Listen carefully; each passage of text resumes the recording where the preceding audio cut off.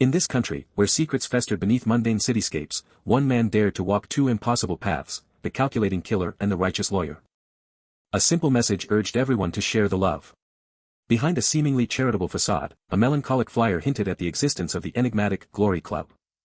It was an organization dedicated to serving humanity, always from the shadows. Yet, their definition of service twisted into the violent reality of execution. Within this shadowy world, Byun Hogil found himself a paid volunteer, tangled in their deadly web. He was just a C-rank, a small cog in a brutal, multi-tiered machine of violence and power. But then, a single thought pierced the routine, challenging his very existence. Panting through the urban night, he desperately questioned the endless, terrifying cycle of his life, wondering if any advancement was truly possible. Who was Pietro? Lying bloodied and defeated, Byun Hogil dismissed legends like Pietro as mere illusions, accepting his grim reality as a C-rank killer at his limit. He craved an escape from a life where death constantly lurked. In a darkly surreal turn, Byun Hogil startled hazmat workers by bursting from a body bag, triumphantly declaring he was not, in fact, dead. Wang through the city streets, he pondered his grim career prospects, humorously wondering if his knife skills would translate to sushi. But self-doubt immediately crushed the thought. Then, an unseen voice cut through his despair, challenging his immediate resignation. A momentary distraction of a beauty ad proved utterly irrelevant. Amidst the overwhelming glow of the city's legal ads, a shocking truth emerged: a lawyer was his only chance to change everything. With a confident smirk and a killer's knife still hidden beneath his jacket, Byun Hogil smirked at the idea of others falling for such simple ploys. Such dramatic life changes, he knew, were reserved only for those with a hidden, unique aptitude. But to his utter astonishment, it worked, revealing a talent he never knew he possessed. His newfound gift was simply called studying. He marveled at the sheer ease of it, finding lawyer training simpler than his killer past, deeming it a super sweet deal to earn money without risking his life. With money earned from a life on the edge, he opened his own office, ready to safely make a killing in the legal world. Yet, the ambitious lawyer found himself on the floor, failing miserably and drowning in mounting debt after 5 months without a single case. In the depths of his despair, he even sought a suitable place to end it all. Then, a sharp ringing cut through the silence. Perched barefoot on a bridge railing, an exhilarated Byun Hogil ecstatically declared himself the future #1 lawyer, assuring his client of their absolute innocence. A lucrative, high-stakes case had just fallen into his lap. His path led him to the bleak, imposing walls of a correctional facility under a clouded night sky. A correctional officer directed Byun Hogil further into the institutional maze, but his thoughts lingered on the challenging client awaiting him. A voice, casual and mocking, acknowledged his arrival. Jo Du-chan, a notorious MZ gangster with a terrifying rap sheet of 18 offenses, greeted him with a smug, intimidating sneer. He was the scum all other lawyers had abandoned. Jo Du-chan immediately asserted his dominance, rudely questioning Byun Hogil's tardiness and implying his sole motivation was money. Byun Hogil, his anger simmering, demanded Jo Du-chan retract his insolent words, but the gangster defiantly challenged him further. With a clenched jaw, Byun Hogil warned that his lawyer persona would tolerate only 3 insults before Jo Du-chan provocatively asked about the 4th. Jo Du-chan, arrogant and smug, continued to mock Byun Hogil, belittling him as a weak-ass punk. Then, a sudden, explosive attack, a crash, a tight grip, a brutal thud as Byun Hogil lunged. A single, chilling word echoed through the room. With a hand clamped around Jo Du-can's throat, Byun Hogil's eyes blazed, revealing his life's chilling truth: he'd spent it eliminating punks just like him. Choked and trembling, Jo Du-can's face contorted in sheer terror, his arrogant defiance crumbling into gasping apologies. Byun Hogil glared, his intense gaze reprimanding the gangster for his disrespectful, informal tone. An urgent voice from the correctional officer broke the tense silence. The correctional officer questioned the chaotic scene, his face etched with concern. A moment of unseen calculation hung in the air. Seemingly recovered, Jo Du-chan continued to taunt Byun Hogil, challenging him to a full-blown fight. Byun Hogil feigned innocence with a broad, disarming smile, claiming he'd never harmed an ant, even as a murderous thought promised future vengeance. As Jo Du-chan demanded answers, Byun Hogil hesitantly admitted the grim truth: the case was so complex, even a judge would struggle with it. The damning CCTV footage showed everything: Jo Du-chan hitting someone and then abandoning the body, leaving no room for acquittal, a fact he met with a dismissive bullshit. Spittle dribbling, Jo Du-chan snarled, reminding Byun Hogil that securing his freedom was precisely his job. Byun Hogil conceded there was no other way except a victim settlement, a glimmer of possibility Jo Du-chan seized upon, much to the lawyer's surprise. Jo Du-chan, seizing the opening, commanded him to proceed. Jo Du-chan confidently ordered the settlement, while Byun Hogil internally seethed at the gangster's audacity, questioning his lack of conscience. Descending into a grimy urban alley, Byun Hogil, briefcase in hand, ironically mused that this legal battle was no different from wielding a knife. Panting in the oppressive alleyway, he questioned the sanity of his mission, wondering what kind of crazy bastard would settle with their parents' killer, and if he should simply turn back. He gripped the railing, steeling his resolve, reminding himself that 13 years on a battlefield made a mere settlement agreement nothing. With renewed vigor, he declared, "Let's go." The young man, Ji-hoo, met him with an immediate, furious, "Get lost," a command Byun Hogil internally conceded to. Kneeling, Byun Hogil pleaded, trying to persuade Ji-hoo, but the young man firmly rebuffed him, demanding he leave. Byun Hogil frantically brandished the settlement agreement, emphasizing the colossal sum of 1 billion won, a fortune that would take 42 years to save. Focusing on a cherished photo of Ji-hoo and his father, Byun Hogil pleaded, urging the young man to accept the settlement and choose life, despite the tragedy. As Byun Hogil pressed for the signature, Ji-hoo turned the tables with a solemn question that caught the lawyer off guard. Ji-hoo's challenging question hit Byun Hogil directly: would he sign a settlement under the same circumstances? He spoke of the punk who had brutally killed his father and dumped his body in the river.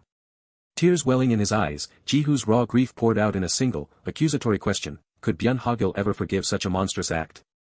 Byun Hogil, stunned and speechless, struggled to find a coherent answer to such profound grief. Kwang kwang. Kwang.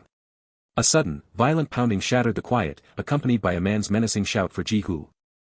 Another unknown voice sneered, deriding Ji-hoo. Two menacing men burst in, threatening Ji-hoo about a debt, leaving Byun Hogil stunned by the plot's rapid, chaotic turn. Ji-hoo struggled, desperately denying any debt as the burly collector aggressively demanded payment or threatened to drag him away. Byun Hogil calmly attempted to intercede. Byun Hogil suggested they talk it out, but the debt collector merely dismissed him as an unknown punk. With a broad, innocent smile and raised hands, Byun Hogil claimed he was just passing by, feigning complete detachment. As Byun Hogil theatrically announced his departure, the debt collectors mocked his moronic act, one noting he looked more like a killer than a lawyer. Ji-hoo watched in silent, tearful despair, feeling utterly abandoned. Then, a sudden realization struck Byun Hogil, prompting him to remember his client, Do-chan. Hailing a taxi, a flustered Byun Hogil reported to Do-chan that the bereaved family remained unwilling to settle, playfully dismissing an implied death threat. Leaning into the taxi, Byun Hogil confidently assured Do-chan that opening closed hearts was his specialty, laughing off another implied death wish. Do-chan's voice, cold and challenging, questioned the ease of such a demise. Back in the apartment, the two debt collectors loomed, their faces grim and menacing. Terrified yet determined, Ji-hoo brandished a small knife defensively, met only with mocking challenge. Chawkak.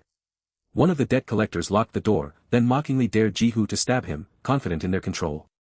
Cornering Ji-hoo, the collector declared no one could intervene, promising to teach him something with menacing intent. Kwang. Peek. Man 1 brutally grabbed Ji-hoo by the hair, warning that defiance would lead to his death, as Ji-hoo screamed in pain.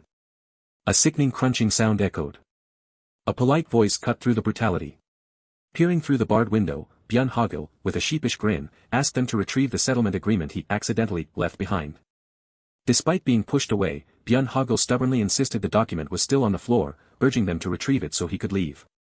As Byun Hogil frantically tried to reach through the bars, the debt collector yelled at him, questioning why he was crawling like an insect. Chwak.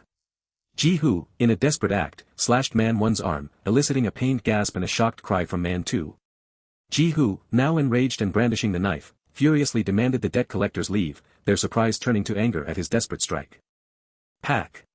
One of the collectors brutally kicked Ji-hoo, sending him sprawling to the floor with a pained cry. Towering over the beaten Ji-hoo, Man 1 menacingly threatened to beat him to death, scoffing at his weak attempt to call the police. Man 1 sneered, confident in their isolation, dismissing any threat of police intervention. Kwang. A sudden, unseen force violently struck Man 1, sending him reeling. Ji-hoo looked up, his wide eyes reflecting sudden astonishment and a flicker of unexpected hope. Kwang. Kung. Byun Hogil crashed dramatically into the room. Then, a calm, authoritative voice declared, "Home invasion." Standing triumphantly over a stunned Man 1, Byun Hogil menacingly recited Article 319 of the Criminal Act, detailing the penalties for trespassing. He then added another charge, illegal debt collection. Byun Hogil continued, citing Article 9 of the Fair Debt Collection Act, clearly outlining their transgressions of causing fear, anxiety, or harm. A blur of intense speed marked the dramatic shift in power. Bathed in an almost ethereal light, Byun Hogil stood tall and dominant, a smug, determined expression on his face. Ji-hoo stared, his wide eyes reflecting a mix of shock and utter awe. Byun Hogil, rubbing his expensive hairstyle, comically bemoaned the disruption caused by the fight. Standing over the unconscious collectors, Byun Hogil snarled, warning them that their threats were nothing to a lawyer like him, whose past had made such tactics a mere lullaby. He then expertly extracted a wad of cash from one collector's pocket, declaring it fair compensation for their beating and the 42 million won in fines. With a smug smile, Byun Hogil revealed he had filmed the entire incident, inviting them to seek his consultation if they dared. He then casually offered a wad of money to a surprised Ji-hoo. Byun Hogil advised Ji-hoo to be careful, to honor his father, and to live well, promising to call the police on the unconscious thugs. Ji-hoo urgently called out to him, prompting an annoyed Byun Hogil to reiterate that he was not a Mr. Ji-hoo then asked, "You're not a lawyer, are you?" drawing a vehement, shocked denial from Byun Hogil. Flustered, Byun Hogil stammered a confusing, contradictory answer about his lawyer status, declaring, "For now, I am." Ji-hoo's continued use of Mr. left Byun Hogil completely exasperated.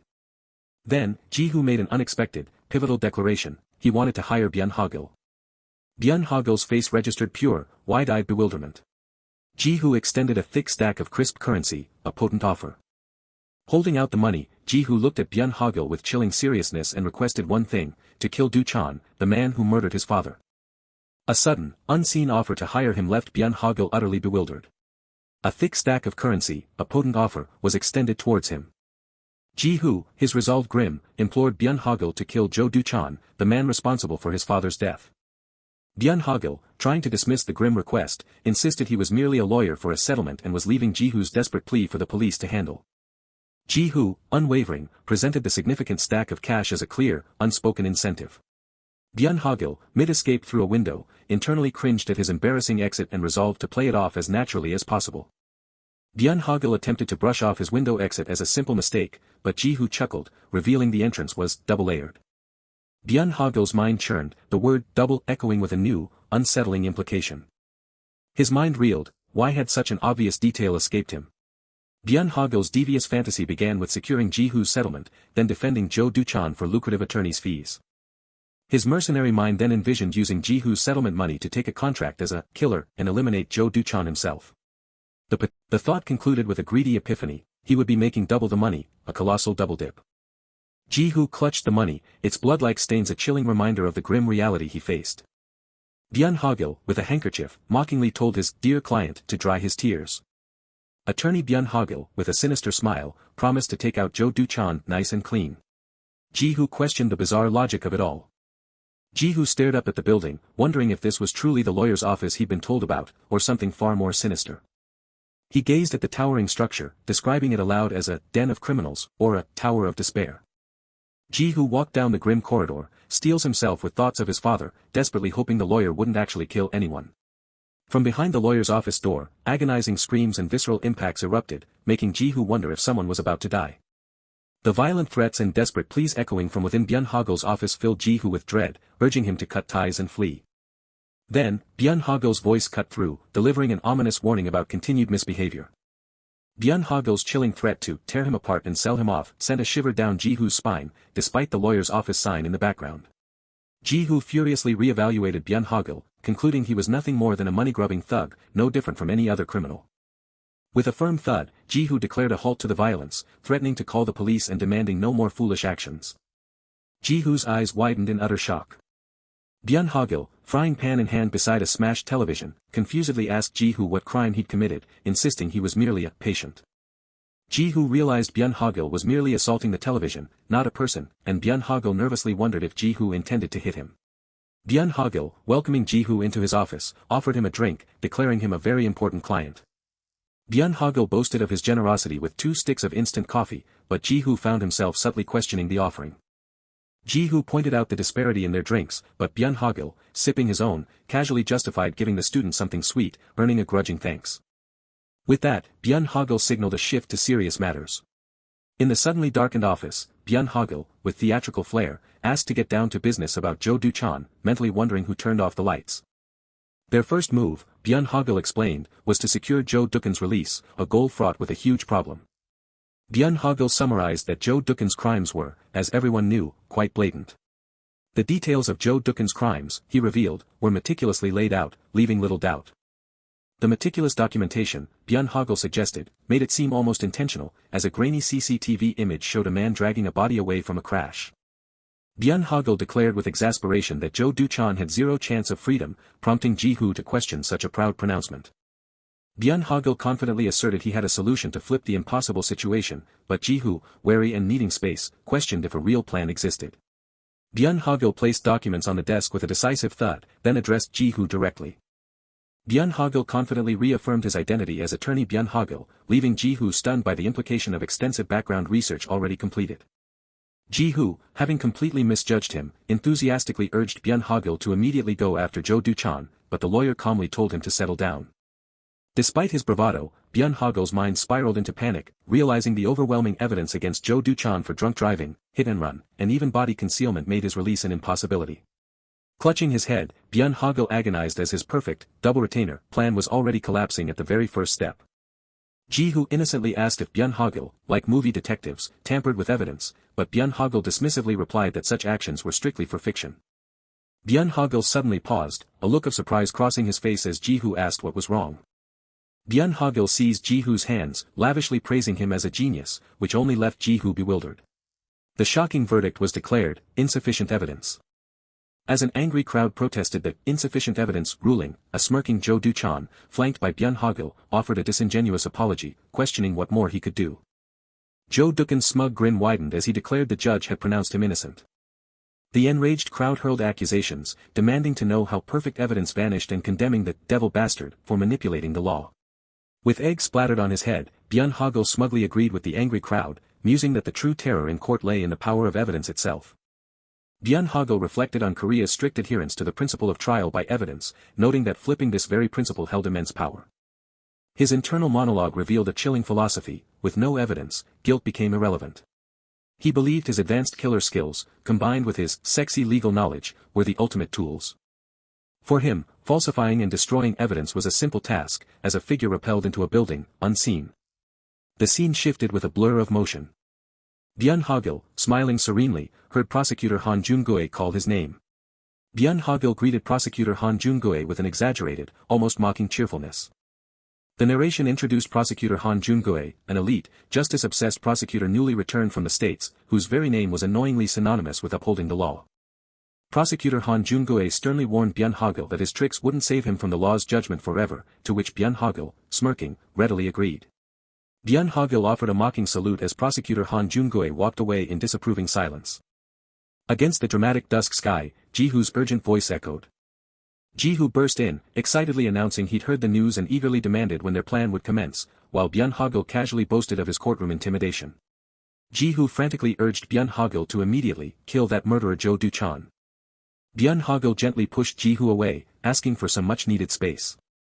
Byun Hogil, with a thoughtful air, asked Ji-hoo if he enjoyed twist-ending movies, piquing the boy's curiosity. As Byun Hogil prepared to show a CCTV file, Ji-hoo recognized it as the tampered evidence, expressing distress and reluctance to revisit his father's tragedy, but Byun Hogil cut him off. With a chilling insistence, Byun Hogil declared Ji-hoo had to watch. The screen transitioned, setting a somber tone. Grainy CCTV footage displayed a damaged car on a dark road, debris scattered around a tunnel sign. 5 seconds later, the footage showed a slightly altered angle of the same grim scene. Byun Hogil asked if Ji-hoo had seen it, but the boy, confused, said nothing appeared to happen. Byun Hogil leaned in, beginning an explanation about cars. He explained how a car's height subtly adjusted based on weight due to its chassis springs, leaving Ji-hoo to question its relevance. Byun Hogil declared the truly important part began now, directing Ji-hoo's attention to the writing on the sign. Ji-hoo's eyes widened in sudden, shocked realization as he stared at the letters. Byun Hogil revealed that the subtle change in the car's height in the footage exposed words previously hidden on the sign. Ji-hoo, shocked, began to grasp the implication, and Byun Hogil, with a knowing smirk, confirmed the change in weight at that exact spot. Byun Hogil then revealed the shocking truth: a third person was in the car, and immediately after the accident, Jo Du-chan had switched places with them in the driver's seat. The implication was staggering. The one who killed Ji-hoo's father might not have been Jo Du-chan, as the CCTV still showed a man dragging a body. The grim revelation hung in the air. Byun Hogil, his expression serious, noted that for now it remained a theory requiring confirmation. Ji-hoo, agitated, worried that if they were targeting the wrong culprit, all their efforts against Jo Du-chan would be for naught. Byun Hogil calmly questioned the source of Ji-hoo's worries. Byun Hogil pointed to himself with a sinister smile, reminding Ji-hoo that he had hired a killer lawyer to handle his case. As evening fell, lights illuminated the multi-story building housing Byun Hogil's office. Byun Hogil rummaged through his cluttered bookshelf, trying to recall where a particular item was hidden. His hand firmly grasped a book, pulling it from the shelf. A distinct creaking sound filled the room. As the bookshelf creaked open to reveal a secret room, Byun Hogil stumbled inside, muttering his determination to earn the money no matter what. Byun Hogil reacted with a startled exclamation. Ji-hoo's dismissive comment about Byun Hogil's lameness provided an ironic contrast to the impressive, secret armory Byun Hogil was now proudly displaying. Ji-hoo urgently demanded to know Byun Hogil's true plan. Byun Hogil calmly pushed Ji-hoo back, suggesting they talk with a little more space. Byun Hogil explained Jo Do-chan led an MZ gangster, cell-based crew, spread far and wide, and to find the real culprit, they needed to take them all down in one hit. Ji-hoo skeptically questioned if Byun Hogil had drawn the crude whiteboard diagram himself, to which Byun Hogil dismissively replied not to sweat the small stuff. Byun Hogil calmly announced his plan to charge in when Jo Do-can's entire gang was gathered, prompting Ji-hoo to react with shocked protests about the extreme danger. Internally, Byun Hogil calmly reassured Ji-hoo. As his hand reached for something unseen, Byun Hogil mused on his well over a dozen years of experience in this line of work. He reflected on his ability to adapt, sometimes like air, other times like water, as he held a helmet. Behind the visor of a red helmet, Byun Hogil's eyes glinted with the confidence of someone whose expertise lay in pulling off perfect disguises. The scene shifted to a vibrant Chinese restaurant at night, where someone called out for Boss Do-chan. Inside the bustling Chinese restaurant, Jo Do-can's subordinates expressed disbelief at his release, prompting the boss to dismiss their questions with annoyance. Jo Do-chan smugly explained the power of a legal settlement, then snapped at a subordinate who still questioned how he escaped a slam-dunk case. Jo Do-chan began his explanation with a condescending tone. With maniacal laughter, Jo Do-chan triumphantly declared his innocence, stating the evidence was simply insufficient, to his subordinates' amazement. Jo Do-can's men crudely joked about the 1 billion won settlement given to the victim's son, mockingly calling their boss a charity angel. Jo Do-chan smugly boasted he could easily recover the 1 billion won by manipulating the truckload of idiots in his chat rooms with a few sweet words. He then sought a smug affirmation of his malicious power. Jo Do-chan cruelly mocked the badly beaten VIP from his investment chat, his subordinate praising the boss's English. The beaten man desperately pleaded for his life savings back, but Jo Do-chan dismissively asserted that the man had invested voluntarily, fully aware of the risks. Jo Do-chan continued his verbal abuse, forcing the cowering victim to admit responsibility for losing his all-in investment. The terrified man meekly accepted blame, prompting Jo Do-chan to issue a chilling threat against his family, job, and friends if he ever returned. Jo Do-chan continued his menace, threatening to spread compromising photos everywhere, then paused, hinting at something even worse. A truly sinister thought, a chilling threat against the victim's little sister, crossed Jo Do-can's smirking face. An agonizing shriek of pain pierced the air. Jo Do-can's minion nervously announced an unexpected visitor, insisting the boss should see this one himself, sparking Jo Do-can's impatient curiosity. Jo Do-can's men stared in collective shock at something on the floor, one questioning the bizarre sight. Byun Hogil internally reiterated his decades of experience in his unusual line of work. Behind his helmet visor, Byun Hogil, a master of perfect disguises, wondered why of all places, the gang chose a Chinese restaurant as their hideout. Byun Hogil, disguised as a delivery driver, awkwardly announced his arrival, internally questioning the gang's choice of a Chinese restaurant for a hideout. Two menacing gang members questioned the strange delivery of jjajangmyeon to a Chinese restaurant, then demanded the food from the disguised Byun Hogil. Byun Hogil shouted a frantic, "Don't," as two gang members forcibly tried to take his delivery box, noticing its contents didn't feel like food. Jo Do-can's expression turned suspicious. He recognized the voice and commanded his men to remove the delivery driver's helmet. Inside his helmet, Byun Hogil panicked, realizing the overwhelming number of gang members in one place directly contradicted his understanding of their cell-based structure. A menacing gang member tried to wrench off Byun Hogil's helmet, prompting a frantic internal spiral of panic as the disguise rapidly compromised. Byun Hogil's thoughts screamed in desperation as his plan shattered, culminating in the realization that when you don't know what to do, there's only one option. With an explosive impact, Byun Hogil unleashed a powerful punch, initiating a chaotic brawl. "You just charge right in," Byun Hogil declared, striking a surprised gang member who barely had time to question the sudden assault. As Byun Hogil lay on the floor, a furious cry of, "Get that fucker," echoed as a horde of gang members charged towards him. Amidst fierce impacts, Byun Hogil fought off multiple assailants, internally lamenting the complete waste of his secret disguise. A brutal punch connected, sending shockwaves of pain. Mid-punch, Byun Hogil furiously blamed Jo Duchan for utterly ruining his plan. A shocked Jo Duchan recognized the lawyer, while his men bewilderedly questioned how he had even managed to get inside. As Byun Hogil stood triumphantly over the defeated gang members, Jo Duchan's voice, full of disbelief and disdain, cursed the punk for his continued insolence. Byun Hogil provocatively declared he would beat Jo Duchan to the brink of death and still walk away innocent, sending Jo Duchan and his men into a furious tremble. Byun Hogil, with a smug smirk, retorted that his strategy was the very thing Jo Duchan was so fond of. Byun Hogil made a dramatic pause, letting the suspense build around the case. With a confident wink and a pointed finger, Byun Hogil declared that this case, too, would ultimately be ruled insufficient evidence. The unseen speaker pressed for an answer, demanding, "Do you understand?" Byun Hogil declared that Jo Duchan was responsible for ruining everything. A surprised and angry Jo Duchan recognized his unwelcome visitor, demanding to know how they found him. Byun Hogil confidently vowed to beat them all to death, yet remain innocent, much to the disbelief of one of the defeated men. He then provocatively asked, "What else?" "It's what you like, right?" An unseen voice introduced the subject, "This case." Byun Hogil decisively snapped his fingers, asserting that the case would be declared insufficient evidence. The unseen speaker erupted in disagreement, "Insufficient evidence my ass." A man exhaled smoke and disdainfully remarked that lawyers today lacked basic arithmetic skills. He questioned why lawyers tried to show off so much, but another man explained the grim reality, "Don't you understand the situation, Hyung? You're alone." He concluded that there were 9 of them against Byun Hogil. Byun Hogil internally conceded that his opponent's assessment was correct. He pondered the unfairness of the fight, comparing himself, dried anchovy, against 9 strong gangsters. Yet, Byun Hogil mused, they remained ignorant of the rigorous training he had undergone. He concluded his internal thought, revealing his intent, "To beat your asses." Byun Hogil let out an exaggerated cry. Distraught men screamed for the door to be opened, begging for their lives amidst glories, tear gas training. The narration clarified that the gas they endured was far from ordinary training grade. It was a hellish daily ordeal of throat-slitting pain, comparable to mass-killing explosives. Yet, even in that tormenting hell, a hand desperately clutched a gritty wall. Byun Hogil recounted his survival of every single day, defiantly cursing the glory sons of bitches who put him through it. One man noticed Byun Hogil pulling something out, and another, fearing a weapon, loudly called for tools.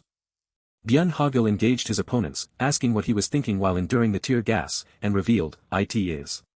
He teasingly continued, saying, Please, anyone is fine. Anyone is fine, so even for a day." With an exaggerated, manic grin, Byun Hogil exclaimed, "Let me try it too." As a cylindrical weapon was revealed. A tear gas grenade was thrown, causing immediate alarm and recoiling among the men. An unseen speaker ominously stated, "It's." Then, with a loud blast and a blinding flash of light, Byun Hogil declared it, "Showtime." One man, caught off guard by the bright light, could only utter a confused, "Huh." The man screamed in pain, covering his face, as Byun Hogil comically admitted, "I brought a flashbang instead of the tear gas." Byun Hogil comically yelled, "Fuck my eyes." Another man cried out, disoriented and blinded, repeatedly exclaiming, "I can't see." A bruised man, still disoriented, tried to issue commands but then questioned, What's happening now?" Amidst the chaotic scene of blinded men stumbling into each other, Jo Duchan wondered why they were all dancing, while the disoriented men argued about who to catch and threatened revenge. Byun Hogil taunted the disoriented men, calling them cowardly gangsters, while they furiously denied responsibility and vowed to make him pay with blood.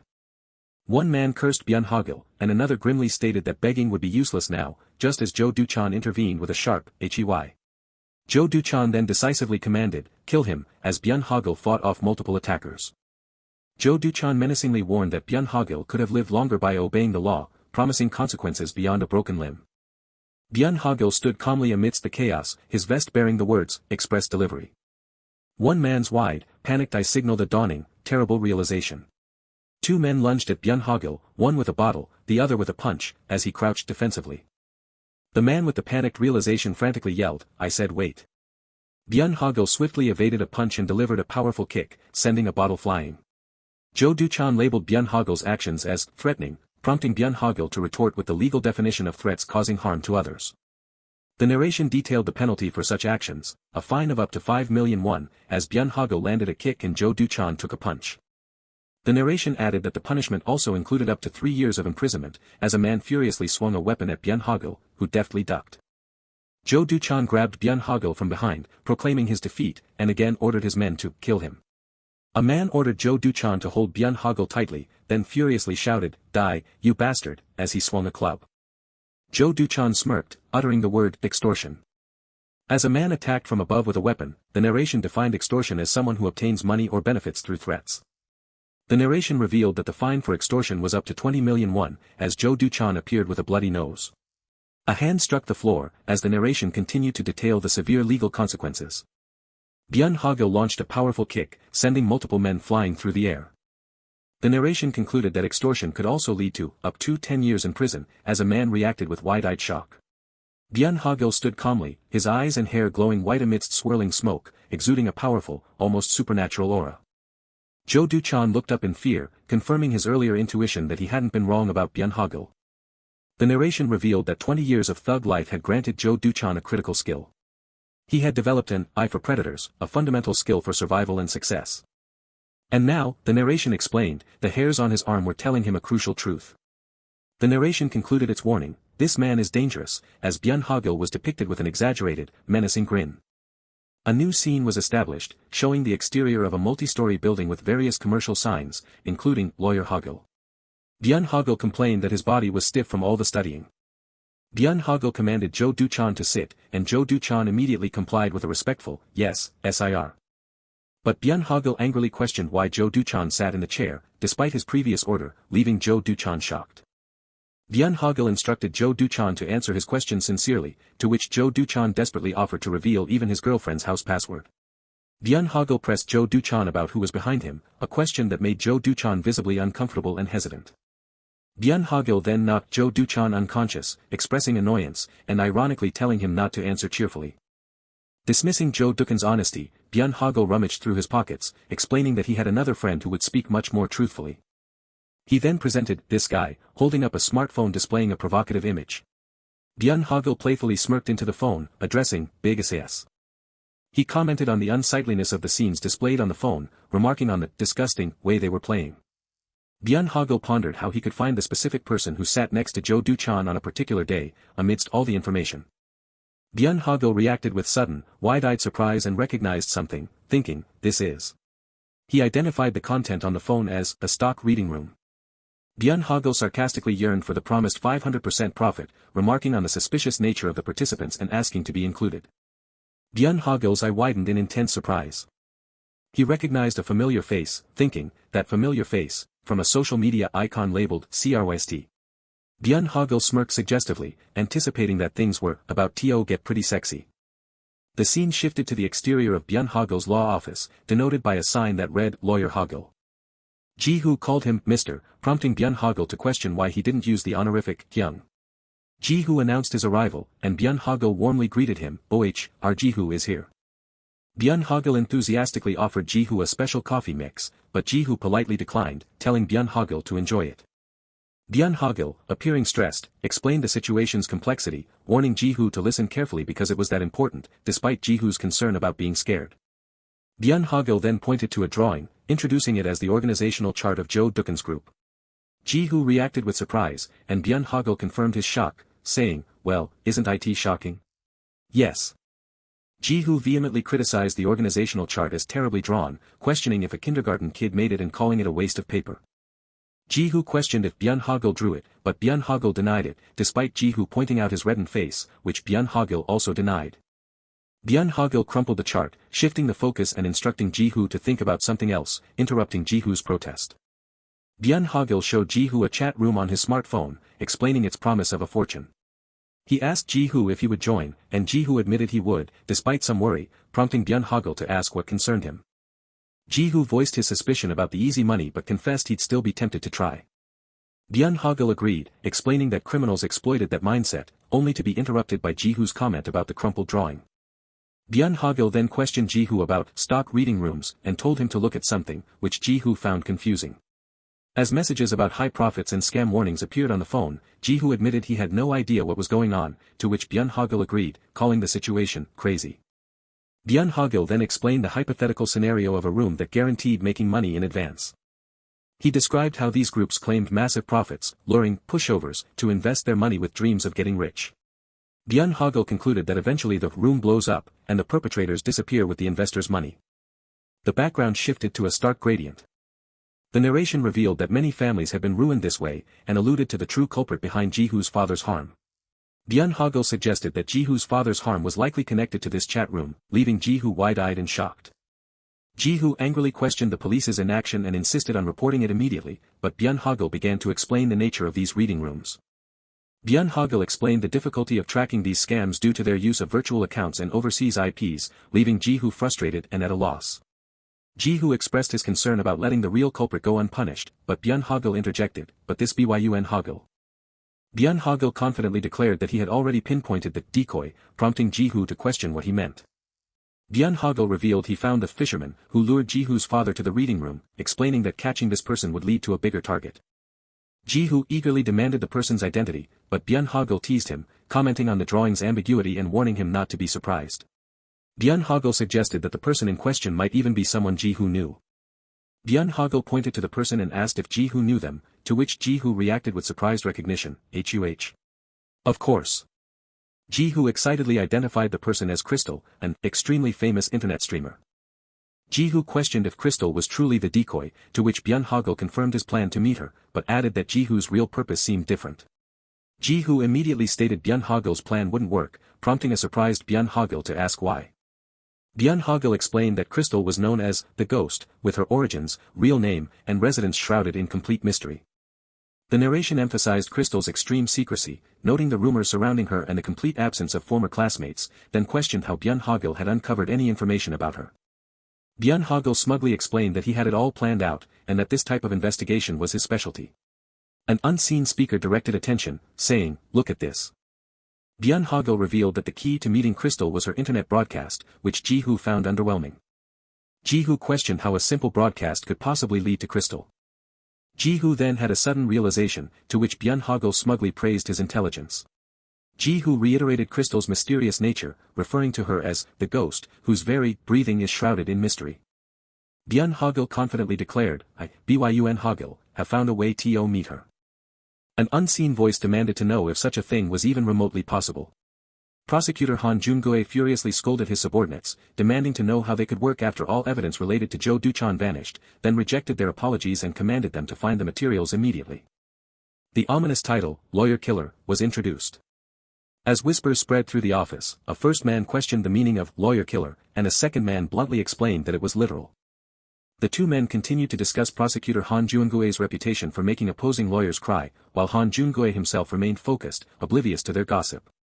It was a startling fact that this was the first time he had ever experienced a loss. The second man added the surprising detail that this unprecedented loss was to a mere rookie lawyer. Prosecutor Han Jun-gue privately seethed, believing the disappearance of all evidence was nonsensical, like magic, and that one specific person was definitely behind it. His thoughts burned with the name, Byun Hogil. The two men in the office, still perplexed, questioned what Byun Hogil had done and, more importantly, who he truly was. Prosecutor Han Jun-gue's intense focus was narrowed, his determination clear in his gaze. He answered his phone, identifying himself as Han Jun-gue. He then issued an order over the phone, instructing the person on the other end to investigate someone. Meanwhile, an unseen speaker declared their ideal type, sincere men who offer princess treatment. Crystal, live streaming to her audience, openly wondered if such a man would ever come into her life. Byun Hogil's exaggerated, smirking agreement earned him a disgusted reaction from Ji-Hoo, who found his expression repulsive. Byun Hogil then asked Ji-Hoo how he knew Crystal, to which Ji-Hoo explained her immense fame among their age group and teased Byun Hogil about her famous title. When Ji-Hoo revealed her title was Sexy Cute Goddess Crystal, Byun Hogil comically misheard it as Sex Demon, due to similar pronunciation, leading to Ji-Hoo's exasperated defense against Byun Hogil's wild imagination. Crystal's title, Sexy Cute Goddess, was explained as a combination of her alluring and adorable qualities. Byun Hogil loudly insisted he knew the title meant Sexy Goddess, but Ji-Hoo simply sighed, giving up on correcting him. Byun Hogil tried to redirect the conversation, claiming Crystal was on a different level than other streamers, but Ji-Hoo interjected with a comment about her overwhelming beauty before urging Byun Hogil to continue. Byun Hogil then revealed Crystal's surprising secret: she had absolutely no intention of making money from her streams. Byun Hogil dismissed this as impossible, questioning her motives and wondering if she donated her earnings, which Ji-Hoo simply confirmed. Ji-hoo then emphatically stated it was a total donation, prompting Byun Hogil's sarcastic remark about people sometimes giving away everything. Byun Hogil then reacted with comical, wide-eyed shock at the concept of a total donation, questioning what kind of person would do such a thing. Ji-hoo explained that Crystal was rumored to be a third-generation chaebol, who streamed as a hobby, thus having no need for sponsorships or small donations. Byun Hogil had a sudden realization. Byun Hogil found the situation even stranger and urged Ji-hoo to think about it. He questioned why a wealthy third-generation chaebol like Crystal would involve herself with creepy criminals like Jo Do-chan, especially with rumors of stock market dealings. Ji-hoo was startled by the implications of Byun Hogil's statement and asked for their next move. Byun Hogil excitedly declared they had to meet Crystal immediately, quickly rising, while Ji-hoo expressed skepticism about how they could possibly achieve that. Ji-hoo pointed out the extreme difficulty of finding Crystal, whose real name, job, hometown, and residence were all kept meticulously secret. Ji-hoo internally groaned in exasperation. Byun Hogil confidently challenged Ji-hoo not to underestimate him, promising to show exactly what he could do. A bustling night scene displayed a building adorned with various neon signs, including one for Lawyer Hogil. A tapping sound echoed. More tapping sounds filled the quiet office. Byun Hogil intently typed at his computer, declaring he would try again to figure out how to reach her. Ji-hoo observed Byun Hogil, reflecting that despite his usual nonsense, he did possess a serious, capable side. Ji-hoo then recalled hearing about such an investigation method before. He thought of a detective methodology that used the setting sun to determine direction in nearby buildings to pinpoint a location, perhaps analyzing Crystal's livestream background.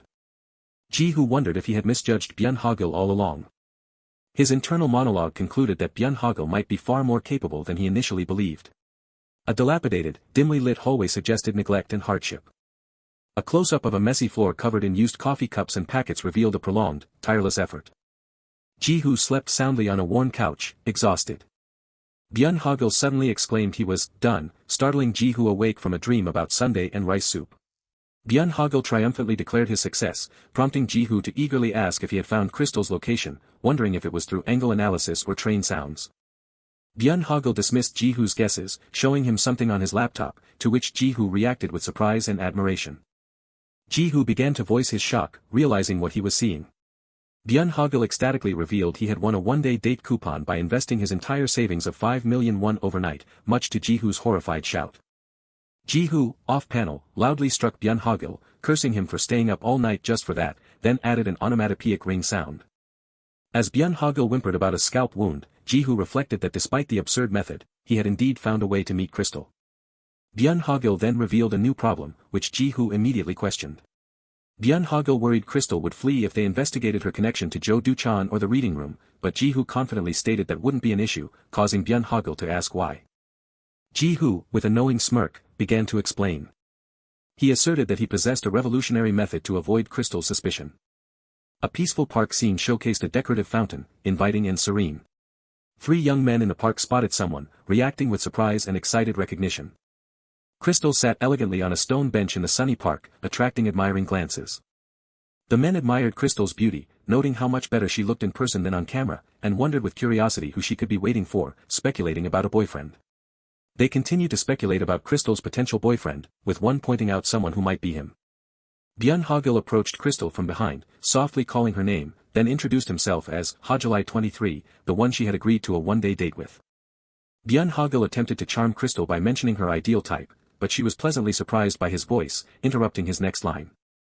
Ji-hoo swallowed hard, watching the scene unfold with tense anxiety. Byun Hogil theatrically bowed and offered to escort Crystal, a gesture Ji-hoo mentally dismissed as an outdated trend.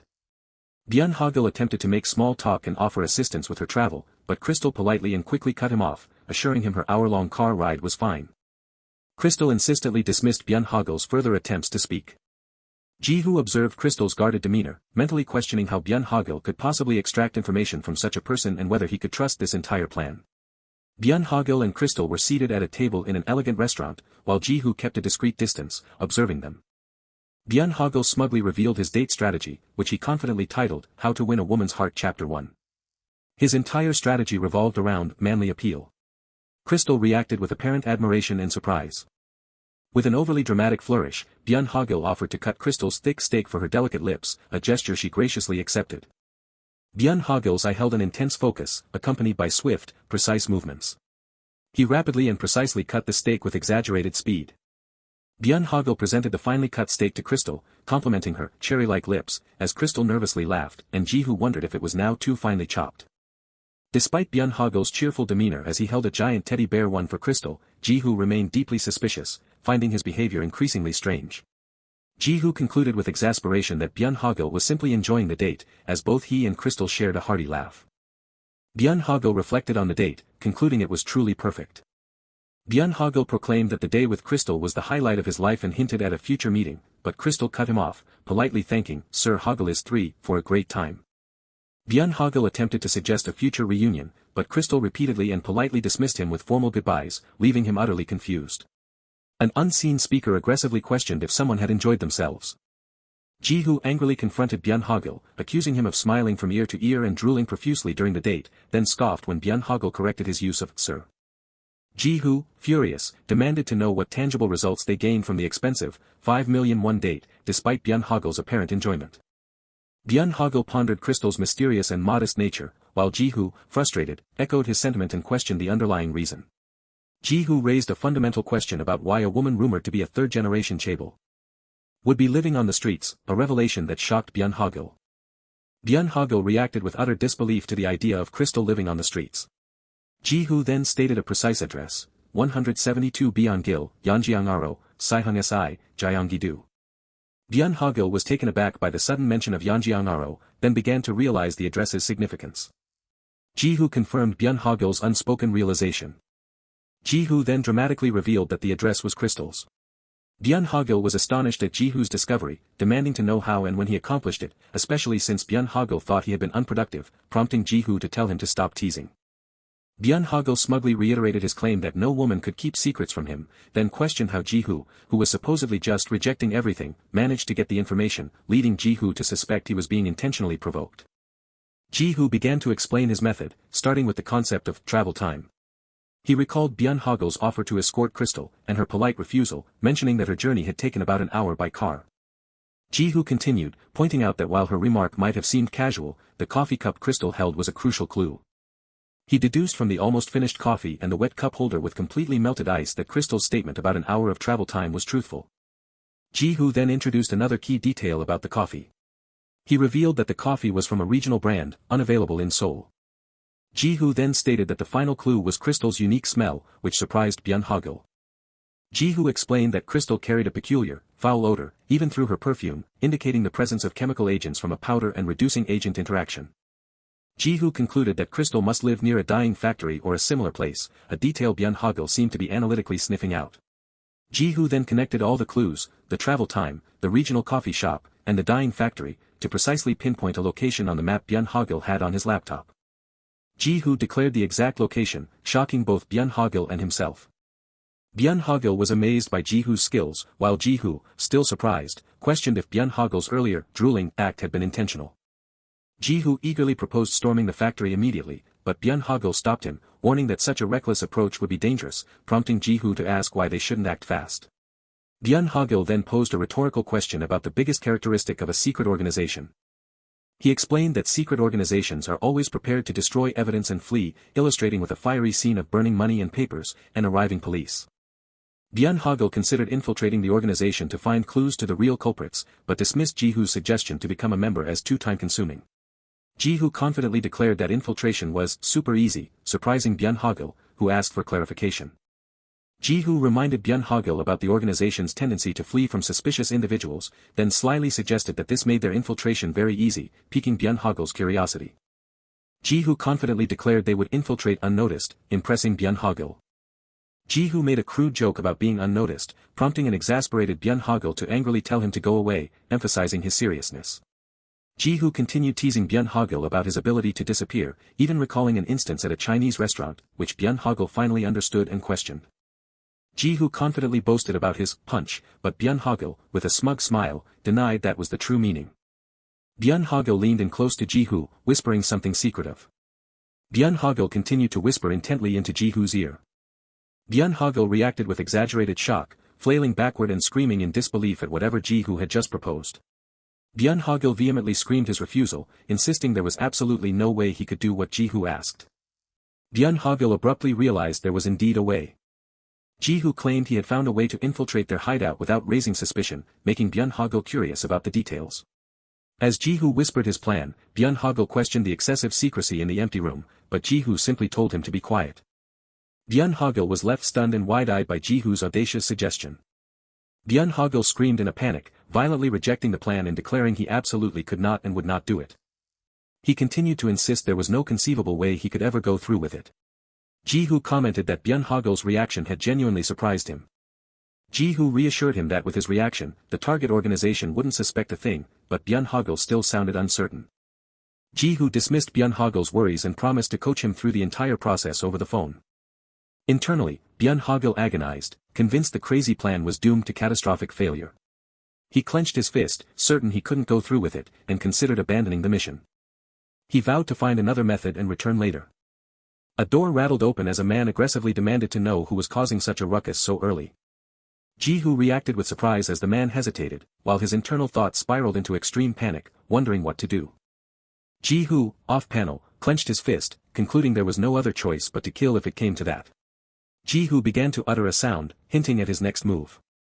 With a flirtatious greeting, Ji-hoo unveiled his true intention, to spring a beauty trap using his own transformed appearance.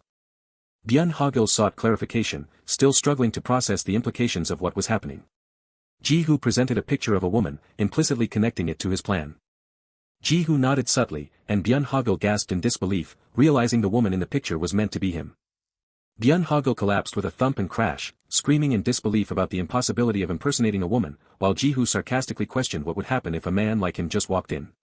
Ji-hoo assured him that modern makeup could transform anyone, but Byun Hogil desperately countered with absurd alternatives like becoming a ninja or turning invisible, barking to emphasize his point. Ji-hoo confidently told Byun Hogil to trust him, claiming he simply had that kind of face, leaving Byun Hogil utterly bewildered. Ji-hoo declared Byun Hogil possessed the perfect face for cross-dressing, causing Byun Hogil to shriek in horror and insist Ji-hoo should do it instead. Byun Hogil screamed emphatically, reiterating his absolute refusal to participate. Byun Hogil let out a sound of reluctant, dawning realization. Man 1 confidently stated the disguise would fool the gang members, while Ji-hoo enthusiastically offered to help Byun Hogil practice. Ji-hoo's internal monologue praised his own handsomeness, while Byun Hogil thought with disgust that he was going to throw up. Man 1 gritted his teeth, erupting in rage at the sons of bitches who dared to disrespect them. Despite his frantic internal doubts that anyone would believe his disguise, Byun Hogil gasped and then loudly challenged unseen individuals to come out. Man 1 furiously demanded to know why they were keeping a VIP waiting, creating a diversion that completely surprised Byun Hogil, who wondered if it had actually worked. Byun Hogil, with a grim and maniacal grin, decided to commit to the plan, vowing to simply kill everyone if necessary. Byun Hogil sniffled and coyly explained she had heard rumors that coming there would make her a top streamer, so she had arrived. Man 1 smirked, thinking to himself how lucky he was that such a pretty female streamer had come straight to them, as there weren't many these days. Man 1 proudly boasted about his organization's fame for creating stars, and Byun Hogil feigned enthusiastic agreement. Byun Hogil acknowledged his successful infiltration without raising suspicion, but wondered if they truly conducted broadcasts from such a factory.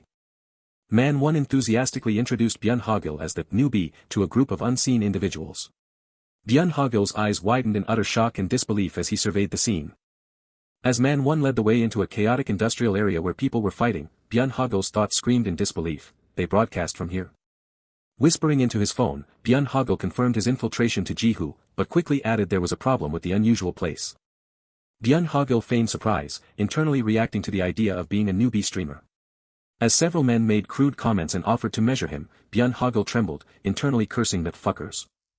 With a gasp, Byun Hogil flirtatiously introduced himself as the newbie streamer Hiren, even promising to find them for a measurement, prompting Ji-hoo to wonder if he was actually enjoying the role. The men welcomed the hot bitch with excitement, and Byun Hogil bowed dramatically, feigning gratitude for joining the best studio. Byun Hogil smirked, realizing his infiltration was unexpectedly smooth, and immediately shifted his focus to quickly finding Crystal. But then, Man 1 suddenly spoke, interrupting Byun Hogil's thoughts. Man 1 then turned, remarking that something about Byun Hogil seemed strange. With a suspicious glare, Man 1 confronted Byun Hogil with a critical question: how did he know this was a streamer studio? Byun Hogil's heart pounded in panic, his mind screaming, oh shit, what should I do? As Byun Hogil's heart continued to pound, Man 1 sternly demanded an answer and then to see his phone, putting Byun Hogil in a perilous spot. Ji-hoo, on the phone, reacted in panicked desperation, realizing that if Byun Hogil were caught, everything would be over. Byun Hogil subtly adjusted his stance, as if sliding and rubbing, drawing attention elsewhere. Byun Hogil improvised an answer, claiming Jo Du-chan had introduced him, delivering it with a wink and deliberate emphasis that Ji-hoo internally noted was meant to highlight his hips. Byun Hogil continued his elaborate tale, implying Du-chan couldn't contact Man-1, leaving Ji-hoo stunned by his performance. Man-1's suspicion vanished upon hearing Du-chan Hyung's name, and Byun Hogil feigned an apology for not mentioning it sooner, diffusing the tense moment. Now that the immediate danger had passed, Byun Hogil began to truly observe his surroundings. He noted the numerous containers and dyeing equipment, internally wondering where the actual broadcasting room could possibly be in such a place. Man-1 then probed, asking if Byun Hogil had thought about something specific. Man-1 tried to guide him towards a broadcasting content idea, but Byun Hogil struggled, weakly suggesting a stock reading room. Man-1 boasted that his company specialized in that very area and had plenty of people ready to give advice, piquing Byun Hogil's feigned curiosity. When Man-1 asked if he knew Crystal, the famous reading room streamer, Byun Hogil enthusiastically declared he knew, sexy cute god, big sis Crystal. Internally, Byun Hogil thought, how could I not know? He silently revealed he had poured his entire savings of 5 million into that woman. A flashback showed Byun Hogil ecstatically celebrating, having won a date with the streamer. With a sudden thud, Man-1 announced they had arrived. Man-1 proudly presented Crystal's broadcasting room, suggesting she would be a lot of help, but Byun Hogil internally questioned the location. The atmosphere was entirely different from a broadcasting studio, and Crystal's exhausted appearance revealed not an inch of hope. Man-1 directed Byun Hogil to greet Crystal and show the newbie the ropes, while a narrative voice questioned what had happened to the woman. Byun Hogil hesitantly addressed Crystal by name. Man-1's stern face delivered a harsh warning to Crystal to get it together, implying severe consequences if that were to happen again. Byun Hogil internally panicked about the awkward situation, while Ji-hoo, off-panel, urged him to say something or at least find some common ground. Byun Hogil internally strategized, realizing that befriending Crystal was the first step to finding clues about the real culprits, a task he felt confident in due to his ability to discern inner thoughts. Byun Hogil tentatively began a conversation. He clumsily asked Crystal if she perhaps suffered from depression. Ji-hoo, off-panel, yelled in disbelief at Byun Hogil's inappropriate question, while Crystal remained silently dejected. Ji-hoo angrily asked if something was wrong with Byun Hogil, explaining that poking at a sore spot was not how to find common ground with a woman who was feeling down. Ji-hoo advised him to share the pain. Ji-hoo insisted Byun Hogil convey his genuine feelings. Ji-hoo explained that Crystal desperately needed sincere words in that moment. Byun Hogil, ashamed, realized he had been so focused on deceiving Crystal for the job that he had forgotten the most important thing, her genuine feelings. With newfound resolve, Byun Hogil decided to convey his true feelings. He hesitantly tried again, asking if she perhaps liked something. Byun Hogil fidgeted as he awkwardly asked Crystal if she liked soccer, prompting Ji-hoo to declare he was done coaching. Ji-hoo, frantic and frustrated, bemoaned Byun Hogil's blunders, questioned if he was truly a lawyer, and then exasperatedly suggested he just beat everyone up. Crystal, to Ji-hoo's utter disbelief, shyly revealed she was a Nottingham fan. Crystal excitedly declared her loyalty to Hong-min, sharing her deep passion for his games and even admitting to crying when he lost. Byun Hogil enthusiastically agreed with Crystal's passion, fabricating a dream to see Hong-min Appa win the Ballon d'Or, almost calling him Hyung in the process. Byun Hogil proudly boasted about being called Byun Hong-min in the military due to his soccer skills, impressing Crystal, while he secretly thought about his exemption from service. Crystal burst into uninhibited laughter. Byun Hogil wore a smug smirk, pleased with his successful deception and newfound rapport. As time passed, the scene shifted to a dark, somber landscape. Crystal expressed deep, overwhelmed emotion. Crystal hiccuped, revealing that this was her first time truly showing her real self to others and talking about herself at such length, a revelation that shocked Byun Hogil. Despite the short acquaintance, Crystal expressed a deep sense of connection, feeling as if Byun Hogil was a friend she had known forever. Byun Hogil internally acknowledged they had indeed met before, but in a very different, chromosomal appearance. Byun Hogil's thoughts shifted to his main objective, strategizing how to extract information about the hidden boss he was sure Crystal knew. Byun Hogil addressed Crystal by her new assumed name, Hyerin. Byun Hogil asked about Crystal's dream of becoming a famous streamer, which Crystal enthusiastically confirmed, setting the stage for his next question. Byun Hogil unexpectedly asked Crystal for a hug, which utterly shocked Ji-hoo. Crystal readily accepted the hug, and Byun Hogil embraced her, a development that left Ji-hoo internally wondering if he was witnessing the first day of a new relationship. Byun Hogil, with a stern face, abruptly told Crystal to run away, right then. He revealed that Star Streamer dream was nonsense, warning Crystal that her life was in danger and urging her to run away immediately. Byun Hogil's eyes were serious as he realized the true danger and the shady dealings of the organization, feeling compelled to see the mission through to the end, especially since he had come dressed as a girl. Crystal began to explain her true dream to Byun Hogil, saying, "Big sis, you don't know." Byun Hogil tapped a small object as Crystal continued to look on. A pink mug tipped over, spilling its dark liquid onto the wooden surface. With a splash and a whoosh, Byun Hogil fell backward, yelling in comical distress as the coffee splattered all over him. Crystal yelled to wait, then ran off, determined to find something. With a clatter and crash, Crystal returned, announcing it was all she had, and offered Byun Hogil some company clothes. Crystal handed Byun Hogil a very revealing top, causing him to blush and internally wonder if it wouldn't just be better to strip everything off. Crystal playfully insisted she liked being a little wet, prompting a horrified and angry Byun Hogil to warn her not to say such weird things. With a smug and mischievous smile, Byun Hogil acknowledged Crystal's strange behavior, then paused, implying a next step. Byun Hogil slyly declared he would take off her clothes himself, prompting a panicked "No" from Ji-hoo. A frantic voice demanded Hyerin strip quickly. The woman with brown hair insisted gender was irrelevant for a shared shower, desperate to prevent burns. Despite pleas to calm down, the woman with brown hair, determined, vowed to wipe her down herself. As Byun Hogil realized with a jolt of panic that exposure of his true gender would utterly ruin his entire operation. Fabric tore with a sudden, violent shriek. The woman with brown hair, grappling with disbelief, demanded if Hyerin had been hiding something significant all this time. Only a hesitant gasp escaped her lips. The woman with black hair revealed her reluctance stemmed from the very secret she now felt compelled to show. The woman with brown hair struggled to articulate her profound shock at Hyerin's revelation. The question burst out, why did she bear so many scars? The woman with black hair cryptically offered her fierce life story, only to be met with an immediate, emphatic refusal. The woman with brown hair, filled with remorse, apologized profusely and embraced her, silencing any further explanation. With deep empathy, the woman with brown hair affirmed her understanding of the painful past, receiving tearful gratitude in return. Still emotional, the woman with black hair declared her friend a truly warm person.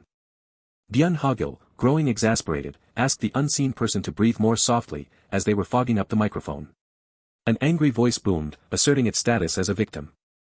Jo Du-chan raged, demanding if it was logical to imprison a victim in such a manner. Jo Du-chan angrily insisted another man was the true culprit, pointing to his injuries, and demanded to see the boss, but the correctional officer remained impassive.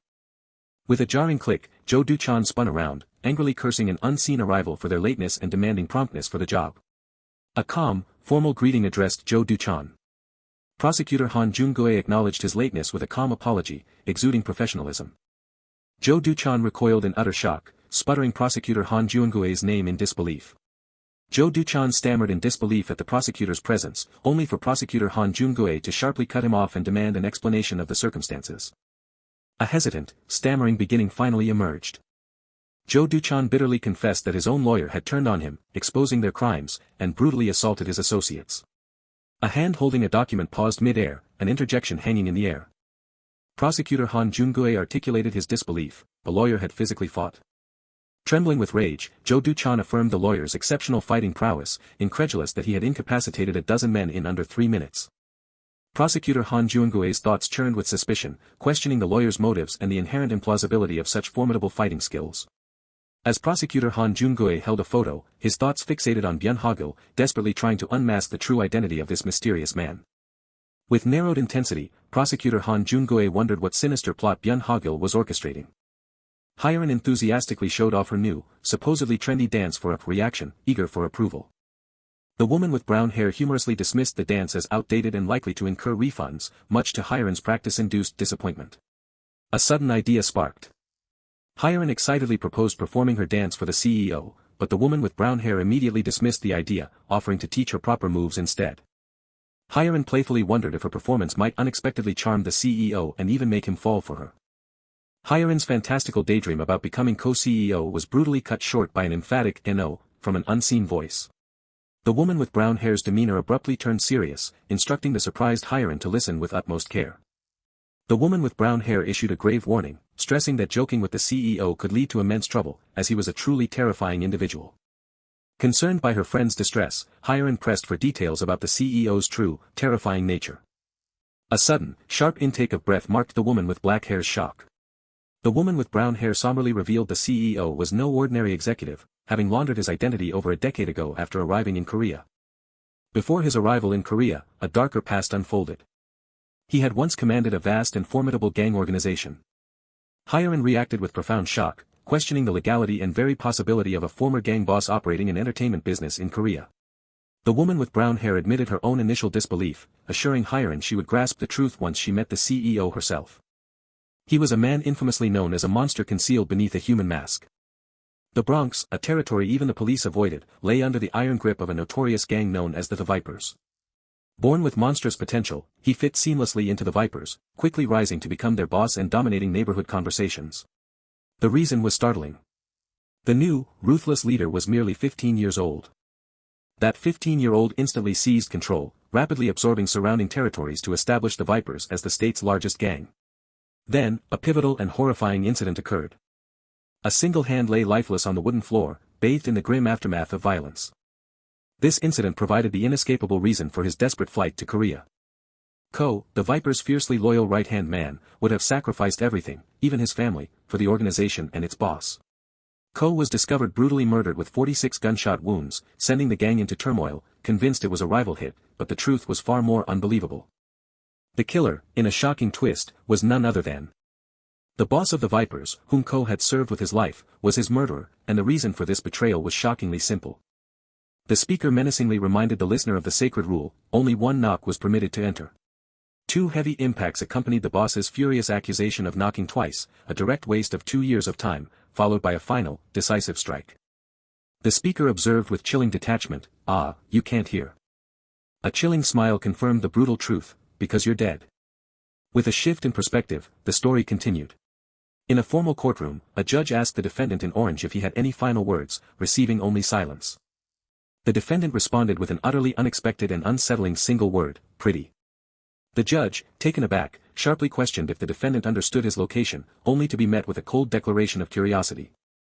With an unsettling smile, the man in the prison uniform revealed his curiosity was merely about the experience of wearing it.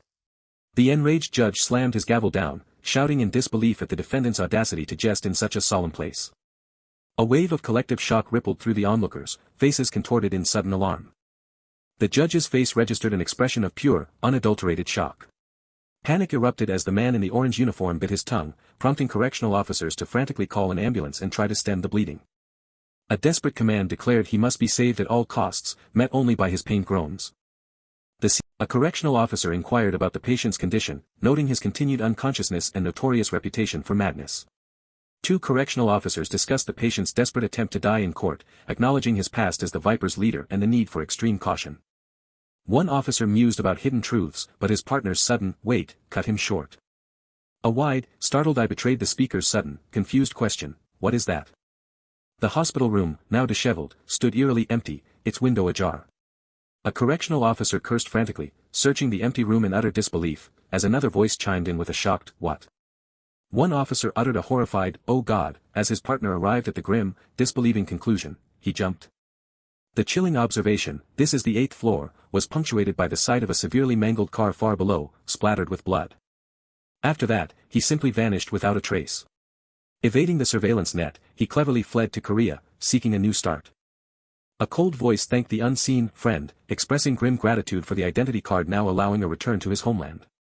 In Korea, he meticulously laundered his identity and underwent plastic surgery, soon establishing an even larger criminal organization. The narrative transitioned, bridging past and present.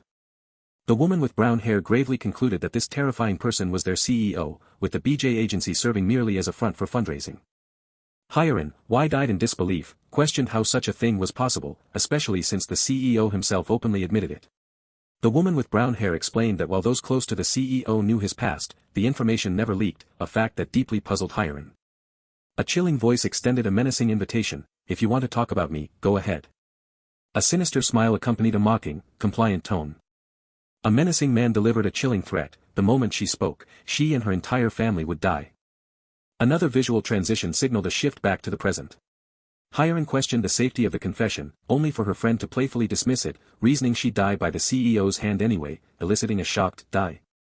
The woman with brown hair, smiling, outlined a crucial signal for the CEO's arrival and sternly warned Hyerin never to draw his attention. Who knows what could happen if you catch his eye, she warned grimly, a sudden emphasis punctuating her words. Both women recoiled in startled confusion, questioning the sudden, unseen disturbance. As men frantically cleared the area, shouting orders, Hyeon's internal thoughts pieced together the chaotic scene. The boss must be arriving. Hyeon's forced cheerful greeting instantly dissolved into horrified internal screaming, recognizing the unwelcome arrival. Hyeon internally gasped, realizing it was Prosecutor Han Jun-goe, who calmly stated he was there to check something, despite a deferential man's reassurances of cleanliness. From her hiding spot, Hyeon's thoughts raced in panic, wondering if the prosecutor knew she was there, if Jo Du-chan had snitched, and deciding immediate flight was her only option. Prosecutor Han Jun-goe calmly stated his purpose was to find someone, met by an eager assurance that they would find anyone, even a cockroach. A sudden, sharp realization snapped Prosecutor Han Jun-goe to attention. With a sudden interjection, Prosecutor Han Jun-goe commanded a person attempting to sneak away in a red hood and sunglasses to stop.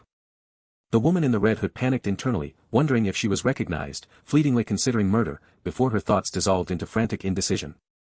With an exaggerated, almost manic femininity, the woman in the red hood denied any recognition, feigning ignorance of the prosecutor's suspicions. A finger gently tapped on a white shirt. A surprised "huh" escaped her as her gaze dropped to her chest. Despite her disguise, her anxiousness was palpable. A voice emphatically urged remembrance. The woman with brown hair calmly reiterated her promise to signal when the CEO arrived. She firmly instructed Hyeon to run immediately upon the signal, emphasizing that catching the CEO's eye could lead to unimaginable consequences. A voice sought confirmation for a specific action. It's this, okay?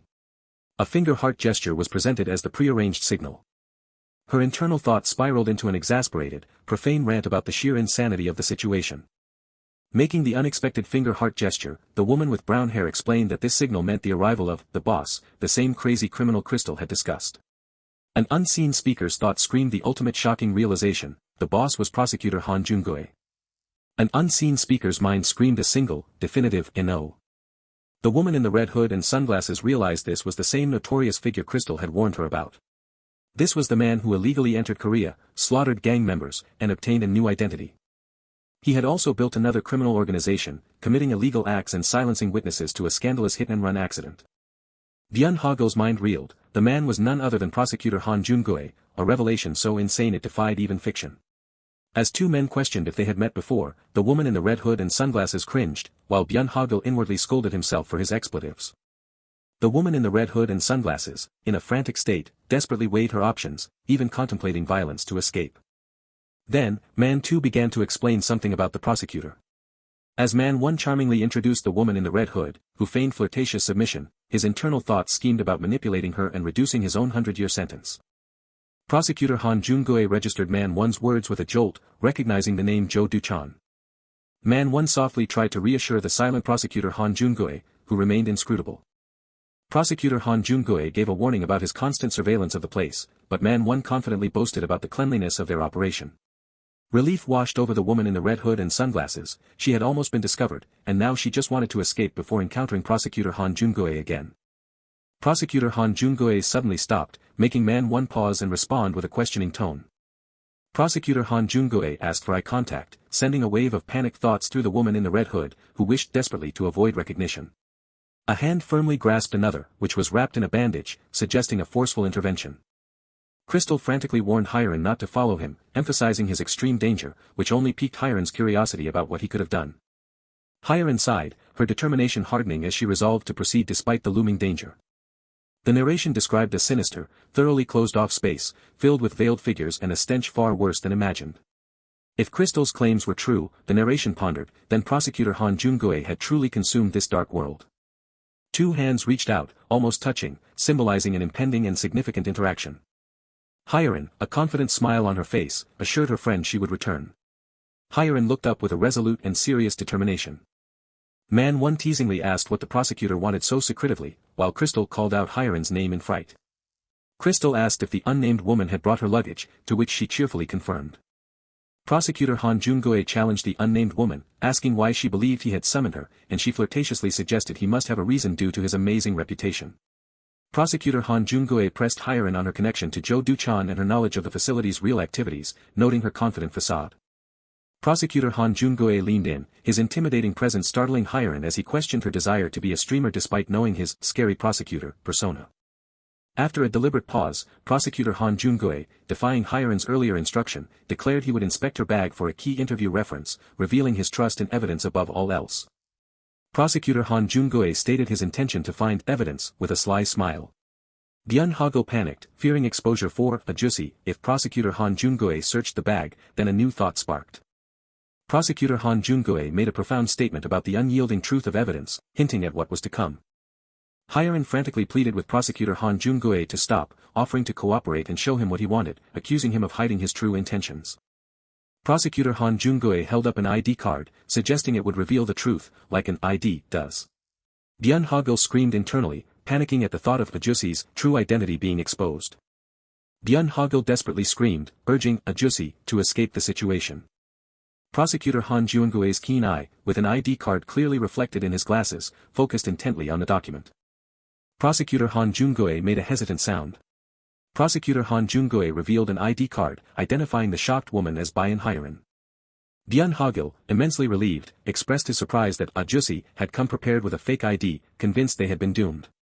Prosecutor Han Jun-goe playfully chided his own pickiness as a prosecutor, then offered to show his own identification as a gesture of trust, the first step in any conversation. Prosecutor Han Jun-goe paused, building a dramatic anticipation. A tearing sound filled the air. Hyeon panicked, mistakenly believing Prosecutor Han Jun-goe was undressing for inappropriate reasons and threatening to call the police if he didn't cover up. Hyeon's eye widened in extreme surprise as she peered through her fingers. Hyeon attempted to flirt and joke, telling Prosecutor Han Jun-goe to get dressed, to which he responded sharply, "Hey." Prosecutor Han Jun-goe, shirtless and revealing extensive tattoos, sternly questioned if the situation was amusing to her. Prosecutor Han Jun-goe commanded her attention, preparing to deliver an important message. Prosecutor Han Jun-goe, shirtless and tattooed, declared that she now fully understood his true nature.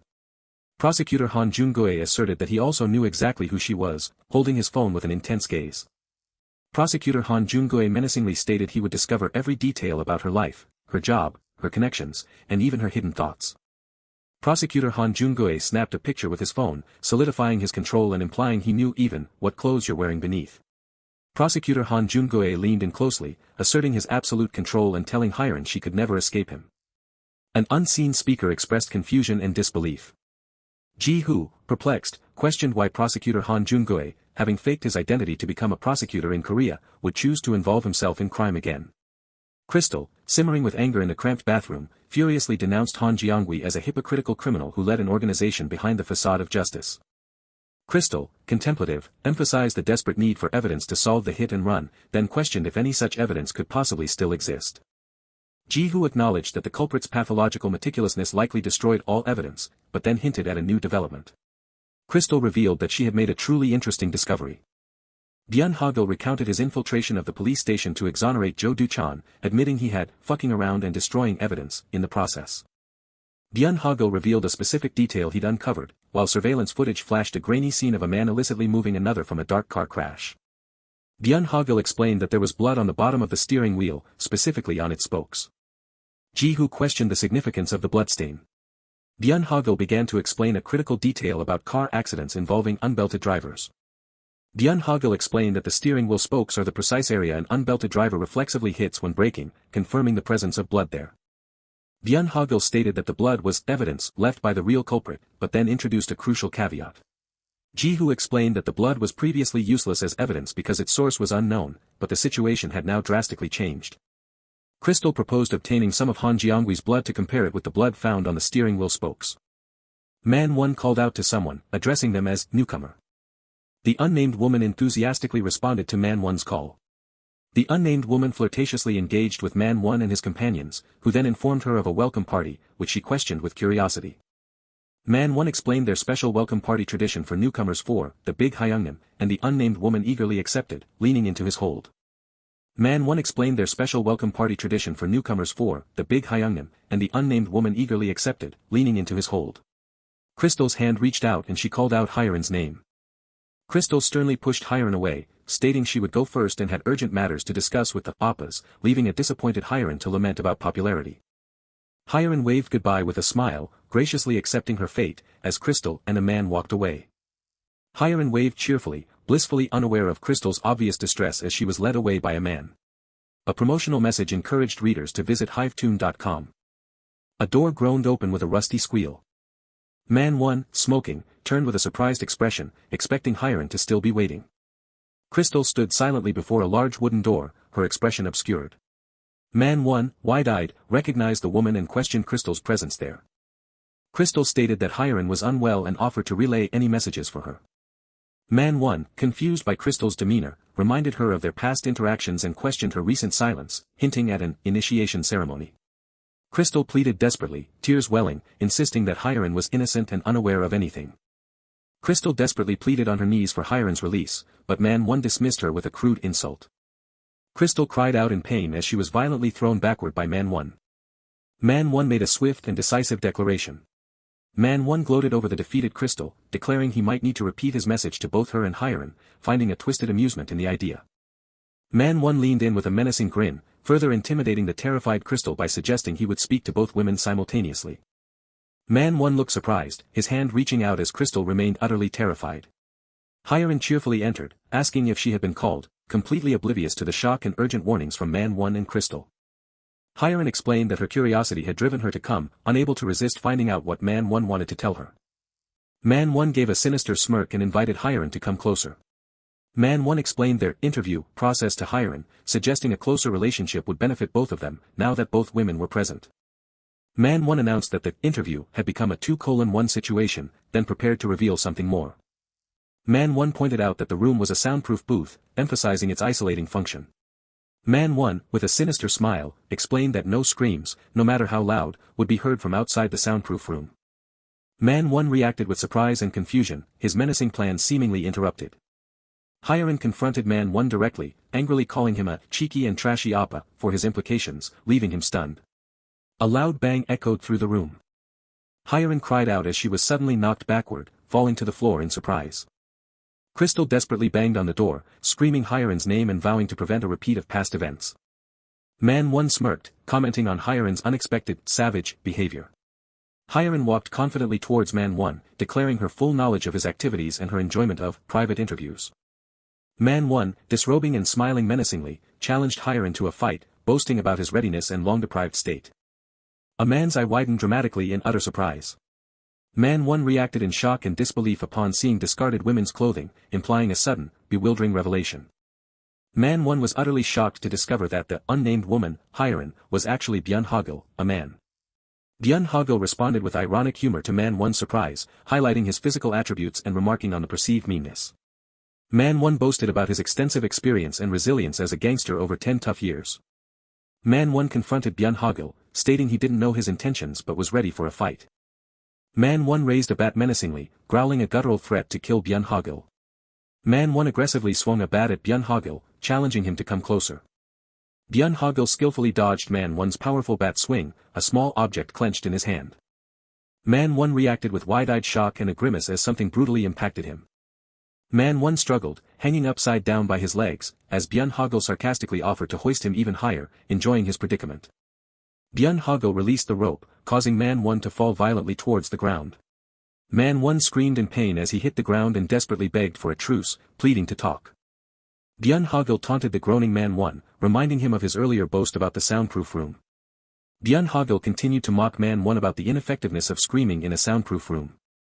Byun Hogil cruelly reminded Man 1 that his screams were useless in the soundproof environment. An unseen voice pressed for confirmation, their words stark and demanding. Man 1, smiling menacingly in the red-lit room, promised his victim that no scream would ever escape. Then, a simple, ominous declaration of intent hung in the air. With a terrifying, psychotic grin, Man 1 declared the brutal proceedings would now begin. Byun Hogil, disguised as a woman, let out a terrified gasp at the sudden, unseen horror. As sounds of a violent struggle rattled from behind a door, Byun Hogil cried out his own name, Hylan, in desperate panic. His wide eyes reflected extreme fear and shock, fixed on what lay before him. In despair, Byun Hogil denied the reality of the situation, repeating, "Not Hylan." As Byun Hogil lay crying, distraught, Man 1 loomed over him, smirking, vowing internally that Hylan would never suffer such a fate again. Byun Hogil frantically pounded on the soundproof door, yelling for Hylan, demanding to know what unspeakable acts were occurring inside. A beaten man pleaded for mercy, his voice filled with pain and desperation. The beaten man desperately pleaded for an unseen tormentor to show mercy, warning that Hylan was innocent and taunting them about their shyness. Man 1 sadistically whipped the tied-up man, whose screams of agony filled the red-lit torture chamber as Man 1 cackled maniacally. Twisted in terror and pain, the beaten man, bloodied and tattooed, begged for his life, offering anything for a reprieve from the brutal ordeal. Man 1, smirking with satisfaction, accepted the beaten man's desperate offer to do anything, as the humiliated victim, now wearing an absurd tiger mask, wept. Man 1's psychotic smile twisted further as he maniacally declared the beating would continue, unleashing another punch. A guttural cry of excruciating pain erupted, echoing the raw agony of the moment. Outside the building, Byun Hogil, visibly distressed, sat alone in the night. A wet, squelching sound broke the silence. A sudden alarm or realization crossed Byun Hogil's worried expression. Startled by a creaking sound, Byun Hogil rose, urgently calling out, "Hyalin." His eyes widened, reflecting extreme shock and surprise at what he now perceived. Byun Hogil stared in shock as an unnamed woman, with a slight smile, appeared in the doorway of the red-lit room. The unnamed woman, with a sad expression, softly addressed Byun Hogil as Thuni. Surprised by the address, Byun Hogil embraced the unnamed woman with a dramatic hug. Comforting the distressed unnamed woman, Byun Hogil assured her everything would be okay, urging a quick departure to wash away the ordeal. The two women walked away from the industrial building, Byun Hogil consoling the still distressed unnamed woman, who nodded weakly. A quiet sniff echoed, a poignant reminder of lingering sadness. In the dark, red-lit room, the beaten man sat alone, his sniffling adding to the bleak and mournful atmosphere. An unseen speaker's voice, suggestive and commanding, instructed the man to open wider. Man 1, smirking, held his phone to capture a humiliating picture of the bound man, still wearing the tiger mask, reminding him of their important promise.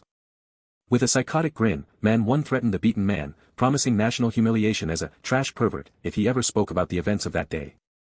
Tears streamed down the man's face beneath the tiger mask as he cursed his tormentor. The rush of water filled the air, a cleansing or concealing roar. Water cascaded over bare feet onto a tiled floor, suggesting a moment of cleansing. An unseen woman's voice wondered aloud if such a thing was even possible. Man 2, casually sitting on his bed, discussed a plan over the phone to use DNA to expose Prosecutor Han, confidently stating he'd be totally screwed.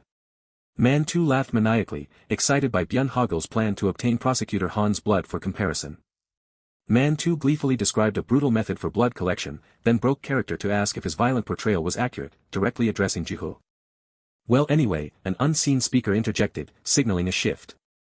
Byun Hogil, smirking confidently into his phone, reassured his caller that blood wasn't strictly necessary for DNA collection. As a sliding door creaked open, an unnamed woman's voice called out to Byun Hogil, questioning who he was talking to alone. The unnamed woman, wrapped in a towel, cheerfully instructed Byun Hogil to also go wash up. Byun Hogil screamed in exaggerated, comical shock, his eyes wide and hands framing his face. The unnamed woman, casually suggestive, invited Byun Hogil to sleep with her, dismissing his shock by stating it was fine, because we're girls. A sudden interjection, accompanied by a sharp, impactful sound, indicated something being presented. Byun Hogil's eyes widened in surprised embarrassment, a blush creeping onto his face. Viewers were encouraged to read the series first at vortexkins.com. The unnamed woman, lying suggestively on the bed, invited Byun Hogil to join her, eliciting a shocked exclamation. Byun Hogil frantically rejected the unnamed woman's advances, citing bad sleeping habits, while she jokingly threatened to report him if he tried to lie down. With a cunning smirk, Byun Hogil coyly excused himself from sleeping together, claiming to be sensitive in many ways. Byun Hogil humorously continued to make excuses, praising the soft bed and then jokingly threatening to call the police. A phone ringing abruptly drew Byun Hogil's surprised gaze to the nightstand. The unnamed woman questioned Byun Hogil about the call, playfully suggesting it might be the police and remarking on its opportune timing. Byun Hogil, resolute, declared he needed to step out for a moment, ignoring the unnamed woman's question about his destination. With a coy, knowing smile, Byun Hogil promised he'd be right back. Suggestive text on a closed door hinted at brazen exhibitionism, interrupted by a sharp knock. Leaning confidently against a doorframe, Byun Hogil flirtatiously told an unseen person he disliked clingy men, asking if they still wanted to know more about him. Byun Hogil, entering the office, addressed Prosecutor Han Jun-gue directly. Viewers were encouraged to read the series first at vortexkins.com. Prosecutor Han Jun-gue, with a slight smirk, questioned how Byun Hogil knew his clingy nature, admitting he called out of personal curiosity.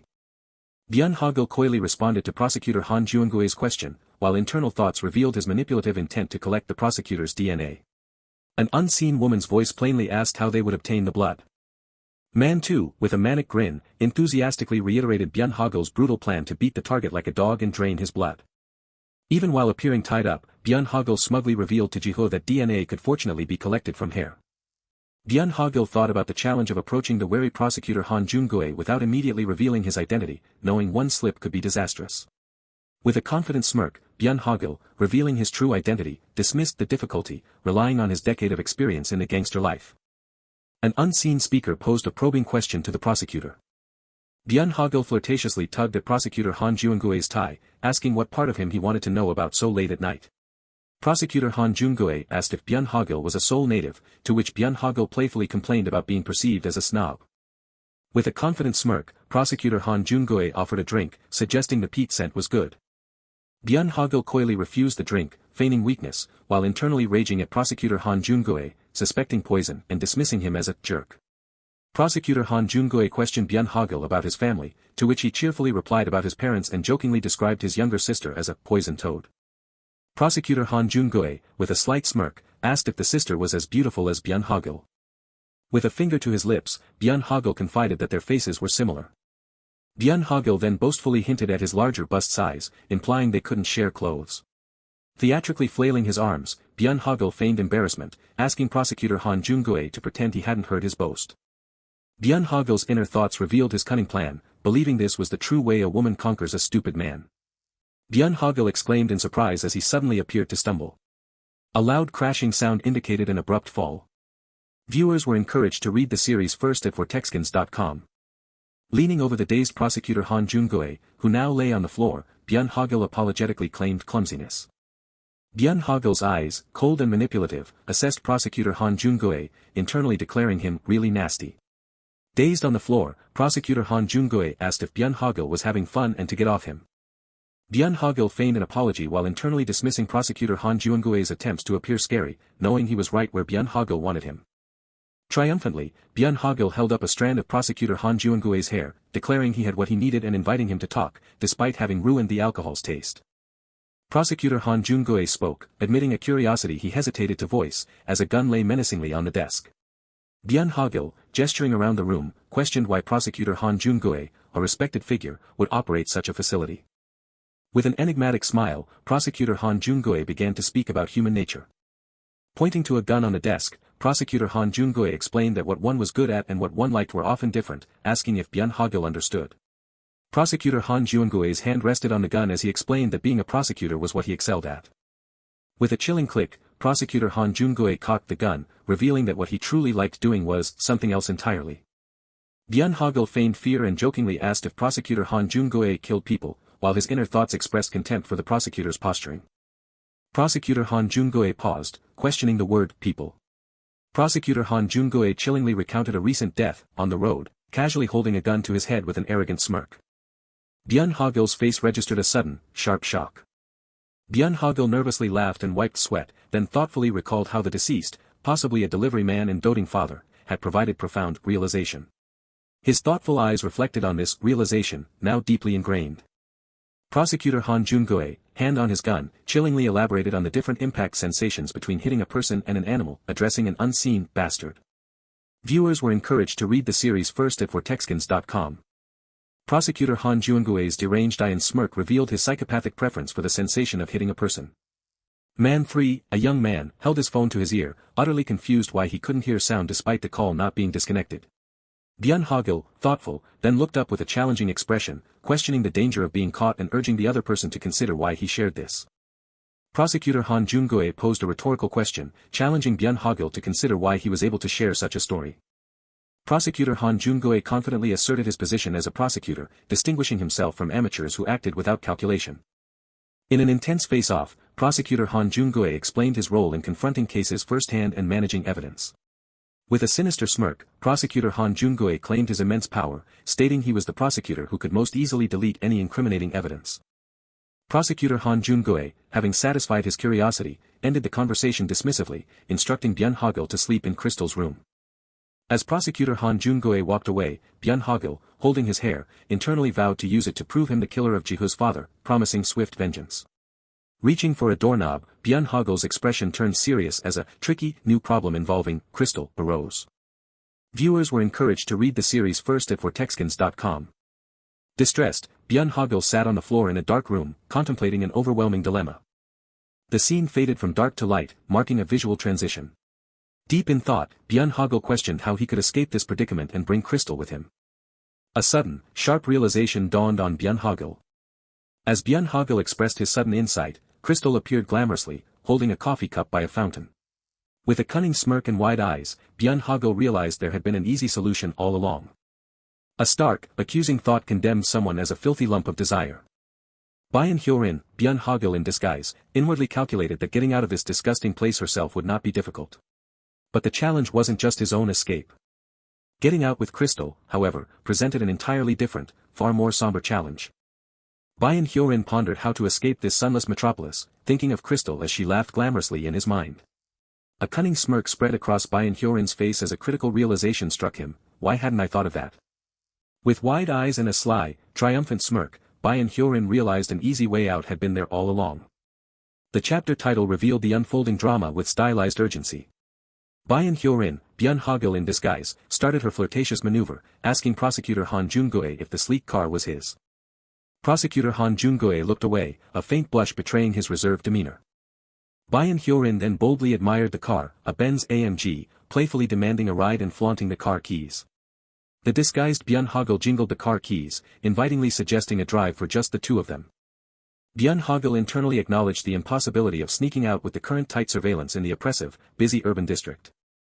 With a cunning smirk and glowing red eyes, Byun manipulated Prosecutor Han Jung-goe's ego, stating that showing off a car like this is just male instinct. Byun intensely willed Prosecutor Han Jung-goe to take the bait. Prosecutor Han Jung-goe surprised Byun by questioning her motives, causing her to internally groan in frustration. Stubborn, Byun decided to deploy another trick, feigning innocent curiosity about the car and how Prosecutor Han Jung-goe drove.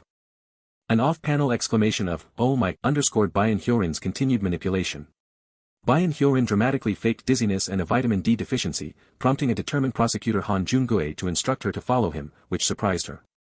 Prosecutor Han Jung-goe, with a serious expression, offered to help Byun get some much-needed vitamin D. Byun playfully pointed and teased Prosecutor Han Jung-goe about his unexpected, sneaky side. An excited yell accompanied the sleek white sports car as it sped exhilaratingly down the city street. Inside, Byun excitedly listed the car's specifications, praising the high-class fuel smell from the exhaust, while Prosecutor Han Jung-goe listened calmly. Prosecutor Han Jung-goe, driving with a smug smile, asked if she knew a lot about cars, to which she replied with a coy laugh, claiming slightly more interest than average. Feigning ignorance, Byun leaned in, asking Prosecutor Han Jung-goe to teach her everything about cars, which visibly pleased him. Byun cunningly observed Prosecutor Han Jung-goe's reddening ears, internally mocking him for falling for her deception, noting it as human nature.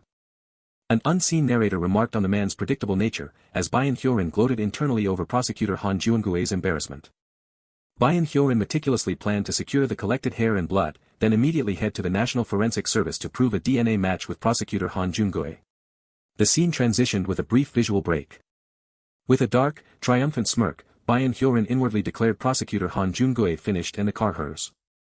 Prosecutor Han Jung-goe looked at Byun with confusion as she smiled sweetly, eyes closed. A sly smirk crossed Byun face as he considered the upcoming problem. Byun face tightened with stress and determination as she realized she couldn't go to the National Forensic Service or her office directly to pass the evidence to Ji-hoo. Strategically typing on her smartphone, Byun set up an urgent exit plan, messaging someone about Ji-hoo. Inside the moving car, Byun worriedly pondered how to exit naturally without arousing suspicion. A cunning glint appeared in Byun eye as he realized an irresistible request that would force Prosecutor Han Jung-goe to stop his luxury car. With a serious expression, Byun called out, "Appa." Byun dramatically clutched his knees, feigning urgent distress about needing to pee, almost to the point of an accident. Pointing gleefully at a convenience store, Byun announced he'd be right back, internally plotting to force Prosecutor Han Jung-goe to stop the car. With a mischievous smirk and sparkling eyes, Byun internally threatened to actually pee in the car, adding a playful thought about common fantasies, which the narrator quickly refuted. The white sports car screeched, coming to a sudden, dynamic stop. Byun energetically sprinted into the convenience store, while an off-panel Prosecutor Han Jung-goe grumbled about her almost relieving herself in his car. Byun burst into the convenience store, excitedly calling out to a startled Ji-hoo and surprising the clerk. Amidst the concern of the clerk, Byun dramatically declared she almost died, but emphasized that a more urgent matter was at hand as Ji-hoo looked on. Byun Hogil urgently handed Ji-hoo a plastic bag with hair, instructing him to rush it to the National Forensic Service, and then quickly left. Leaning impatiently on the counter, Byun Hogil demanded to use the men's bathroom, then startlingly called out for a lawyer, confusing the clerk. Byun Hogil forcefully shouted a demand for the lawyer to come out. The convenience store clerk, Byun Hogil, and Ji-hoo reacted with shocked confusion at the revelation about the lawyer's presence. Ji-hoo's eyes widened in dawning, horrified realization as he covered his mouth. Byun Hogil's eyes narrowed with suspicion, noticing Han Juungue's car still parked outside, and decided to investigate. An urgent, off-panel voice from the convenience store clerk asked for the location of the back door. A door violently burst open with a loud bang, creating a sudden and chaotic impact. Ji-hoo and Byun Hogil reacted with shock and disbelief as their pursuers had seemingly discovered their location. An unseen man menacingly asked a rhetorical question. Two men, calling themselves the ghosts of loan sharks, sat menacingly with weapons, declaring their intent to pursue debts even into the afterlife. Byun Hogil worriedly recognized the loan sharks who had tormented Ji-hoo's father, as they loomed over a cowering Byun Hogil on the floor. Man 3 menacingly told Byun Hogil that they specialized in finding people, no matter where they hid.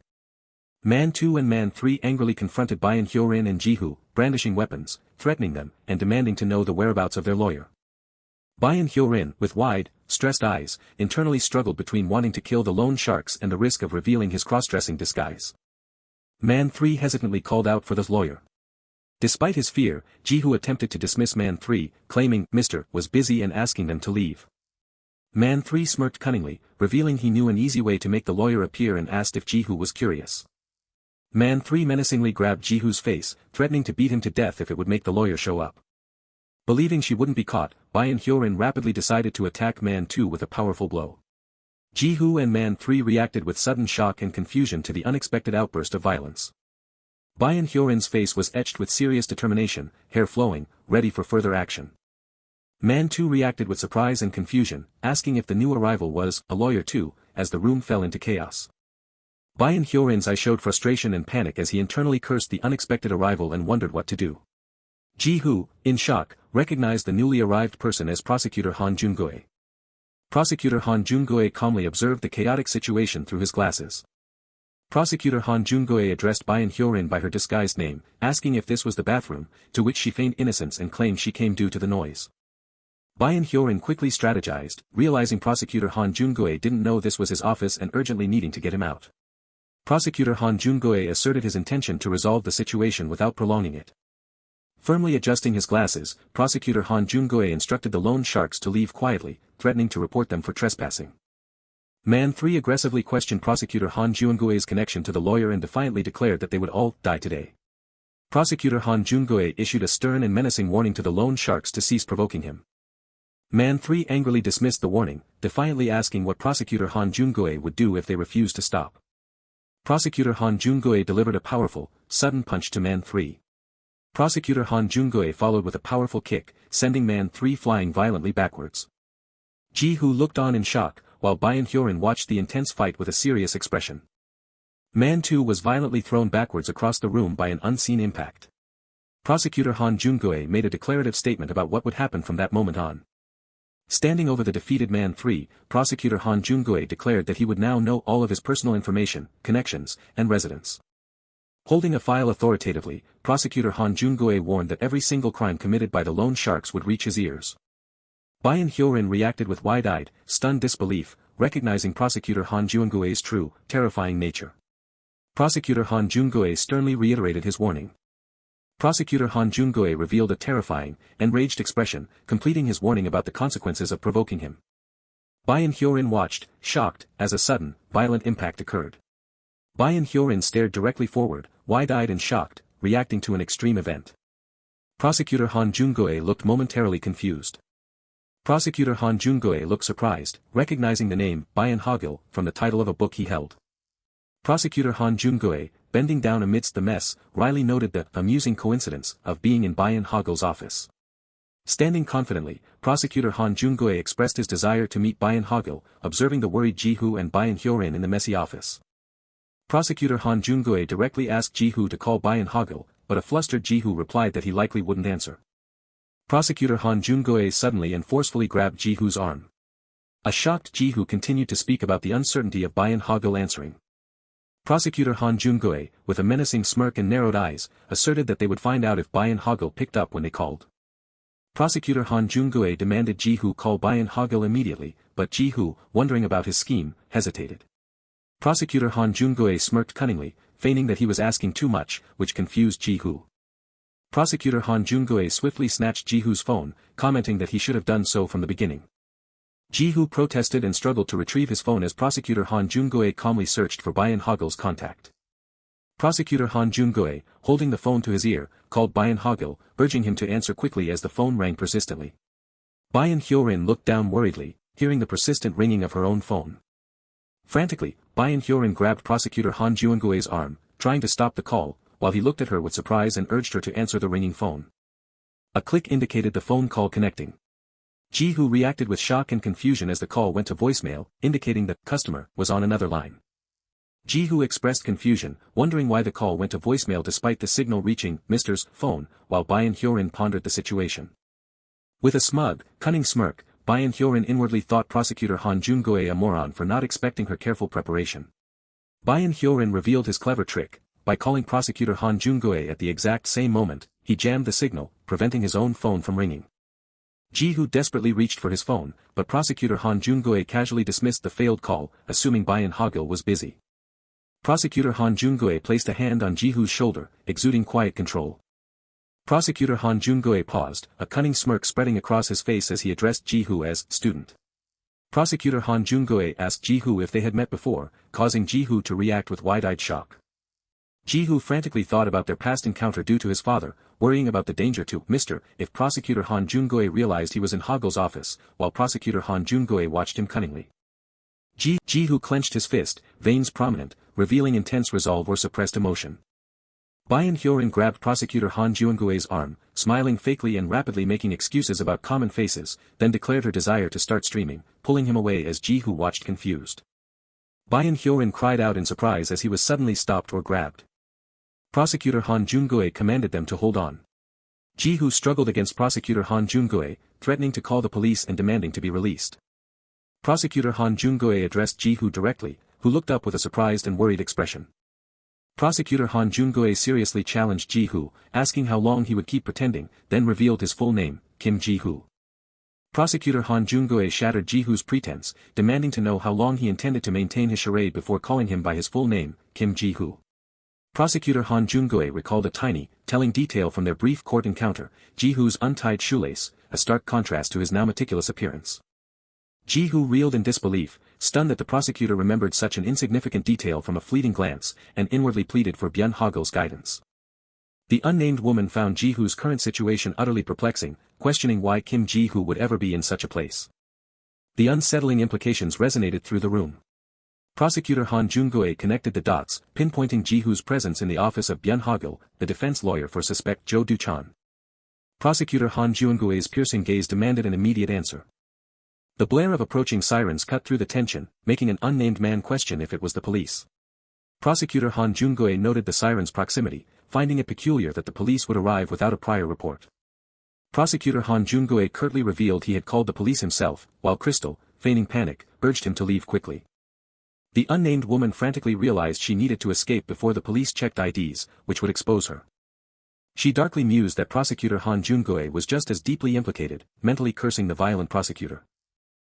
Prosecutor Han Jun-goe strode away from the Byun Hogil law office. The sight of Kim Ji-hoo had sparked a great idea in Prosecutor Han Jun-goe, drawing on a particular skill he had honed in America.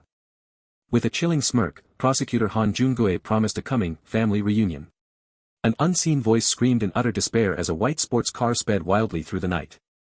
The unnamed woman frantically thought about Prosecutor Han Jun-goe's dangerously sharp mind, fearing her meticulous disguise was on the verge of collapsing. In a flash of urgent thought, she decided to change the plan. A door creaked open slightly in the darkness. The unnamed woman cautiously peered into the dim room from behind the partially open door. The unnamed woman planned to quickly extract Crystal, who woke and innocently asked where she'd been, receiving a casual lie about a drive with the boss. Crystal's genuine fear for the unnamed woman's recklessness was met with the unnamed woman's confession that something had indeed already happened, catching herself and correcting the name to Crystal. The unnamed woman reacted with a surprised gasp as Crystal called her Hyuni. Crystal pleaded with the unnamed woman to be careful, emphasizing the place's danger, which the unnamed woman immediately questioned. The unnamed woman pressed Crystal on why she hadn't left herself, leaving Crystal fumbling for a reply. With resolute determination, the unnamed woman offered to help Crystal escape, proposing they leave together. The unnamed woman inwardly schemed that their escape would coincide with her need to evade exposure, but Crystal screamed in terror that they would die if they tried to leave.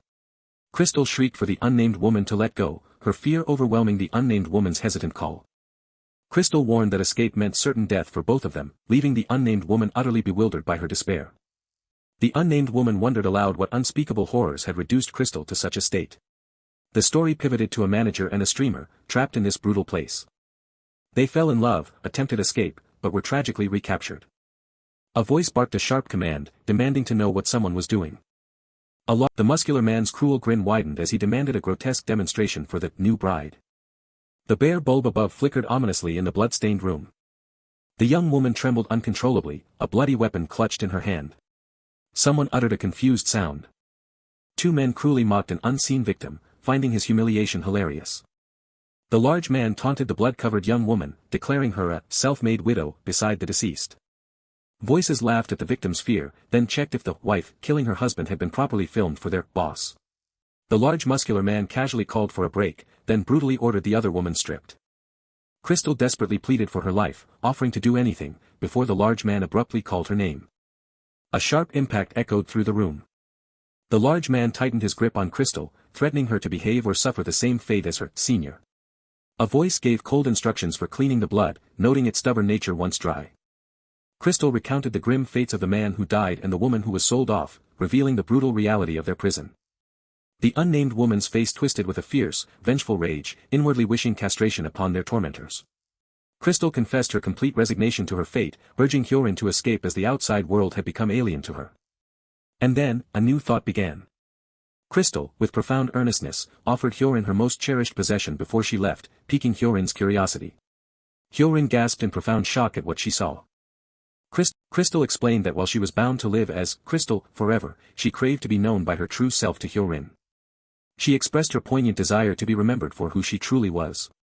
A low, vibrating hum filled the air. Crystal stared silently at her phone, displaying an incoming call from Boss Republic of Korea. Her boss's urgent voice on the phone demanded she and Hyorin report immediately to Broadcast Area C for critical news about the broadcast. Hyorin innocently wondered why Appa was being so secretive about the urgent news. While Hyorin happily speculated about a wonderful surprise, Prosecutor Han Jun-goe remained silently observant in the foreground.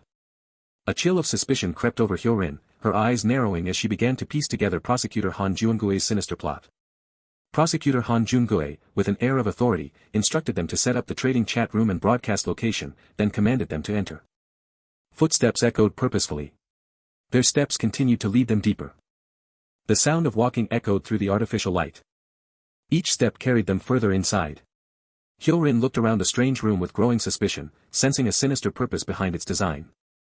Hyorin's realization hardened into dread. The single entrance was blocked by Prosecutor Han Jun-goe, meaning they were trapped. Prosecutor Han Jun-goe impatiently ordered Hyorin to follow, unaware that her loving family upbringing had shielded her from such harsh realities. A pensive, sorrowful expression crossed Hyorin's face as the truth began to unfold. Prosecutor Han Jun-goe, now holding a gun, maniacally taunted her naivety regarding their current predicament. With a smug, sinister smile, Prosecutor Han Jun-goe began to explain the iron rule for selecting streamers, the paramount criterion. Prosecutor Han Jun-goe delivered the brutal truth. The ultimate rule was to have no family, shattering Hyorin's earlier lie about her living parents and ugly toad sister, revealing a hidden trauma. Prosecutor Han Jun-goe elaborated on the difficulties of cleanup for those with families, then probed Hyorin about the undisclosed circumstances that led Jo Du-chan to pick her despite this rule. Crystal shrieked for Hyorin to run, but Hyorin, with a defiant glint in her eye, confidently declared she would handle it. A menacing grin spread across Hyorin's face. She moved with sudden, startling speed. Prosecutor Han Jun-goe lunged forward, calling out Byun Hogil's name with sudden clarity. Crystal stared in profound shock, the name Hyorin escaping her lips in dawning realization. Prosecutor Han Jun-goe pressed the point. Byun Hogil represented the perpetrator Jo Du-chan, so why was the victim's family in his office? Ji-hoo's presence, as the victim's family, in Byun Hogil's office was an anomaly that Prosecutor Han Jun-goe had meticulously analyzed to form a hypothesis. He dramatically posed a hypothetical scenario. Prosecutor Han Juingui's eyes widened with a sinister glint as he unveiled his shocking theory. Byun Hogil had taken cases from both the suspect and the victim simultaneously. Crystal pondered the name, Byun Hogil, struggling to recall where she had encountered it before. Her eyes widened in sudden, horrifying recognition. Prosecutor Han Jungui dramatically revealed a past connection, asking if Hyorin was, in fact, the same man. Prosecutor Han Jungui tore down the facade, accusing Byun Hogil of deceiving and manipulating Crystal from their very first meeting. He continued, detailing how Byun Hogil had carefully extracted all the information he needed. Prosecutor Han Jungui concluded his devastating accusation, claiming Byun Hogil intended to abandon Crystal, then challenged him to deny it. Byun Hogil remained in heavy silence, a tacit admission of guilt. Prosecutor Han Jungui's lips curled into a sly, triumphant smile. With an ominous slide, a black handgun appeared in his grasp. Prosecutor Han Jungui, weapon in hand, menacingly told Crystal to get comfortable. He tried to ignite Crystal's rage, urging her to seek revenge against the filthy human who had betrayed her trust. Crystal's face contorted in horror, her mind reeling in denial. Crystal's mind raced through cherished memories of her shared intimacy with Hyorin, now tainted with bitter doubt. She wrestled with the agonizing thought that every shared moment might have been a lie, a cruel deception to exploit her again. Overwhelmed by despair, Crystal questioned why such betrayals continually plagued her, agonizing over what she had done to deserve such pain. Crystal cried out Hyorin's name. Kneeling, Crystal desperately begged Hyorin to deny the accusations, pleading for a shred of reassurance that it wasn't true. A heavy silence answered her plea. Byun Hogil, his face grim, finally confessed, he had indeed deceived Crystal. Byun Hogil began to explain his motive, revealing he had only approached her for information, but Crystal's frantic screams cut him off. A flurry of gunshots, shattering glass, and violent impacts erupted as Byun Hogil was sent reeling. Prosecutor Han Jungui scoffed, having anticipated Byun Hogil's move and dismissing it as a wrong answer. Prosecutor Han Jungui taunted Crystal, demonstrating the gun's empty magazine with a contemptuous flourish. He sneered a cruel insult at Crystal, blaming her supposed foolishness for her life's misfortunes. Prosecutor Han Jungui, with chilling authority, preached about the ultimate triumph of those who chose the right side. Another shot rang out, sending Byun Hogil violently falling to the floor. Byun Hogil let out a pained grunt. Prosecutor Han Jungui cackled maniacally, declaring his perverse delight in the unfolding mayhem. He mocked Byun Hogil's sudden heroism, cruelly questioning whether his actions stemmed from friendship or base lust. Prosecutor Han Jungui coldly wondered why Byun Hogil was so eager to die, dismissing the entire situation as a simple matter of orders. From his pained position, Byun Hogil calmly identified the weapon as a Glock 19. Prosecutor Han Jungui's eyes widened in utter shock, demanding an explanation. Byun Hogil, with surprising precision, recited the exact weight of a Glock 19, its 9mm rounds, and an empty magazine. He then announced the gun's current weight, logically concluding that its magazine was empty. Prosecutor Han Jungui stared in utter astonishment, demanding to know how Byun Hogil had discovered his secret. Byun Hogil, now in control, directly addressed Prosecutor Han Jungui. With a confident smirk, Byun Hogil threw Prosecutor Han Jungui's own words back at him. A furious barrage of impacts and blows erupted as the fight began in earnest. Byun Hogil smiled, ready for the next move. With a mischievous glint in his eye, Byun Hogil announced that it was time for Justice Appa's inevitable beating. Prosecutor Han Jungui, despite the confrontation, grudgingly admitted Byun Hogil was a competent lawyer who had made the investigation challenging. Byun Hogil playfully countered that a compliment wouldn't lessen the promised beating. Byun Hogil, however, secretly acknowledged the severity of his gunshot wounds and the urgent need to quickly finish the fight and rescue Crystal. Footsteps steadily approached. The heavy steps drew nearer. Byun Hogil offered a dry, sarcastic comment about the hospitality he was receiving. Prosecutor Han Jungui ominously declared the true hospitality had yet to begin, confirming his backup force was ready as a horde of intimidating men emerged. He delivered a final, cruel taunt, advising Byun Hogil to rest before his inevitable demise. As Prosecutor Han Jungui removed his glasses, his eyes gleaming with sinister triumph, he inwardly cemented Byun Hogil's grave as already dug. Prosecutor Han Jungui, admitting Byun Hogil's legal skill, declared he had made the investigation challenging, only for Byun Hogil to defiantly tell him to take a rest. Prosecutor Han Jungui, lowering his glasses with a deliberate motion, ominously finished his thought by claiming he had already dug Byun Hogil's grave. Despite his outwardly brave front, the man internally admitted the daunting difficulty of the impending confrontation. A stark silence descended. The injured man, clinging to the realization that his artery was fortunately missed, desperately calculated his remaining time against the relentless blood loss. He concluded his life could only hold on for 10 more minutes, at best. Byun Hogil, despite his visible injury, provocatively questioned prosecutor Han Jun-goe about the pathetic performance of his paintball guns, claiming the shot didn't even make him flinch. Prosecutor Han Jun-goe taunted Byun Hogil about his visible sweat, which Byun Hogil quick-wittedly dismissed as merely chlorinated water, prompting prosecutor Han Jun-goe to demand an end to the wordplay. Prosecutor Han Jun-goe then issued a terse command, "Now, talk."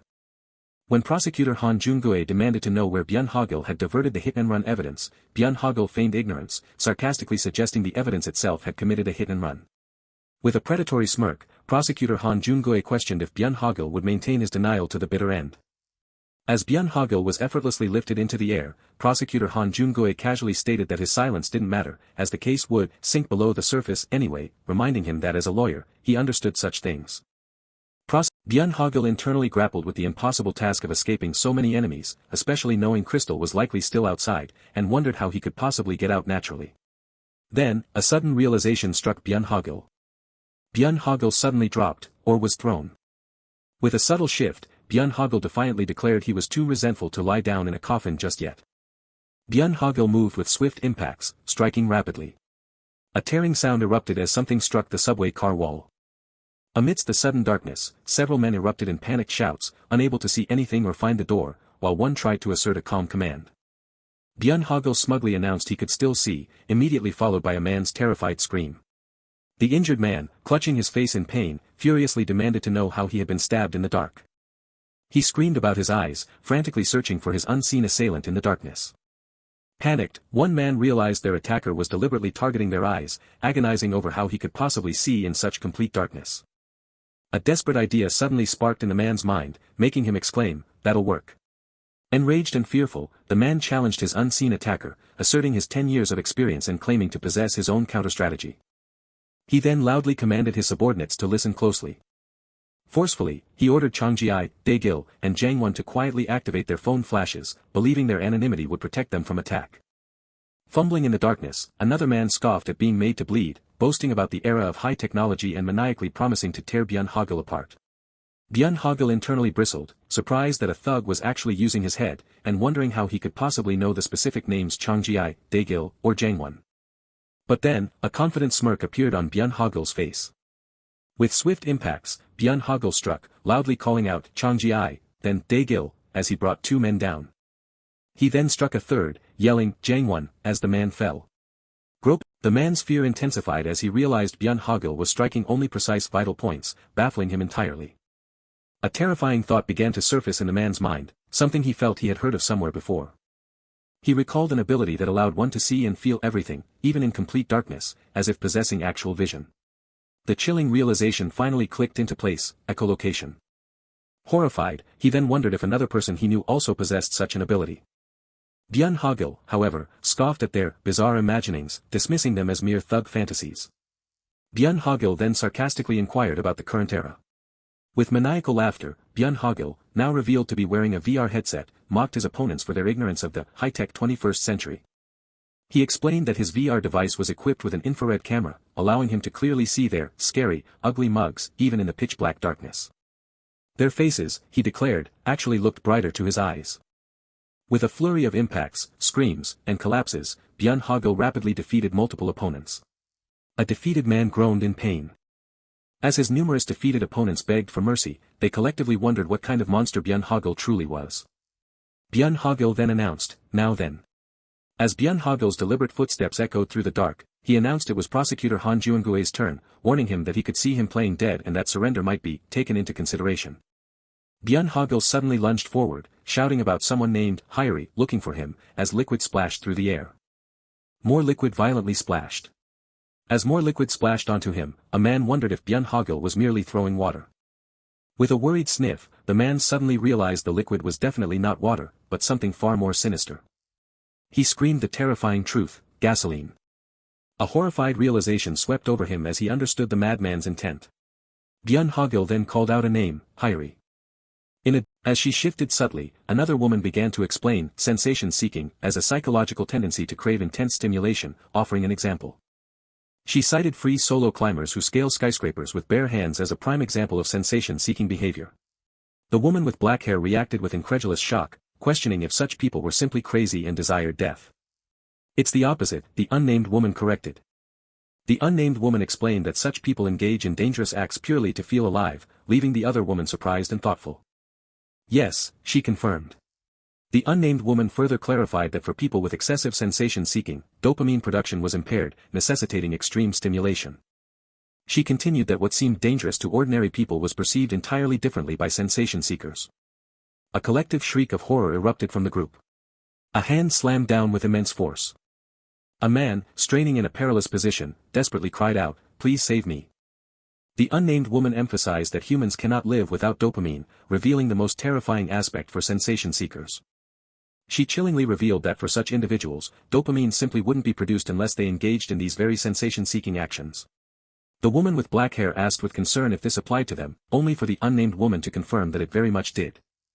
The unnamed woman then revealed with deep concern that the chairman's level of sensation-seeking was entirely immeasurable.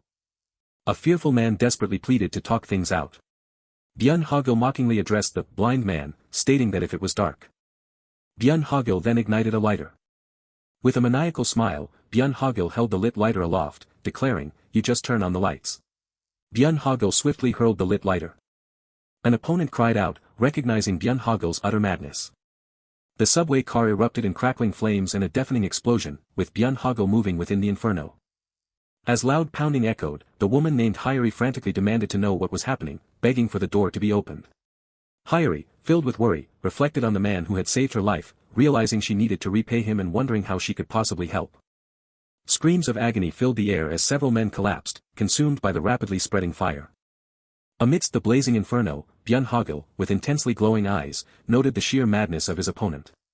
Amidst the raging flames, Byun Hogil screamed at Prosecutor Han Jun-goe to stop, reminding him he was a prosecutor of the Republic of Korea. Prosecutor Han Jun-goe screamed in disbelief, questioning why Byun Hogil would dare to set fire to the entire tower he had built himself. He then simply echoed the word, "a tower." Prosecutor Han Jun-goe stood, looking smug and composed, his hands clasped under his chin. He had harbored a secret desire to live a new life with a completely laundered identity. Prosecutor Han Jun-goe thanked the chief prosecutor, having secured the desired results he had so meticulously worked for. A woman with a pleading expression asked her brother if she could sleep over again. From a steamy bathtub, the man dismissively told her to get lost. In a stark interrogation room, Prosecutor Han Jun-goe professionally advised the tattooed inmate, Jo Du-chan, that his sentence would depend entirely on his cooperation. Jo Du-chan defiantly dismissed the warning, demanding food instead and scoffing at the notion of a sentence. Jo Du-chan further challenged the prosecutor, reminding him that the country didn't even impose the death penalty, to which Prosecutor Han Jun-goe calmly acknowledged his opinion. Three men observed, surprised by Jo Du-chan's unusual silence before Prosecutor Han Jun-goe, with one foolishly suggesting torture and another quickly warning him of the repercussions. A sudden, abstract symbol appeared. Two men erupted in panic as the power unexpectedly went out. Both men desperately called out to Prosecutor Han Jun-goe, urgently demanding the door be opened due to the perceived danger. Two men burst through the door, frantically calling out for Prosecutor Han Jun-goe. A man's face contorted in utter horror at what he saw. A man knelt, frantically crying for help, announcing that Jo Du-chan had violently self-harmed, as Prosecutor Han Jun-goe looked on in shock. Prosecutor Han Jun-goe frantically pleaded with Jo Du-chan to stop, asking how he could possibly protect him, then urgently ordered someone to call for the medical team. Prosecutor Han Jun-goe then chillingly stated that none of it had stimulated him in the slightest. Prosecutor Han Jun-goe's eyes narrowed, challenging Byun Hogil on whether this current situation was sufficiently stimulating for him. The scene shifted to an ominous darkness. Byun Hogil, with a manic expression, defiantly screamed that his neck was absolutely not on the line. Amidst the flames, Byun Hogil laughed maniacally, claiming he only now truly felt alive, a sensation he had felt since first seeing his opponent. Prosecutor Han Jun-goe declared Byun Hogil was just like him, like meeting a brother, but Byun Hogil furiously refuted the comparison, calling him trash. Byun Hogil declared, "So today, here." A click and a latch sound echoed as Byun Hogil opened the door. Standing in the open doorway with a crazed expression, Byun Hogil finally challenged his opponent, "Shall one of us die?" An unseen voice screamed in sheer panic, certain of their impending doom. Screams of terror echoed through the burning subway car as the flames spread relentlessly. Prosecutor Han Jun-goe, with a menacing smirk, declared he had felt a connection to Byun Hogil from their first encounter.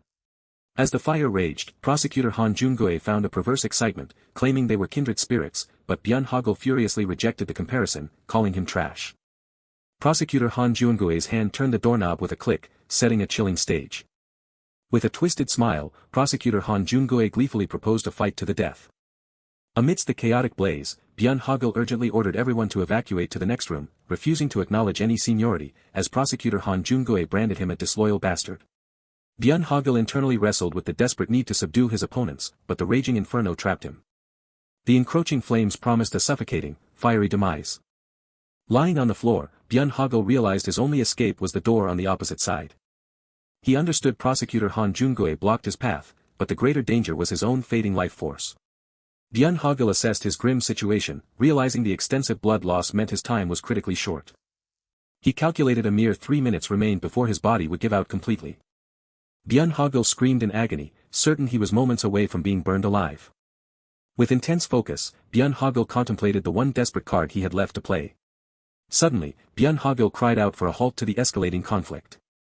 He desperately tried to reason with Prosecutor Han Jun-goe, pleading to extinguish the fire first and promising to resume their fight when conditions were more equitable for his cold-type constitution. Byun Hogil pressed his argument, reminding Prosecutor Han Jun-goe that the fire posed a mutual threat and appealing to his intelligence for a rational solution. Prosecutor Han Jun-goe seemed to consider the argument, finding the idea of a meaningless kill unstimulating, prompting Byun Hogil to internally praise his own rhetorical prowess. Then, with a terrifying, crazed expression, Prosecutor Han Jun-goe declared their battle would continue to the death, eliciting a furious outburst from Byun Hogil. Byun Hogil struggled to maintain composure, desperately seeking any possible solution amidst the growing desperation. Prosecutor Han Jun-goe chuckled menacingly, poised to reveal a critical insight to Byun Hogil. He cryptically informed Byun Hogil that he had made 12 mistakes, then casually splashed water on his hands, leaving Byun Hogil shocked and confused. Prosecutor Han Jun-goe explained his cruel count, revealing it was the exact number of sentences Byun Hogil had uttered, as he covered his mouth and nose for protection. He coldly articulated that Byun Hogil had inhaled enough carbon monoxide to be fatal within a minute. Byun Hogil gasped in horror, realizing the deadly truth of his poisoning. Prosecutor Han Jun-goe expressed satisfaction at Byun Hogil's rapid decline, while Byun Hogil angrily questioned the fairness of a fight to the death under such insidious conditions. Prosecutor Han Jun-goe mockingly acknowledged Byun Hogil's failing state, bending down towards him with predatory triumph. A hand reached out, remarking that someone had finally gotten close. Byun Hogil reacted with wide-eyed shock to the statement. Prosecutor Han Jun-goe lunged forward swiftly, catching Byun Hogil by surprise. With narrowed eyes, Prosecutor Han Jun-goe challenged Byun Hogil. He ordered Byun Hogil to breathe, delivering a forceful kick that sent him flying. Prosecutor Han Jun-goe continued his assault, his kick landing with an impact. Prosecutor Han Jun-goe taunted Byun Hogil, mockingly asking if their massage was over, while Byun Hogil internally cursed his powerlessness. Byun Hogil lamented his complete lack of strength, a direct consequence of massive blood loss. Byun Hogil cried out in pain as Prosecutor Han Jun-goe delivered a brutal punch. Enraged, Prosecutor Han Jun-goe screamed Byun Hogil's name, challenging him to see who would die first. Unable to move, Byun Hogil desperately provoked Prosecutor Han Jun-goe, mockingly barking at him. Byun Hogil's consciousness began to fade, his thoughts clinging to his unfulfilled dreams of a sweet life as a lawyer in his apartment. A red object was violently hurled towards the subway window. Byun Hogil pushed Prosecutor Han Jun-goe towards the window as the red object crashed through. Byun Hogil suddenly recognized the object as a fire extinguisher. From outside the shattered window, a woman desperately called out, urging someone to catch what she threw. Prosecutor Han Jun-goe was struck in the face by the thrown object, his head snapping back. Seizing the critical opportunity, Byun Hogil picked up the fire extinguisher. As he gripped the nozzle, Byun Hogil felt his heart pounding in anticipation. Holding the extinguisher, Byun Hogil humorously remarked that even an intimate invitation from Yuni hadn't made his heart race like this. The woman outside urgently pleaded with Byun Hogil to stop talking and escape the extreme danger.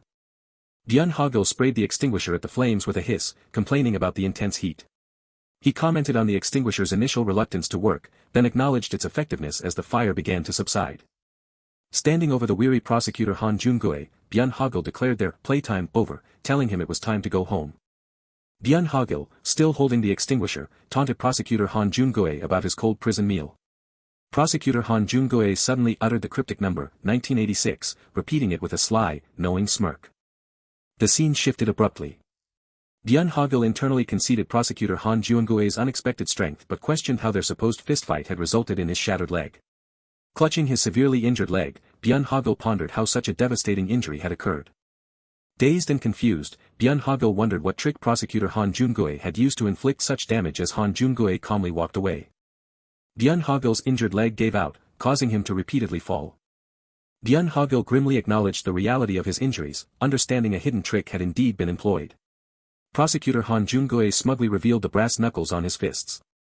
Still suspicious, Byun Hogil internally refused to believe knuckles were the whole story, preparing to teach prosecutor Han Jun-goe about the commonality among those who use them. The scene shifted. Blood dripped and spread on the floor, suggesting a severe, unseen injury. Hunched and injured, Byun Hogil grimly confirmed his earlier suspicion. Prosecutor Han Jun-goe then unveiled a trench knife, adding a sinister layer to his arsenal. Prosecutor Han Jun-goe casually boasted about his trench knife, while Byun Hogil realized he had been cleverly fighting with the blade concealed and now had to focus on blocking it. Prosecutor Han Jun-goe advanced on the fallen Byun Hogil, taunting him to give up his pathetic existence. Despite his severe injuries, Byun Hogil defiantly crawled towards Prosecutor Han Jun-goe. Byun Hogil reacted with sudden confusion to an unexpected sound. He clutched his side in shock and immense pain, realizing he had been shot, baffled by the source of the gun. Prosecutor Han Jun-goe gloated about his deceit, stating he was excited and crediting Byun Hogil for being the first to uncover his Byun Hogil trick, as the injured Byun Hogil realized he'd been hit by both a trench knife and a hidden gun. Prosecutor Han Jun-goe held up an Apache revolver, and Byun Hogil mentally identified the weapon, despairing over his impossible predicament.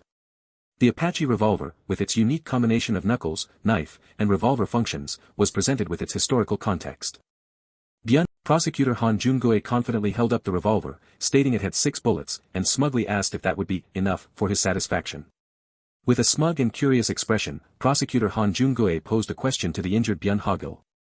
Byun Hogil looked up in terror as Prosecutor Han Jun-goe began to ask how many bullets a human could endure. Prosecutor Han Jun-goe finished his sadistic question as he fired multiple shots into Byun Hogil. Byun Hogil suddenly recalled something that had long intrigued him. Prosecutor Han Jun-goe, gun aloft, asked Byun Hogil to listen, expressing a chilling curiosity about humans. Byun Hogil lay terrified as Prosecutor Han Jun-goe sadistically pondered how many bullets it would take before someone stopped breathing.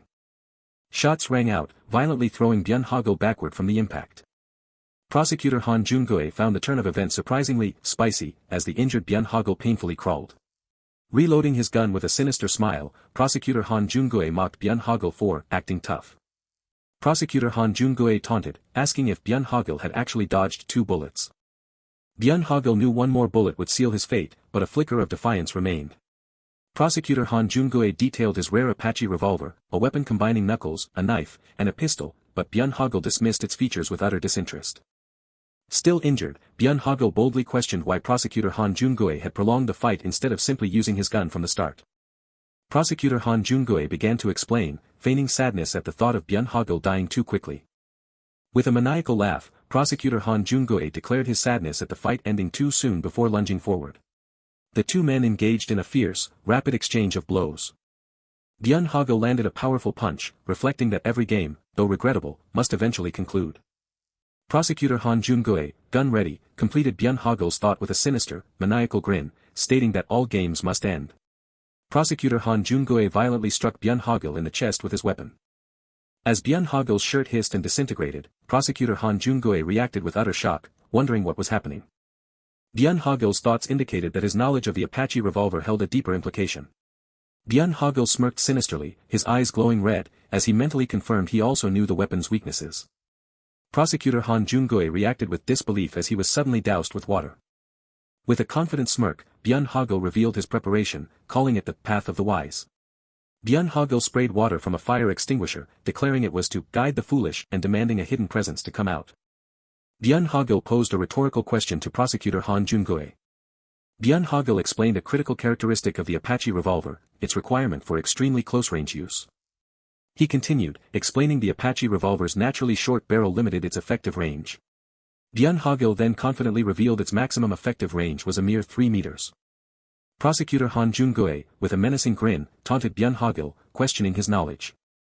Byun Hogil reacted with sudden, wide-eyed alarm. The intense close-quarters combat continued with a flurry of impacts.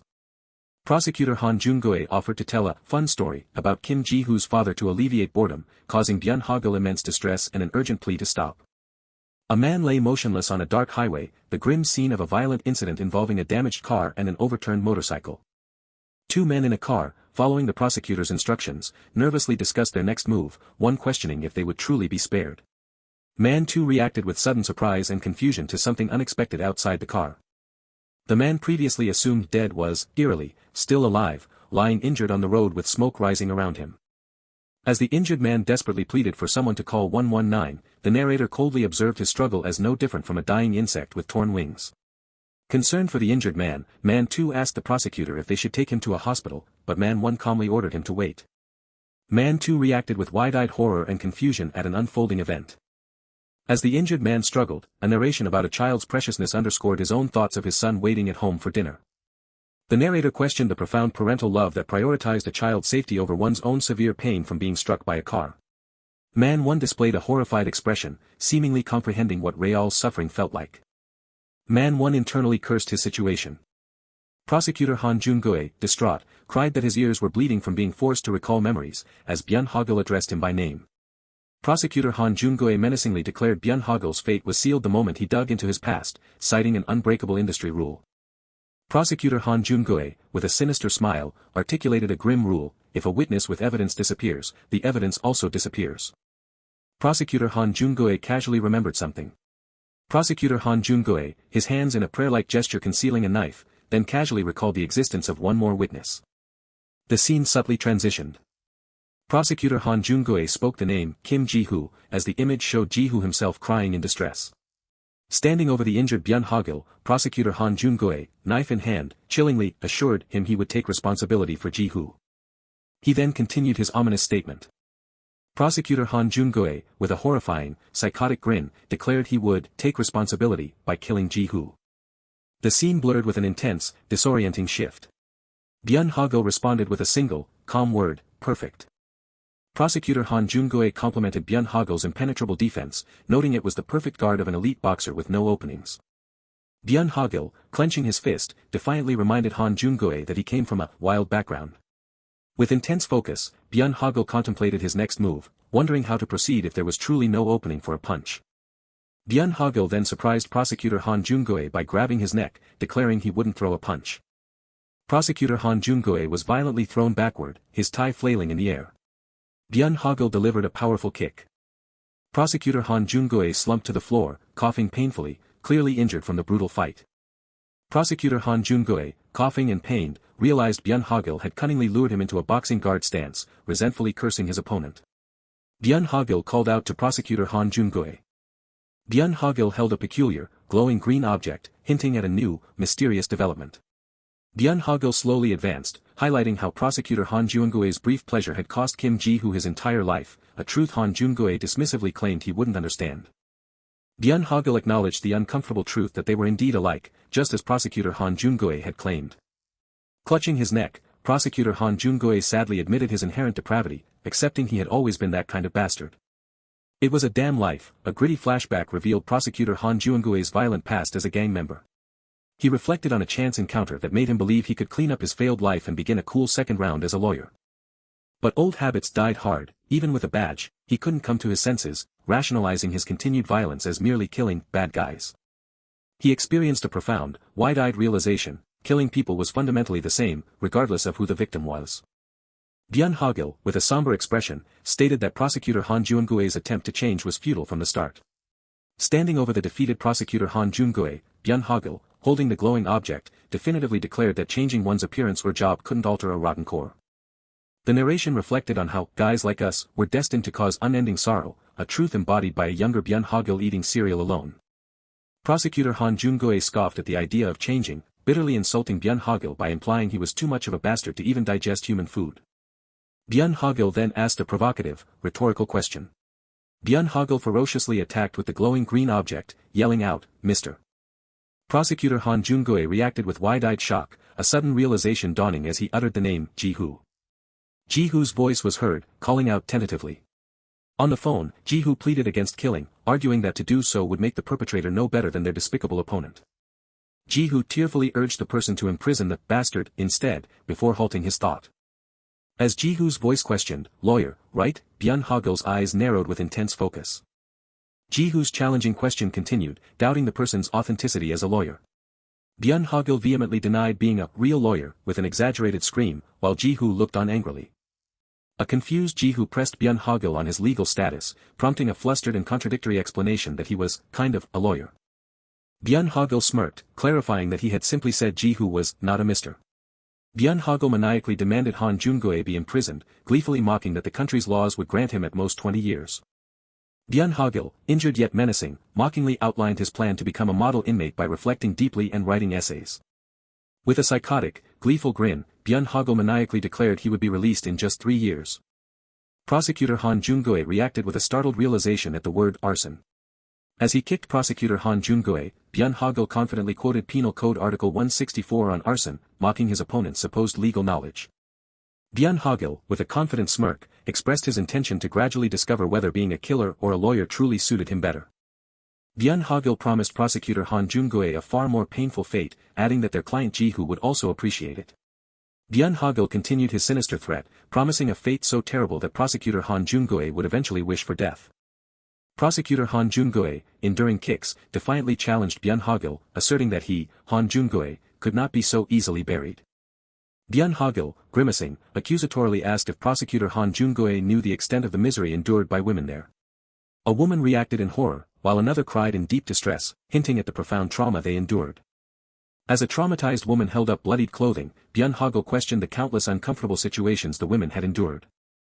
Byun Hogil condemned Prosecutor Han Jun-goe, stating that any shred of understanding would have prevented such acts, as a flashback showed a menacing tattooed man intimidating a fearful woman. Byun Hogil described how their weaknesses were exploited, and they were imprisoned and tormented, questioning if Han Jun-goe ever imagined their pain, a scene depicted by a chained woman. Byun Hogil asserted that Han Jun-goe's cruel actions stemmed from his ignorance, illustrated by a man menacing a bleeding woman. A large, sinister man violently assaulted a screaming, terrified woman. Byun Hogil, with intense fury, condemned Prosecutor Han Jun-goe as a bastard. Byun Hogil, with a sinister gleam in his eyes, declared he had a very simple and effective method. Prosecutor Han Jun-goe's eyes widened in startled realization, prompting Byun Hogil to taunt him about their shared intelligence. Byun Hogil, with a sly, unsettling smile, questioned if Han Jun-goe truly failed to understand women's hearts, setting up his next grim suggestion. Byun Hogil made an ominous suggestion for Han Jun-goe to become a woman, leading to the prosecutor's panicked pleas to wait and explain himself, citing his right to defense. Byun Hogil then made an ironic, unsettling remark, dismissing it as his mistake. Important news was about to break, signaling a significant shift. An unseen voice startled the man, causing him to flinch and inadvertently reveal a surprising secret. The man, startled by a shocking news report exposing a prosecutor's past crimes, teased his sis about seeing through his clothes. The report detailed how the corrupt prosecutor, once a notorious gang leader in the U.S., had illegally entered Korea to escape punishment, to which the man humorously wished him prison food. Mr. Han, the disgraced prosecutor, struggled violently against the correctional officers escorting him, screaming defiant curses. The list of grave accusations began with murder. Further charges included human trafficking, confinement, threats, fraud, and telecommunications violations, leading to a courtroom judgment. The judge, with 2 resonant gavel bangs, delivered the final judgment to defendant Tony Kim. Tony Kim reacted with a frustrated curse, defiant even as the judgment was passed against him.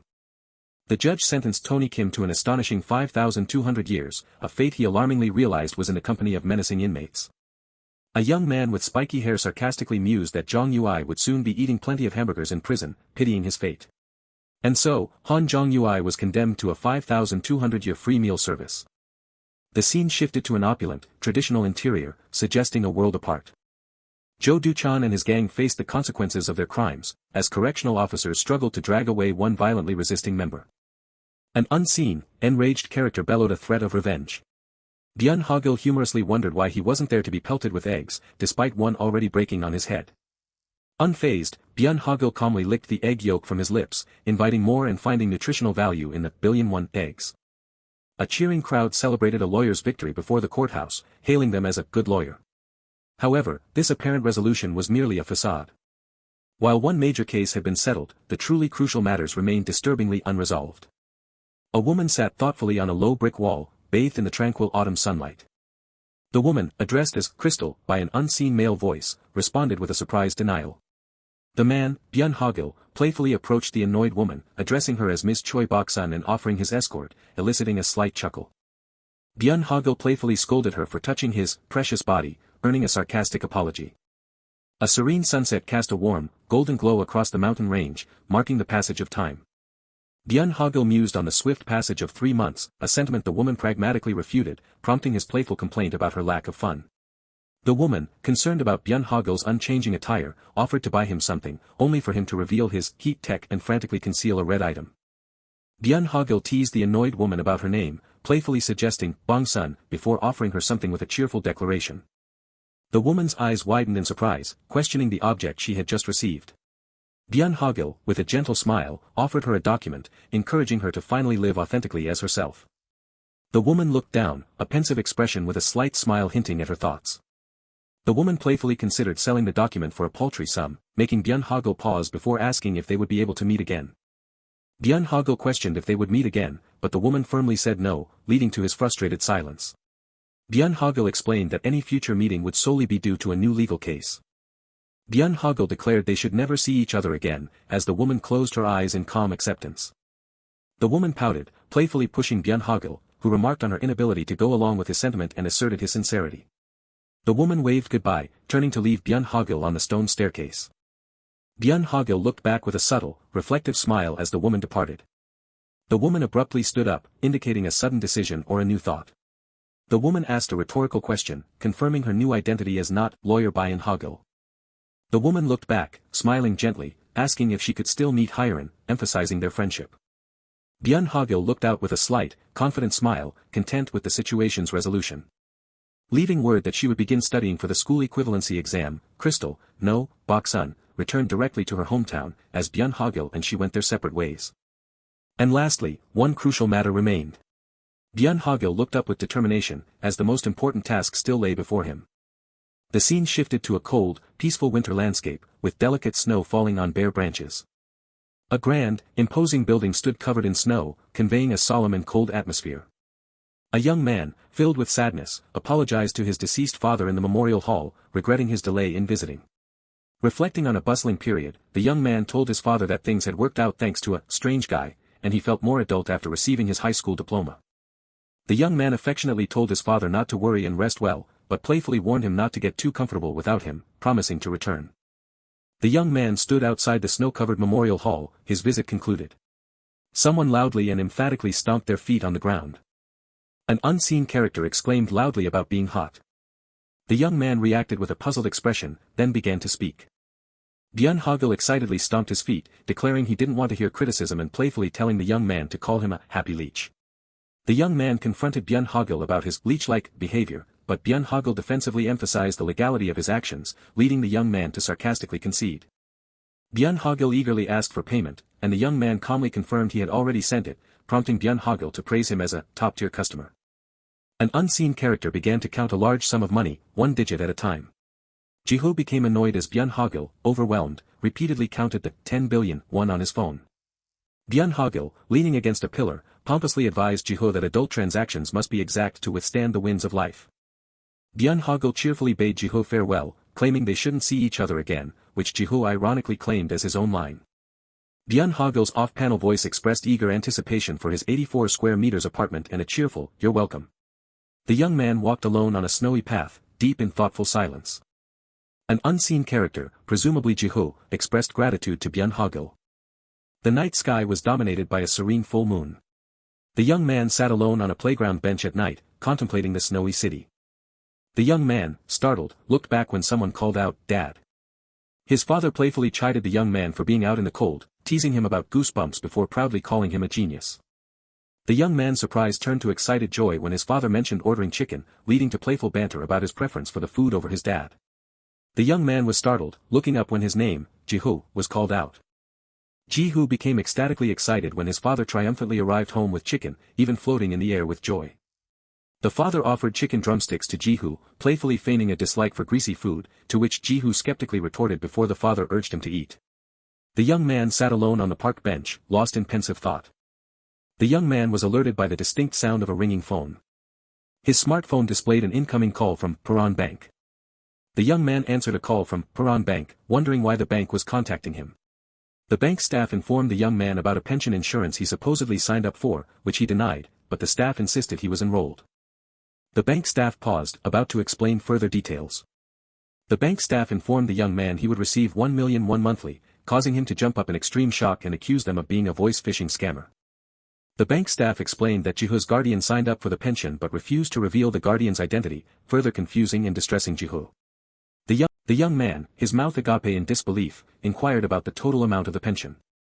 The bank staff's revelation that the total pension was 10 billion won left the young man completely stunned and speechless.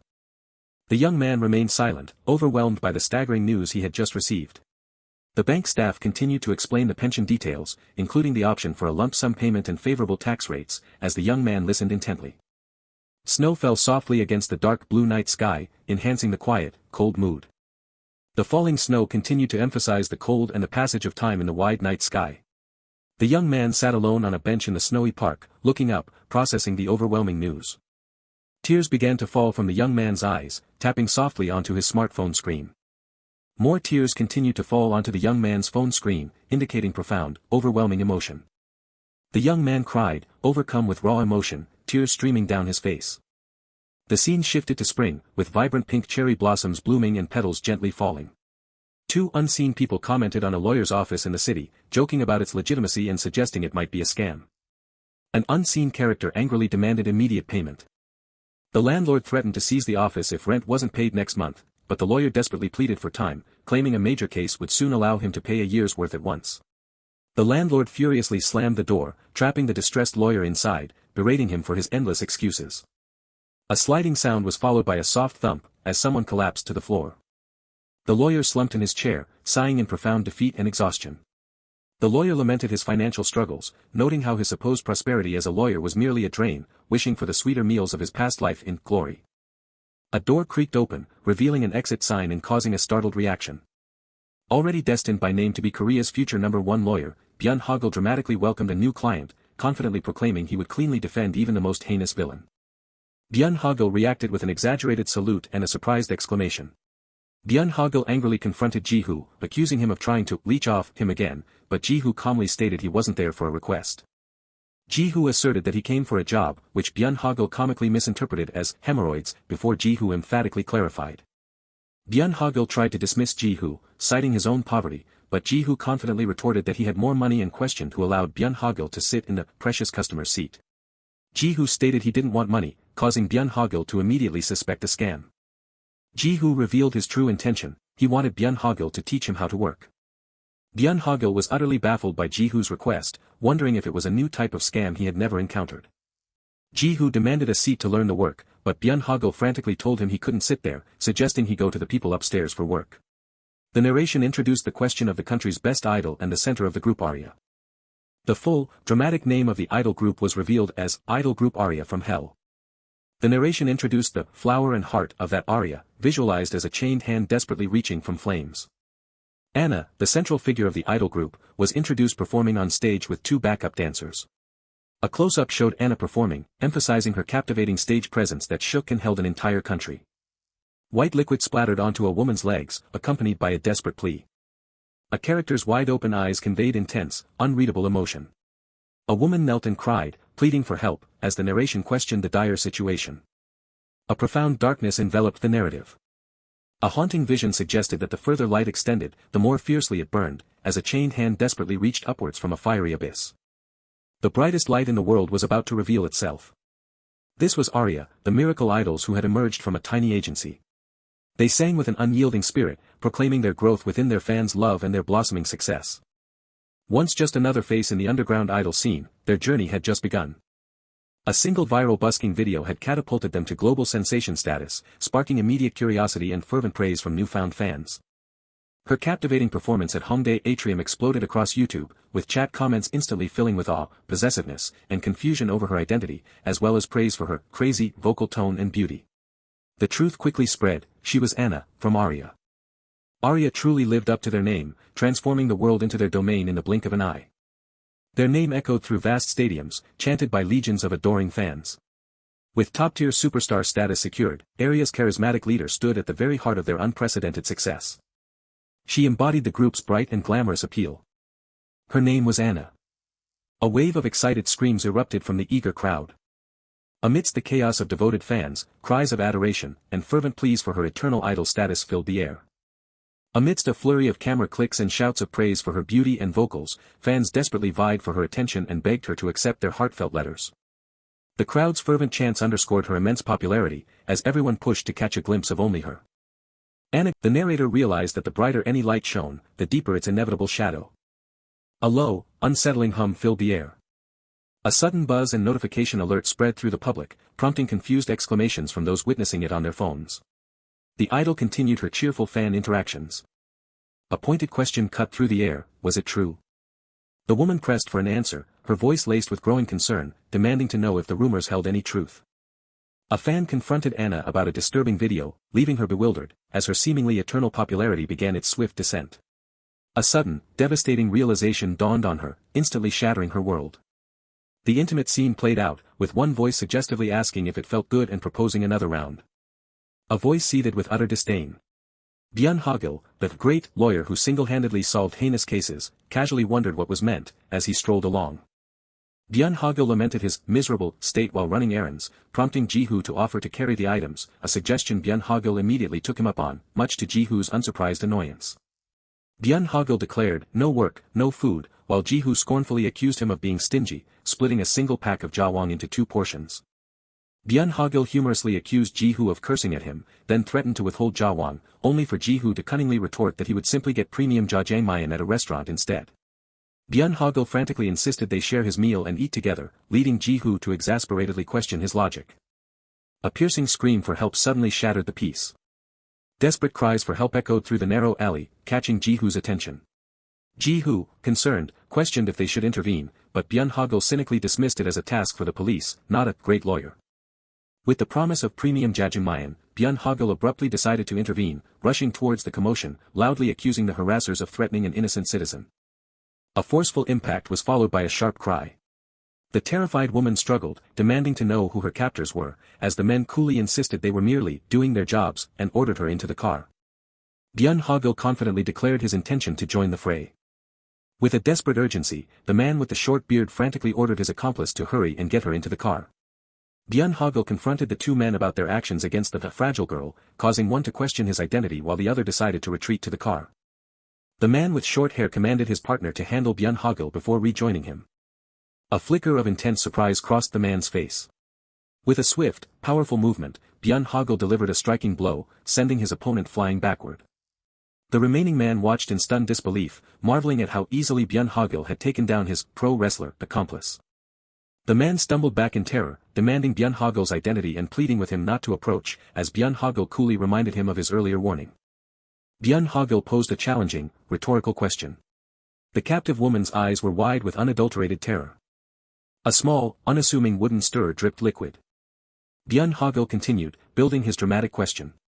Byun Hogil, with a smirk, completed his rhetorical question, asking if he was still just a little tiger cub, which earned him an annoyed retort from Ji-hoo, who hadn't asked anything at all. The man dismissed Byun Hogil, claiming it wasn't a kidnapping and telling him to mind his own business, only for Byun Hogil to calmly cite Article 276 of the Penal Code. Byun Hogil, with legal authority, declared that anyone confining an individual faced up to 5 years in prison, then daringly suggested the distressed woman should decide if it was kidnapping, addressing Ji-hoo. Amidst the lingering tension, Byun Hogil nonchalantly asked Ji-hoo about ordering jjajangmyeon, then boldly suggested adding tangsuyuk, which Ji-hoo found uncalled for. The man gritted his teeth, his fury palpable, blaming the 2 young men for his predicament. He roared his absolute refusal to eat tangsuyuk, the words dripping with impotent rage. Ji-hoo, confused, questioned his culpability as a sudden, sharp impact resonated. Byun Hogil calmly clapped his hands, dismissively remarking that his opponents weren't even worth a plate of tangsuyuk. Byun Hogil urged Ji-hoo to leave for their jjajangmyeon, while the grateful woman profusely thanked them, wondering how she could ever repay them. Byun Hogil politely dismissed her gratitude, advising caution at night, but Ji-hoo cynically questioned her ability to repay them, earning a playful rebuke from Byun Hogil. The woman hesitated, her voice trembling slightly. With a heartfelt swoop, the woman bowed deeply, expressing immense gratitude. Ji-hoo advised the woman to head home safely, noting the police would soon arrive. Both men reacted with wide-eyed surprise, Byun Hogil questioning if the woman was secretly wealthy. Ji-hoo, recognizing her, asked if she was truly Miss Anna, to which she responded with a confused "who," before trailing off. Ji-hoo, aghast, demanded to know why Byun Hogil didn't recognize Anna from Arya, emphatically declaring her a superstar, while Anna stood thoughtfully nearby. Byun Hogil rummaged around, shamelessly declaring his opportunistic intentions now that he knew she was famous. Byun Hogil confidently introduced himself as the lead attorney of the Byun-ho law firm, offering to take Anna, the victim of a violent crime, to his office for tea, and grandiosely presenting Ji-hoo as his secretary, Watson.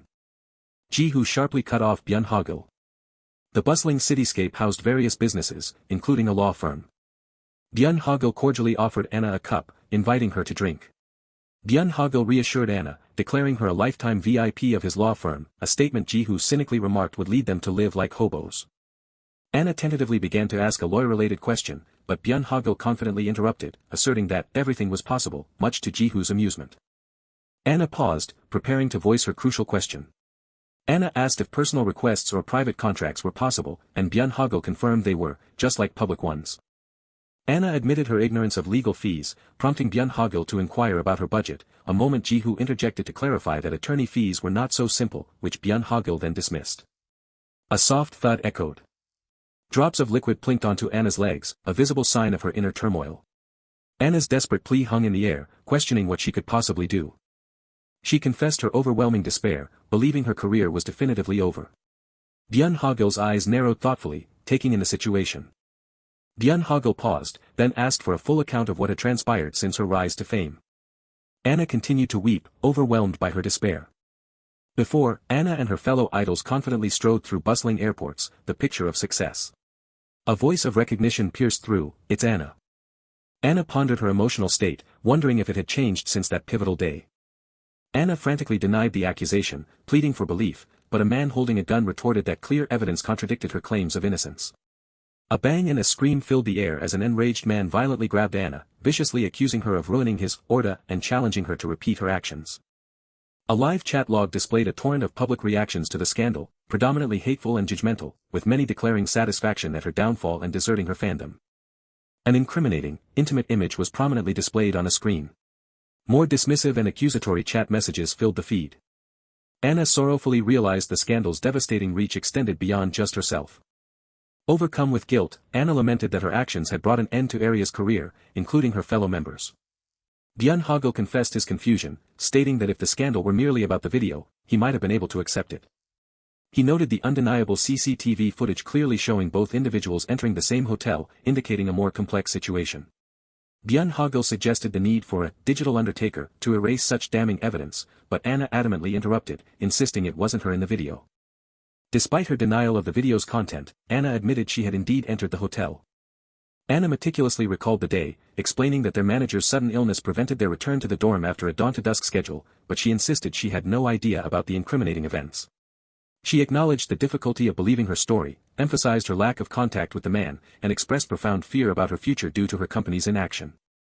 Anna's desperate plea echoed repeatedly, consumed by the fear of what would become of her if her company remained inactive. Byun Hogil identified the crime as a deepfake, lamenting its rampant, uncontrolled spread and explaining it as an AI technology. He continued, explaining how deepfake technology manipulated real photos or videos. This advanced technology created content that appeared incredibly, deceptively real.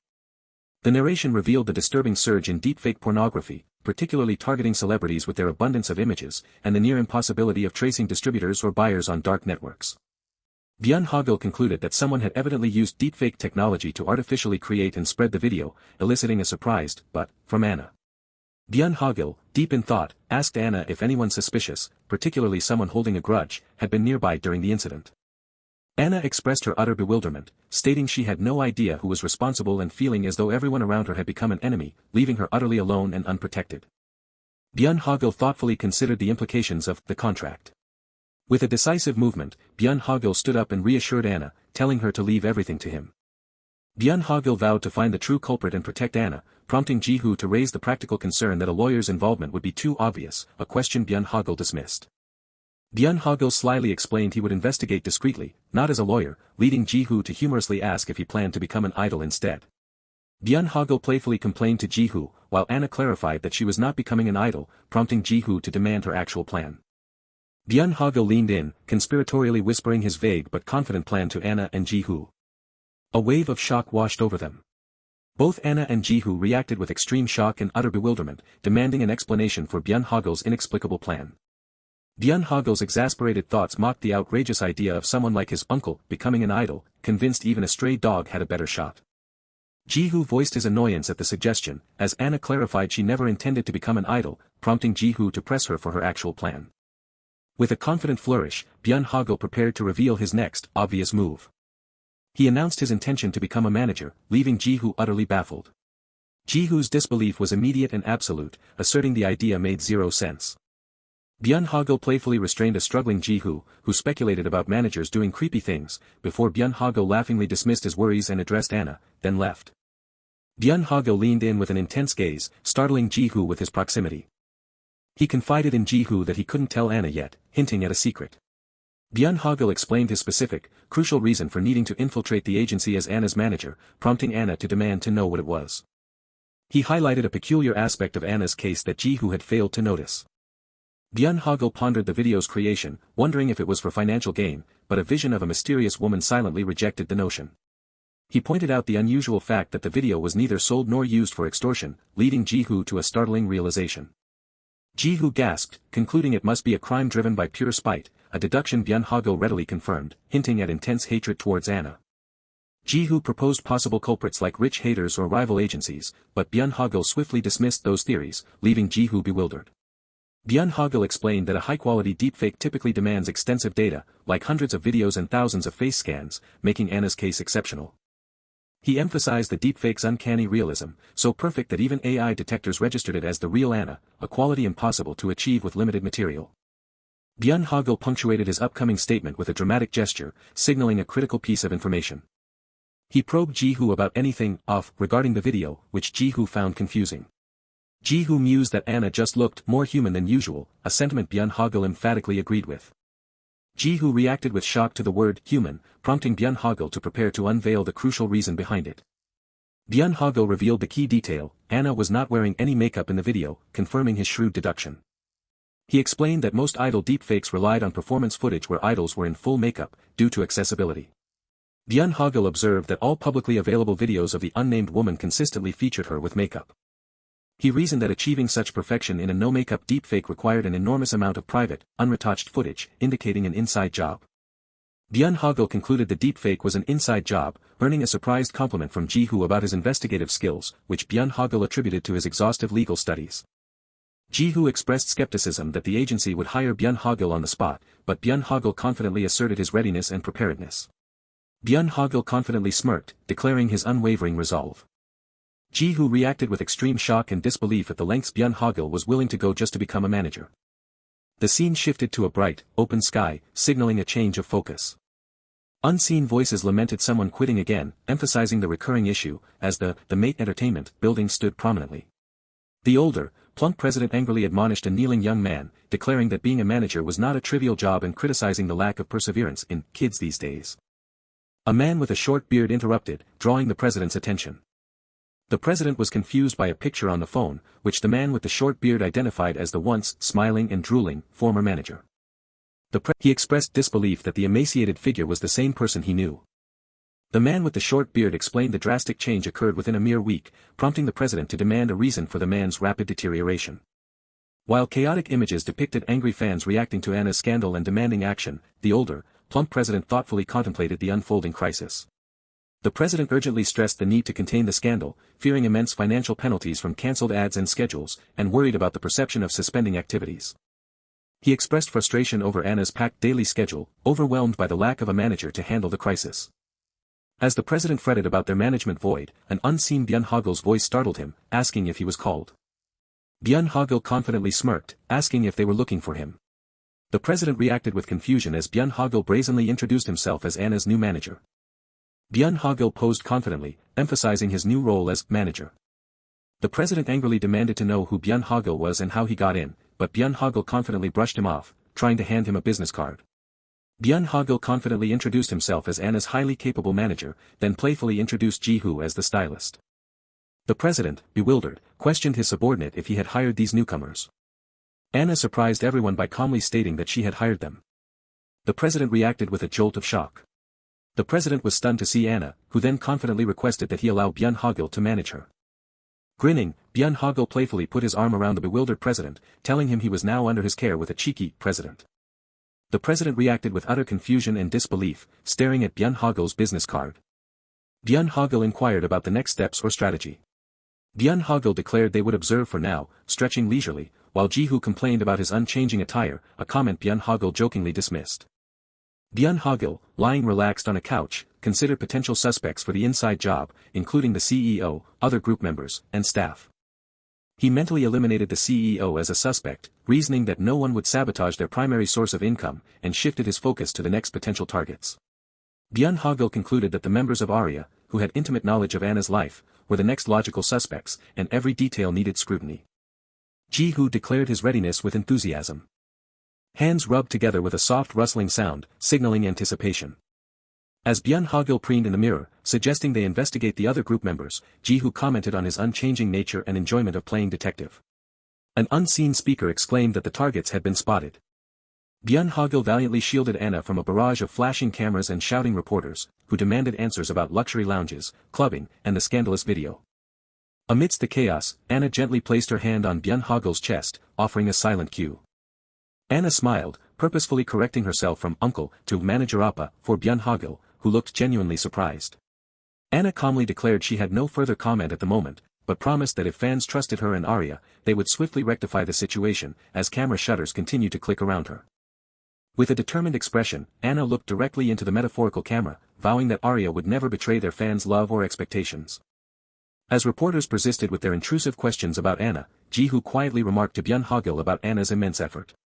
Ji-hoo, with determined enthusiasm, declared their full commitment to the manager role, which Byun Hogil sarcastically dismissed, prompting Ji-hoo to boast of his natural talent for management. Byun Hogil erupted in an exaggerated fit of frustration, repeating, "Damn it," with mounting agitation. Distraught and overwhelmed, Byun Hogil questioned the grueling reality of being a manager, realizing it was not what he had envisioned. A high-pitched scream of excitement cut through the air. An unnamed male carried clothes as three other idol members chatted about shoes and aching feet, one joking about people only having 2 feet. An unnamed woman provocatively asked Byun Hogil if she looked bloated, prompting him to rush her and the others along, asserting she looked the same as always. An unseen speaker urgently communicated with a producer while stuck in heavy night traffic, lamenting the nightmare and impatiently urging the driver to speed up. Byun Hogil playfully grabbed the driver's neck, who sharply warned him off, then hastily tried to explain the situation to an unseen producer as a misunderstanding. An unseen voice declared Arya as their territory. The scene transitioned with a subtle gradient shift. Byun Hogil grinned widely, slightly bowing as he held out a business card, confidently telling a director they were counting on him for the event.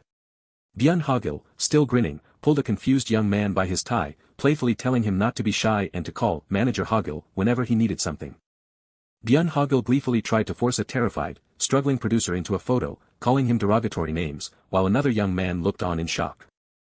An unseen voice angrily demanded that the person be removed immediately. The panel served as a brief, neutral transition. Byun Hogil called out Ji-hoo's name while standing before Arya's waiting room. Byun Hogil informed Ji-hoo that he had something critically important to do, dismissing Ji-hoo's assumption that it was new evidence. Byun Hogil, utterly frustrated, declared his intention to write a resignation letter and escape, while Ji-hoo desperately clung to him, pleading about their financial obligations, but Byun Hogil insisted he'd rather beg on the street. Ji-hoo, thoroughly exasperated, demanded Byun Hogil stop his nonsense. A hand rhythmically knocked on a door. Byun Hogil peeked into Anna's room, expressing self-doubt about his management skills and offering Anna the option to fire him without hesitation. Anna's thoughts, unseen by Byun Hogil, acknowledged his resilience in the face of suffering and Ji-hoo's incomprehension of the deeper situation. Anna's determined thoughts affirmed her belief that her inherent strength would enable her to overcome any challenge. Anna's thoughts drifted to a sense of resignation, believing there wasn't much they could do. Byun Hogil's eyes widened in sudden surprise or realization. A woman sat dejectedly in a dimly lit corner, headphones on, surrounded by scattered papers. The dejected woman remained slumped with her head buried in her arms, isolated by her music and sorrow. Byun Hogil cautiously peeked into the room, observing the scene with palpable concern. As Byun Hogil continued to peek through the door, it gave a slight squeak. A light tapping sound was heard. A soft ding indicated a notification on the woman's headphones. The woman looked up in surprise, alerted by her phone notification. An unseen speaker urgently called for Anna, announcing she was next for her appearance. Byun Hogil loudly faked a sudden stomach ache, attempting to postpone Anna's schedule, frustrating the unnamed young man who insisted they had to leave, but Byun Hogil theatrically insisted on needing the bathroom. Anna read messages on her phone from manager OPPA, informing her that the schedule had been delayed due to technical issues and that she could take a break until ready. The woman looked back in surprise as Byun Hogil's frantic, off-panel voice claimed something was coming out and loudly protested being touched. Byun Hogil's exaggerated denial that he saw anything played out against the backdrop of a bustling night city. Relaxed in an office chair, Byun Hogil expressed frustration, admitting he found no motive for the deep fake nor any internal group issues after 3 days of observation, while Ji-hoo stood by with a golf club. Byun Hogil mused about the group's true dynamics, suggesting their harmony might be a facade for the cameras and that a less staged observation was needed to see their real behavior. Byun Hogil pondered how they could achieve a genuine observation of the group members.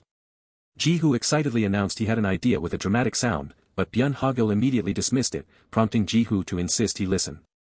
Ji-hoo enthusiastically began to explain how to discover the true side of Area's members, then abruptly declared he was out of the plan. Ji-hoo revealed the audacious location for their observation, the idol dorm. Byun Hogil reacted with exaggerated shock and disgust at Ji-hoo's suggestion, who calmly insisted on finishing his explanation. Byun Hogil, wide-eyed and distraught, expressed outrage at Ji-hoo's filthy mind and questioned how he could possibly enter a women-only living space.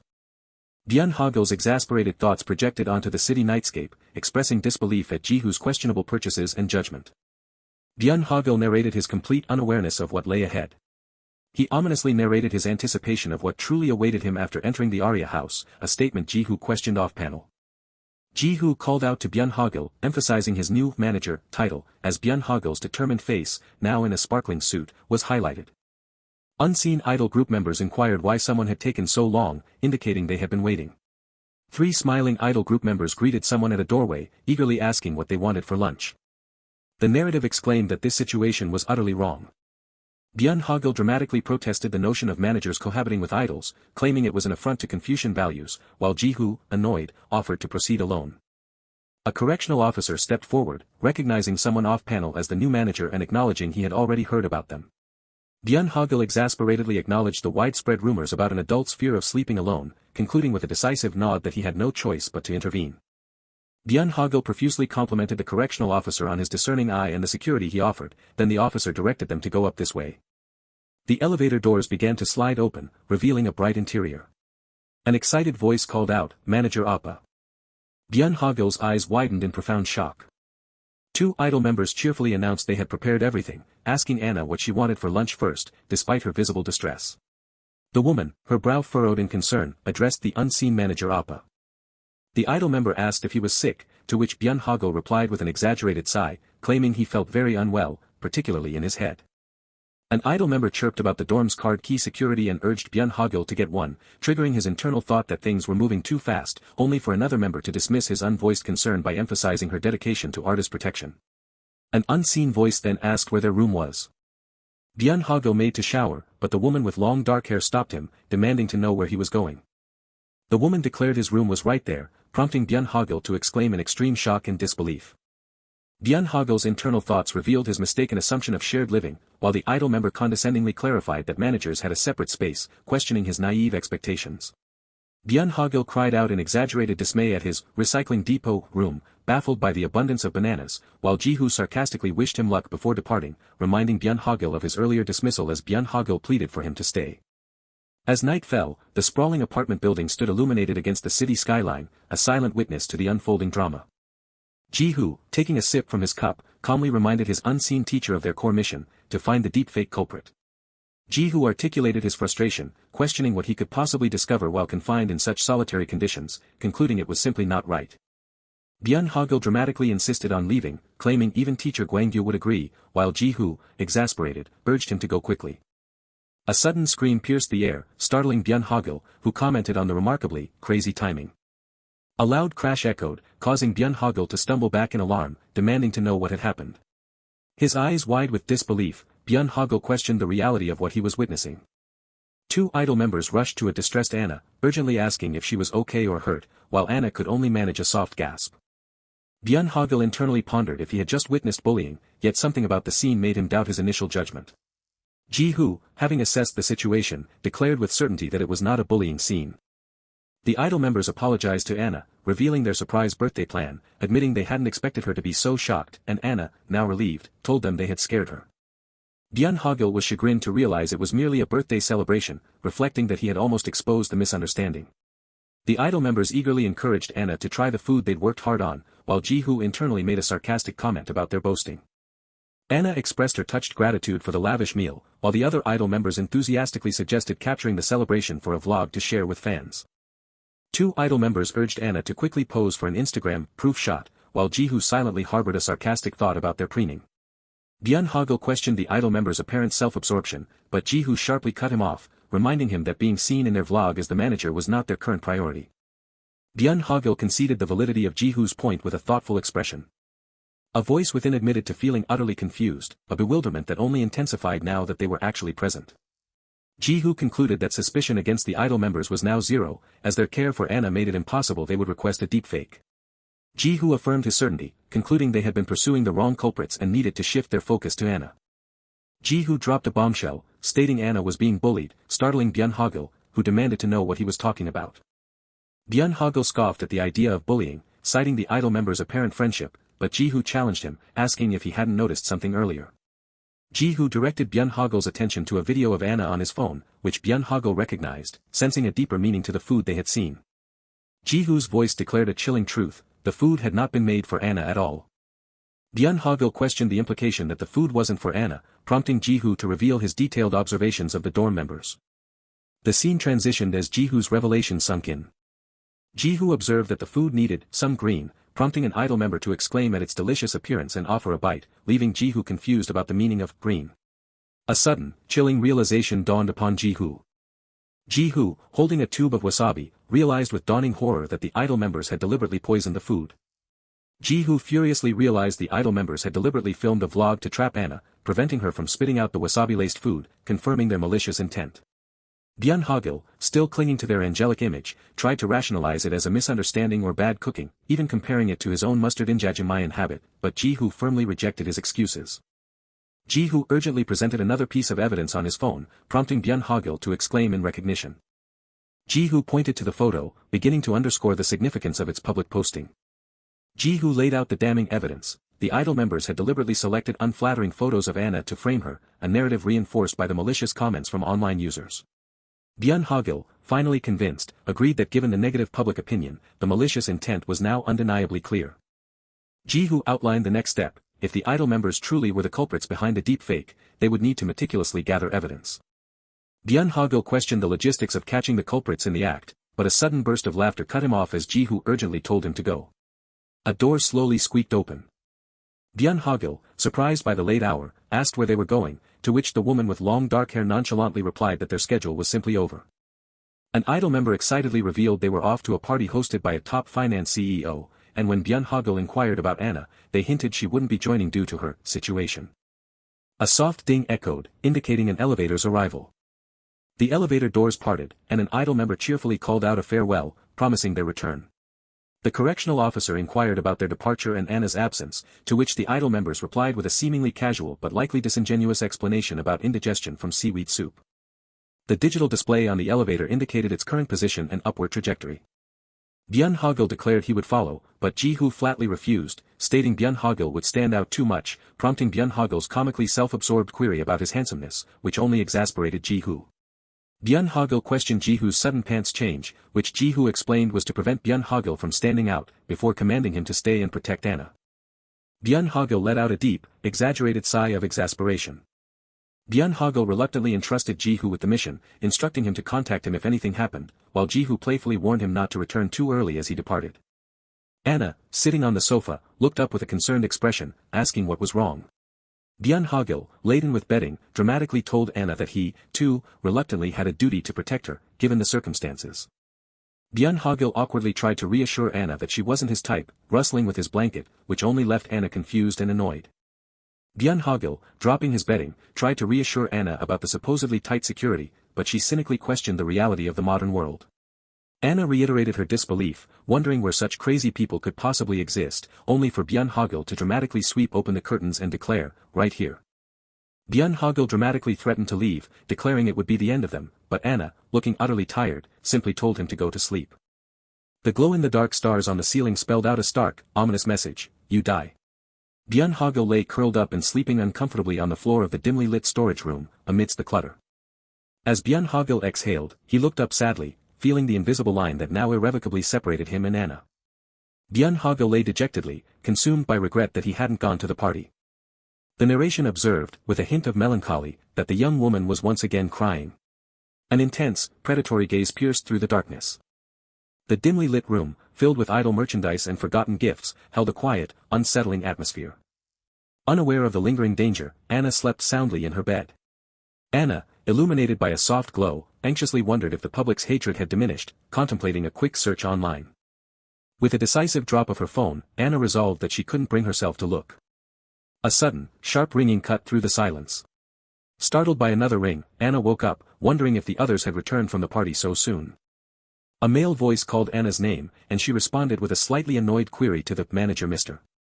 A door gave a slow, eerie squeak.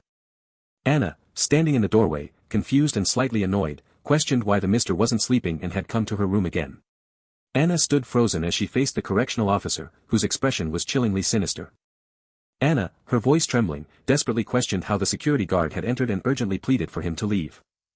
The correctional officer, a knife glinting in his hand, revealed his long-standing, obsessive devotion, admitting he had watched Anna since her very first busking performance. Her heart pounding, Anna's mind raced with terror as she realized her phone was out of reach, leaving her utterly helpless. The correctional officer paused, his single word hanging ominously in the air. The correctional officer, his face contorted in disgust, accused Anna of changing and losing her former purity once she had tasted money. Anna's heart hammered as she realized she couldn't scream, her terrified mind desperately searching for a way to calmly de-escalate the situation and make him leave. Backing away, Anna desperately pleaded with the correctional officer, insisting the video he referenced was not her, begging him to believe her. The correctional officer demanded she prove her innocence, causing Anna to tremble as she helplessly asked how she possibly could. The correctional officer spoke chillingly, asserting that there was indeed a way for Anna to prove her claim. Anna, clinging to a desperate hope, eagerly agreed to prove her innocence by any means necessary, as the correctional officer began to specify a key feature of the woman in the video. The correctional officer clinically described a distinguishing mark on the woman in the video, a mole on her chest, setting up his next challenge. The correctional officer delivered his horrifying demand, challenging Anna to expose her chest to prove she lacked the distinguishing mole. A frantic, accelerating heartbeat pounded in the tense silence. Anna, her heart pounding, frantically cried out for the manager, Mr., desperately pleading for help. Back in the storage room, Byun Hogil gagged and groaned, clearly in physical distress. A choked, gasping sound escaped him. An unseen voice chillingly demanded, "Show me your chest." The man's hand reached, specifying, the woman in that video had a mole on her chest. He leaned in, his gaze intense, pressing Anna, "Then you won't have a mole on your chest, right?" As the man's heavy steps advanced, Anna desperately pleaded for calm, begging, "Please give me time to explain." Anna's thoughts raced, utterly terrified of screaming and certain he was out of his mind, frantically searching for a way to calm him. The man's enraged voice demanded proof, instructing, "Take it off, show me, prove it somehow." Anna's mind churned, frantically searching for a solution, wondering if she could leverage his extreme fanaticism. A sudden realization struck, drawn from the pile of fan merchandise. Ah! That's it. Anna thought, a desperate plan forming. The man's eyes widened in surprise as he exclaimed, "I remember you." He accused Anna, "You came to the fan sign recently, didn't you?" leaving her utterly shocked. As expected. Anna confirmed her suspicion, her eyes wide. His disappointment resonated sharply through the room. The man's angry voice boomed, questioning Anna's belief in him and how she could ever mistake him for someone who frequented a host bar. A surprised thought rang in the man's mind, realizing Anna's look of recognition, rather than disgust, from his presence at Aria's fan sign. In a warm memory, he recalled Anna's kind demeanor at a fan sign event, convinced of their pure connection and her innocence regarding the video. Anna felt a surge of relief, believing he had returned to his senses, but when she offered to explain outside, he abruptly refused. The man despaired, insisting that their situation was beyond resolution, leaving Anna bewildered by his words. "Now," the unseen man declared, hinting at an impending, unavoidable action. The man's face contorted in rage as he declared the problem too far gone for simple conversation. Anna cowered, blurting out, I am sorry," which seemed to shock the man into a momentary pause. But then, with a forceful strike, the man attacked Anna, sending her screaming as she fell. A sudden, decisive grab punctuated the silence, as Byun Hogil's voice cut through, commanding, "Freeze." Byun Hogil, dramatically lowering his eye mask, began to speak about security guards. Guard even the inside of people's bedrooms? Byun Hogil sarcastically quipped, as the man demanded to know his identity. Byun Hogil playfully declared himself superstar Anna's manager, and, with a series of quick snaps, casually captured the moment, responding to the assailant's bewildered outrage with a simple, taking pictures. Byun Hogil smugly proclaimed, crime scene evidence secured, adding that he'd even captured the pervert mister, in a trending composition. Byun Hogil mocked the man's mugshot potential, prompting the assailant to demand how he knew to intervene. Byun Hogil offered a cryptic remark about the man's uniqueness, much to the man's frustration. Byun Hogil recalled the distinctive clack-clack sound of the man's thick work boots. Byun Hogil reflected on the familiar footsteps he heard at night, recognizing the diligent security guard's rounds, but questioning why those very steps would hesitate. He pondered why those distinct footsteps lingered specifically in front of Anna's house. The man cursed Byun Hogil, who then smugly remarked that the man's expensive shoes were ruined. Byun Hogil smirked, blowing a bubble as he revealed the man was wearing a thick electronic ankle monitor. The enraged man furiously swung his knife, but Byun Hogil leaped gracefully, deftly avoiding the attack. Byun Hogil quickly covered Anna's eyes with a book, telling her, "Anna, don't watch the bad stuff." With a powerful series of impacts, Byun Hogil struck the man. Byun Hogil confidently congratulated himself, once again reminding Anna not to watch. Having subdued the attacker, Byun Hogil casually questioned how the perverted trash criminal got in, then suggested a late-night snack for a now-awake Anna. The defeated man lamely protested, "I did nothing wrong." Anna, her face etched with distress, simply stated, "I just, only wanted to give love." This is all," the man began, seeking someone to blame. His fury erupted as he vehemently blamed Anna, screaming her name while violently attacking. The man, suddenly reflective, declared the situation ridiculous, questioning the nature of love. Byun Hogil, standing bare-chested and holding the man's knife, asserted, "You should have given trust along with it." Byun Hogil executed a powerful move, sending the man flying through the air. Byun Hogil sternly addressed his perverted trash criminal friend. Byun Hogil stood confident, proclaiming that a true fan's hands exist solely to protect their idol. The man's enraged face expressed intense frustration, feeling driven crazy by Byun Hogil. The approaching wail of sirens pierced the night. A police car, lights flashing, had arrived, its siren blaring a warning. Byun Hogil, feigning distress, pointed out the subdued man to the police and, after a brief exchange, agreed to follow them to the station. Byun Hogil sighed, his gaze fixed on the exit signs of the parking garage. Byun Hogil worriedly checked his phone, realizing Ji-hoo wasn't answering, and he couldn't leave Anna alone. A jagged thought interrupted his concern, "But no matter how I think about it, this is strange." Byun Hogil critically analyzed the situation, suspecting a deeper plot by those with dedication, fearing that the perverted criminal was merely a front for a watchful, organized scheme. A determined expression settled on Byun Hogil's face, he needed to return to Anna quickly. Byun Hogil, hurrying past, thanked the officers and subtly mentioned Anna was still alone, hinting at his need to return. An unseen officer granted permission, telling him, "Then please go in." With a burst of speed and a dynamic leap, Byun Hogil quickly retraced his steps. Byun Hogil landed, surveying the smoky, damaged area, confirming his suspicions with a sigh, "Ha! I knew it."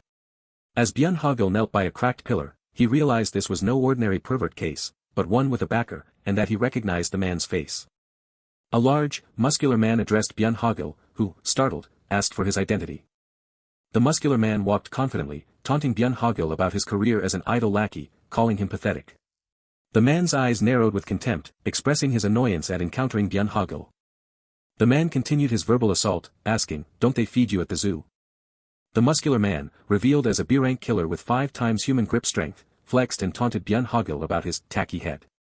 As the muscular man criticized Byun Hogil's lifestyle, Byun Hogil internally bristled at being lectured by a monkey squeaker. Byun Hogil casually announced a gift for their long-awaited reunion, then flicked something out, surprising the man. Byun Hogil, with an exaggerated expression, presented a single banana as his gift, making monkey-like noises. The muscular man, with an unpleasant smile, rejected the comparison, stating, "I'm not a monkey." A blur of colors streaked across, signifying a rapid shift in intensity. The muscular man warned Byun Hogil to back off, reminding him of their shared past and threatening death if he didn't comply. Byun Hogil, crouching beside a damaged car, marveled at the man's inhuman strength, then offered a sarcastic apology and another gift. Byun Hogil, with another exaggerated expression, offered a second banana as an apology gift. The muscular man's face tensed as he reacted to an unseen presence, with a sudden whoosh and grab. A police officer arrived on the scene, his eyes wide with shock at the destruction.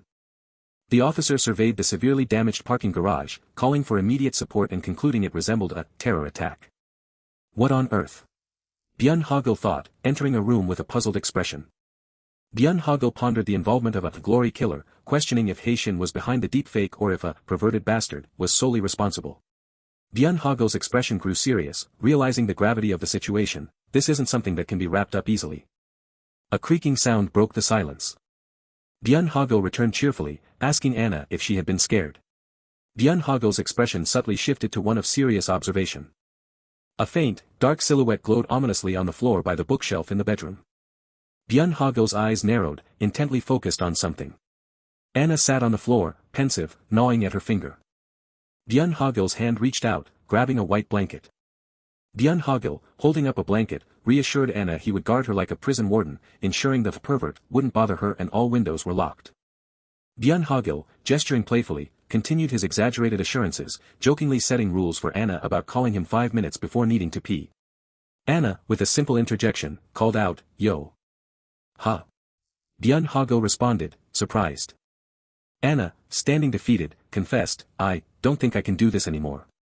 Byun Hogil panicked, mistaking Anna's distress for an issue with her grueling schedule, which involved 16 hours in heels. "It's too much."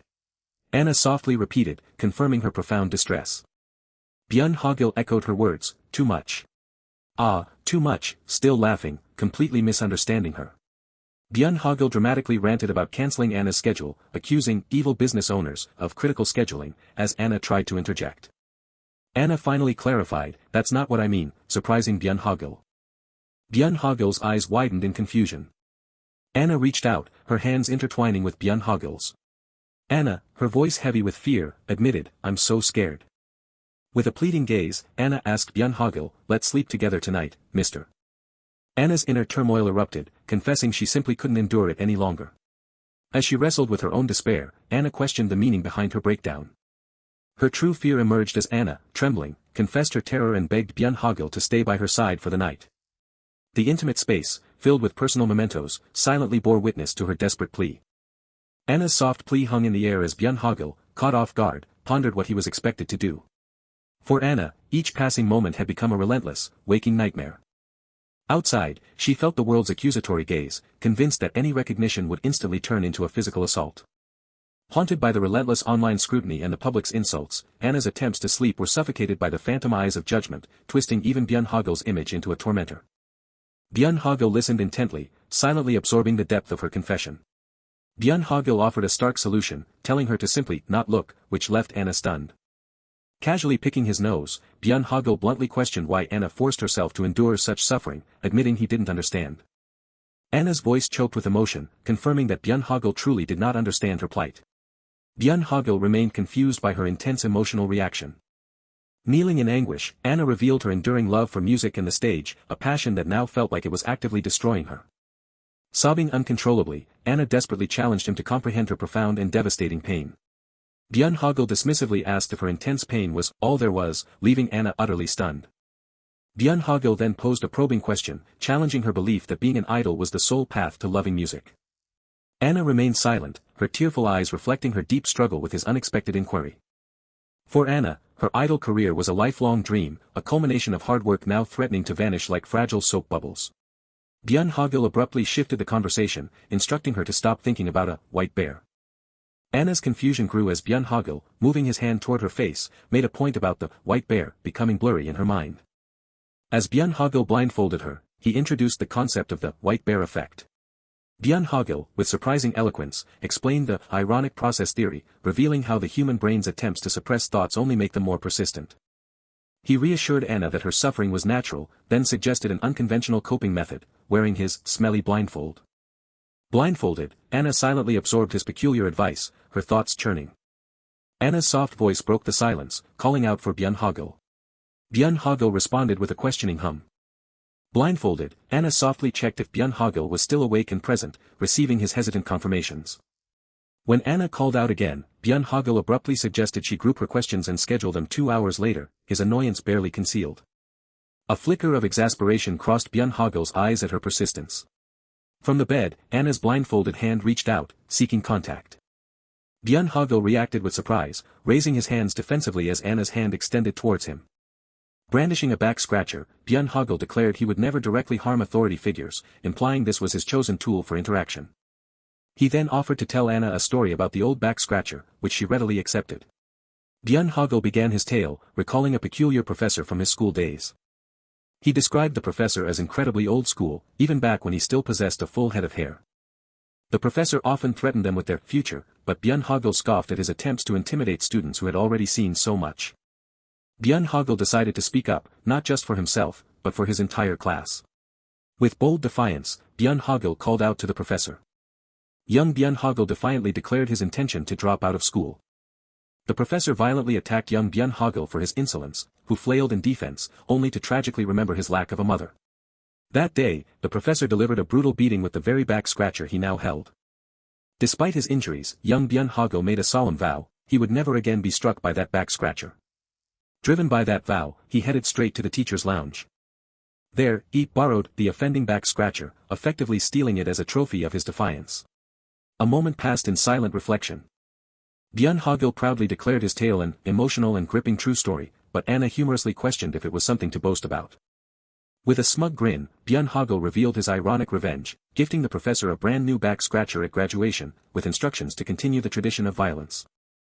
Anna, still blindfolded, reached out and clasped Byun Hogil's finger, pleading for him to stay by her side until she fell asleep. Outside, the city shimmered under the night sky, a towering building piercing the darkness. Byun Hogil tried to tiptoe away, but Anna's grip unexpectedly pulled him back. He looked up in genuine surprise at her unexpected strength. Observing the sleeping Anna, Byun Hogil silently wondered who had caused her such profound distress, realizing its depth was far greater than he had first imagined. With a quiet resolve, Byun Hogil made a promise to the sleeping girl. Resting his hand near hers, Byun Hogil vowed to handle everything, a silent promise made as Anna continued her troubled sleep. Amidst a dazzling display of fireworks, the grand facade of the Shella illuminated the night sky, signaling a festive gathering. From afar, Byun Hogil questioned Jiho's progress at the glamorous party, specifically asking if he'd found evidence of the idol group commissioning the deepfake. Jiho, annoyed by Byun Hogil's tone, reported no evidence, but hinted at a positive development. Jiho cryptically announced he had crucial information, leading Byun Hogil to hope for good news about the culprit's identity. Jiho revealed the idol group members were not the culprits, while two other Arya members, clearly resentful of Anna, discussed leaving the noisy party for a more private space.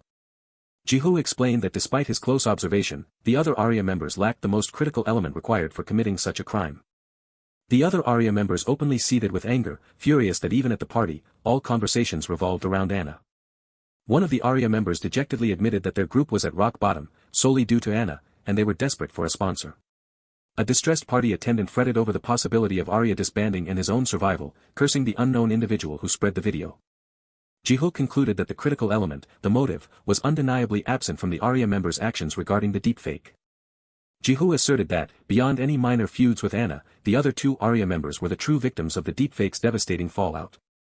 Recalling the earlier break-ins, Byun Hogil definitively concluded that the Arya members were not behind the deepfake scandal.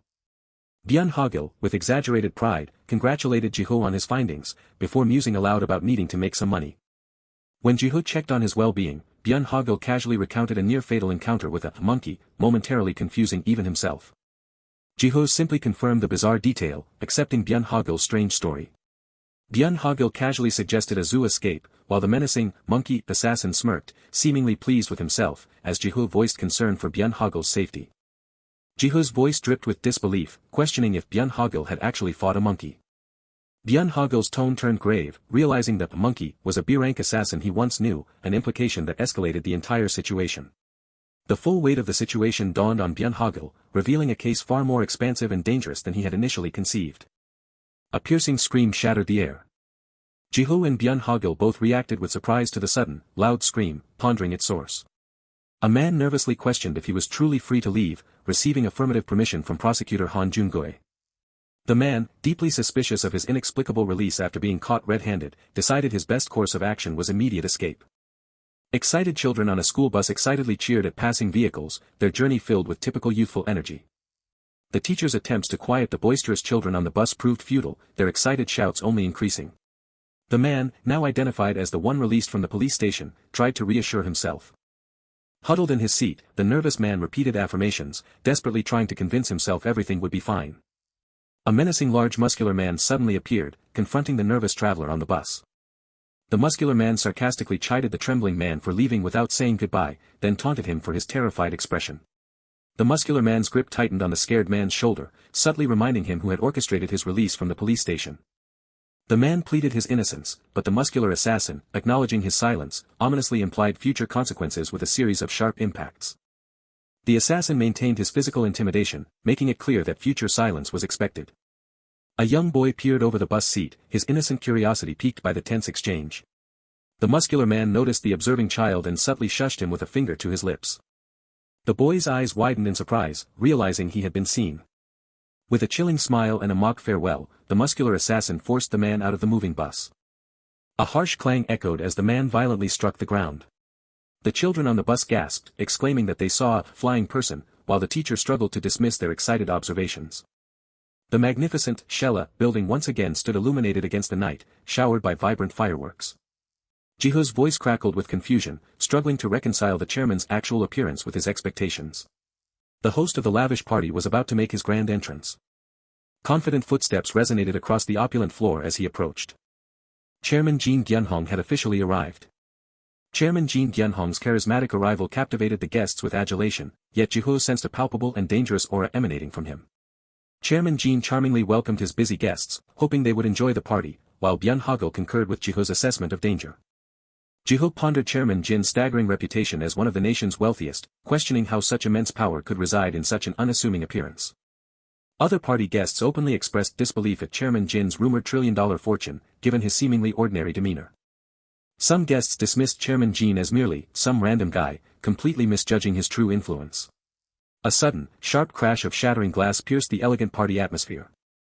A terrified waiter frantically apologized to the composed Chairman Jin after accidentally spilling a drink, while other guests nervously noted the waiter's distress and the cost of the chairman's clothing. Chairman Jin, with a calm smile, reassured the distraught waiter that such accidents happen, easing the tension. A sudden, brutal flurry of impacts erupted, shattering the fragile peace. Chairman Jin, holding a bloodied broken bottle, savagely assaulted the man, leaving him beaten and bleeding on the floor as guests watched in horror. Chairman Jin delivered a chilling monologue, tapping the beaten man with his foot, justifying the violence as a way to preserve the party's image and offering a sarcastic apology. With a satisfied air, Chairman Jin placed a stack of cash on the bleeding man's head, deeming his brutal work complete. In the stunned silence of the opulent ballroom, Chairman Jin calmly walked away from his victim, leaving the traumatized guests behind. Chairman Jin paused, turning his head as if noticing the abrupt shift in the party's atmosphere. He then directly questioned the strange, quiet mood of his party. With outstretched arms and a menacing smile, Chairman Jin demanded to know why his terrified guests were not enjoying themselves. A hesitant gasp was the only response from the frightened crowd. Chairman Jin maniacally ordered them to enjoy themselves as if their lives depended on it, prompting a nervous, terrified round of applause from the guests. The chilling applause continued to echo through the once vibrant ballroom. Horrified by the guests' complicit applause, Jiho realized the depravity of the situation and resolved to immediately call the police. Chairman Jin then approached Jiho, his smile chilling as he questioned his discomfort and hinted at repercussions if he didn't enjoy himself. Chairman Jin's menacing smile widened as he told Jiho that his reluctance would make him seem disrespectful. Byun Hogil, sensing the volatile atmosphere, urgently warned Jiho to leave the party immediately. Suddenly, a voice from behind startled Jiho, questioning his departure. Chairman Jin, with a deceptively charming smile, stepped forward and directly addressed Jiho, inviting him for a private conversation. In a stark, dimly lit room, a violent struggle unfolded, its sinister purpose echoing in the industrial silence. A young man, Jiho, observed the unfolding events with a startled gaze, sensing an unsettling shift in the atmosphere. Chairman Jin confronted his terrified guests, demanding to know, what's with the faces? Why isn't anyone having fun? Don't you like my party? Chairman Jin maniacally cheered, prompting a terrifying, nervous round of applause from his guests, woohoo. Byun Hogil warned Jiho that the party's vibe was wrong, urging him, Jiho, the vibe there isn't right. You should get out, and Jiho simply agreed. A voice from behind cut through the tension, where do you think you're going? The sudden question caused Jiho to react with an intense jolt of surprise. Chairman Jin approached the wary Jiho, identifying him by name and inviting him for a private conversation. You're Jiho, right? Can we have a word for a moment? Jiho, recoiling slightly, stammered a question, how do you know who I am, and How do you know about that, as Chairman Jean confidently asserted his hidden knowledge. Chairman Jean casually proposed a future dinner. This isn't exactly the place for it, so I'll set up a dinner soon, an ominous invitation that made the young man visibly uncomfortable. Jiho's mind raced, trapped in a spiral of internal panic and confusion, desperately wondering, what the hell is going on? How does this guy know me? Chairman Jean cryptically assured the bewildered young man that they'll be in touch shortly, dismissing his confused questions with a chilling suggestion that you should look forward to it. With a confident smirk, Chairman Jean promised a very pleasant evening, his words laced with an unsettling undertone, trust me. Then, Byun Hogil's voice cut through, addressing him directly, Jiho. Byun Hogil sarcastically questioned the visible disappointment of our great lawyer here, demanding to know, what's your problem now? He expressed utter disbelief that the richest man in the country lives in a place like this. Jiho commented on the seemingly dirt-cheap rent, only for Byun Hogil to reveal the shocking truth. Did it ever occur to you that this entire neighborhood belongs to him, explaining that we only see the surface? Byun Hogil accused Jiho of acting pretty rude lately, which Jiho vehemently denied, retorting, I've always been like this, prompting Byun Hogil to declare, you're the one talking more weirdly than usual. Byun Hogil insisted I can't help but talk weird, hinting at a deeper, unrevealed reason for his peculiar mannerisms. Byun Hogil's expression grew serious as he declared, ever since I stepped into this neighborhood, I could smell blood, linking the sinister aura to UN clean money. And a name, his name. Jin Gyunhong. They soon arrived at a sleek, imposing corporate building, a stark contrast to the previous, grittier surroundings. At the building's entrance, Byun Hogil announced their arrival, yes we're here at Chairman Jin's invitation, as a security guard asked how they could help. The security guard confirmed his identity as Byun Hogil, to which Byun Hogil proudly affirmed his role as lead attorney of the Byun Hogil law firm, before the guard explained Chairman Jin's extremely sensitive security. The guard requested a simple security check, which Byun Hogil questioned, a check. Why so much concern for security, before provocatively agreeing, sure, as long as you don't touch my junk. The guard's eyes narrowed in intense surprise and displeasure at Byun Hogil's insolent remark. A security guard forcefully grabbed Jiho, who immediately protested, what are you doing? Let go of me, as he struggled against the grip. Jiho angrily threatened police action, I'm reporting you to the police. Let go right now, but the security guard calmly dismissed it as, its standard procedure, all while Byun Hogil observed. As the guard frisked him, Byun Hogil, with a smug smile, declared, you could be hiding a dangerous object, then suddenly cited Articles 329 and 324 of the Penal Code, catching the guard by surprise. Byun Hogil swiftly delivered a powerful kick to the security guard, who screamed in pain as he fell, while Byun Hogil calmly justified his action. Attempted theft and assault are both grounds for detention. Byun Hogil continued to torment the security guard, asking, are you planning on searching inside my underwear too? Are you going to take responsibility for this? As he forcefully gripped the guard's hand, eliciting a pained, my hand. Jiho flinched at the escalating violence, a nervous, Mr. escaping his lips. Suddenly, approaching footsteps echoed. The deliberate footsteps continued, drawing nearer. Byun Hogil had quickly incapacitated multiple security guards, leaving some injured on the ground, surprising the remaining enforcers. Byun Hogil offered a broad, sarcastic smile, commenting, look at that, such a warm welcome this house offers. So many employees came out to greet us, as a security guard cried out in pain off panel. A trembling security guard angrily threatened, if you keep resisting, we'll be forced to conduct the search by force, but Byun Hogil calmly retorted, can't get much more forceful than this, can it? And besides. Byun Hogil continued to inflict excruciating pain, causing the security guard to scream in agony, as he questioned, have you considered the possibility that a search by force might fail? Byun Hogil commanded, let go of the kid already. Or else he'll have 4 joints in his fingers instead of 3, then challenged the other guards, line up in order of who wants to get sealed first, causing one to panic and yell, cue quick. Let go of the brat, gamut. Jiho responded with a quiet, submissive, yes, sir, reflecting the overwhelming shift in power. From a high floor, Chairman Jean contemplatively confirmed the name, Byun Hogil. His gaze fixed on the city below. Chairman Jean confronted the injured security guard for daring to lay hands on his second secretary, then lightheartedly retracted his comment that the secretary looked easy. A man, hidden from view, exhaled a soft gasp, a sly smirk forming as he approved, not bad. Chairman Jin's voice boomed with sudden anger, what are you doing? Chairman Jean angrily chastised the security guards for their improper greeting, demanding reverence as he announced, since when do we greet a GUST like this? The chairman is here. Chairman Jean offered a formal apology for his guard's rudeness, such rudeness for our first meeting. I apologize, but Byun Hogil confidently retorted, no problem, I tend to have that effect on people. Chairman Jean pondered aloud, I don't know how I should apologize, seemingly genuinely unsure of an appropriate gesture. With a thud, Chairman Jean offered a mysterious cylindrical object as his apology, hoping, this is all I can think of. I hope you'll forgive me. Byun Hogil's eyes narrowed, a sharp, analytical suspicion clouding his gaze as he assessed the offering. With a sickening thwack, Byun Hogil brutally swung the cylindrical object, striking Chairman Jean as he indignantly cried out, Did you know my face was broken? You can't just break a person's face, while Byun Hogil mockingly claimed it was an apology on Chairman Jin's behalf. Chairman Jean casually looked down at the injured security guard, remarking, Wow, I overdid it, as he continued the frisking motion. From off-panel, Chairman Jean hoped the brutal beating had served as a good lesson, as bills fluttered down around the injured guard, marking the exchange with disdain. Byun Hogil simply muttered an exasperated, Geez. Unperturbed by the violence, Chairman Jean calmly questioned if his sincerity got through, then pleasantly suggested, Anyway, shall we have dinner? The scene shifted to an opulent dining room, bathed in warm, ambient light, where luxury was clearly on display. Invisible hands expertly carved a steak as Chairman Jin's voice, off-panel, casually invited his guests to make themselves at home, stating, It's nothing special. Make yourselves at home. Chairman Jean initiated conversation about drinking, asking if Byun Hogil was a lightweight, but Byun Hogil, ever suspicious, warned of poisoned drinks, insisting, I'm being serious, despite Chairman Jin's amused laughter. Jiho, deeply concerned, began to address Byun Hogil, trying to interject, Mister, but considering that. Jiho questioned Byun Hogil's ravenous eating, Aren't you eating too much? But Byun Hogil dismissed it, directly confronting Jin Gyunhong, I know you had my past investigated. What's the reason?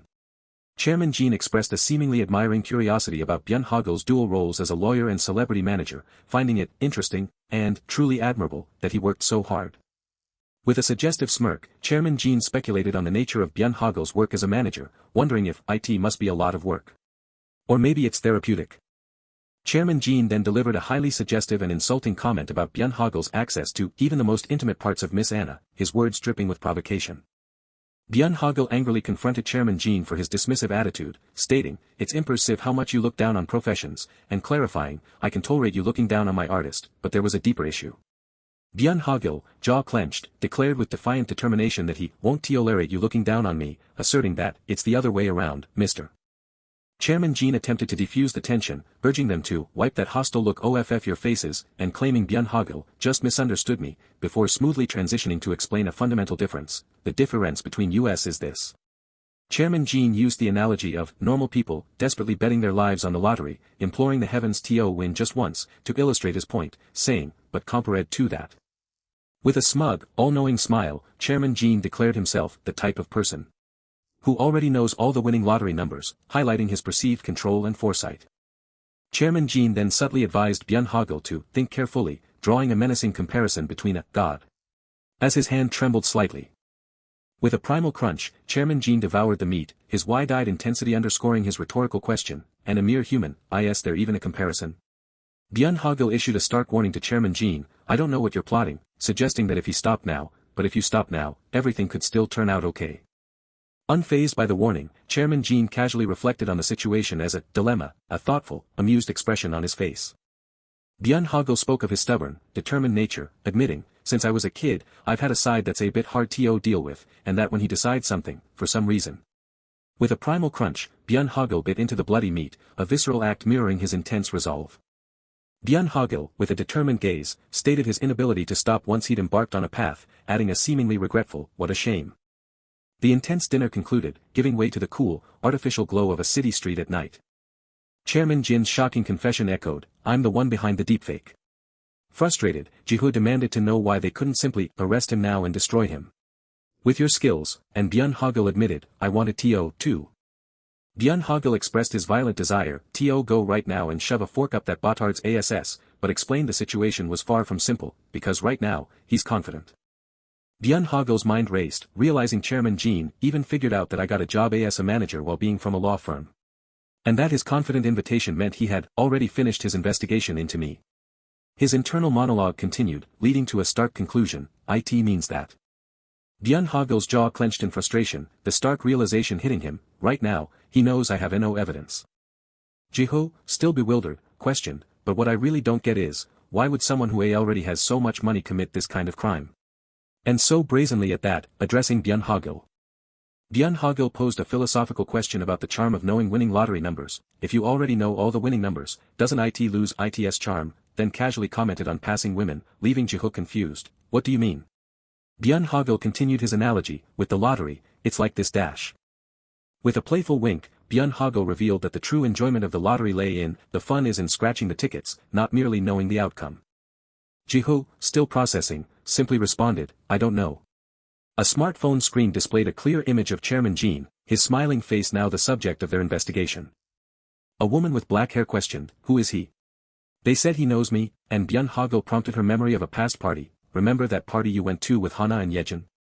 The woman recalled the specific party, the one from Top Financial.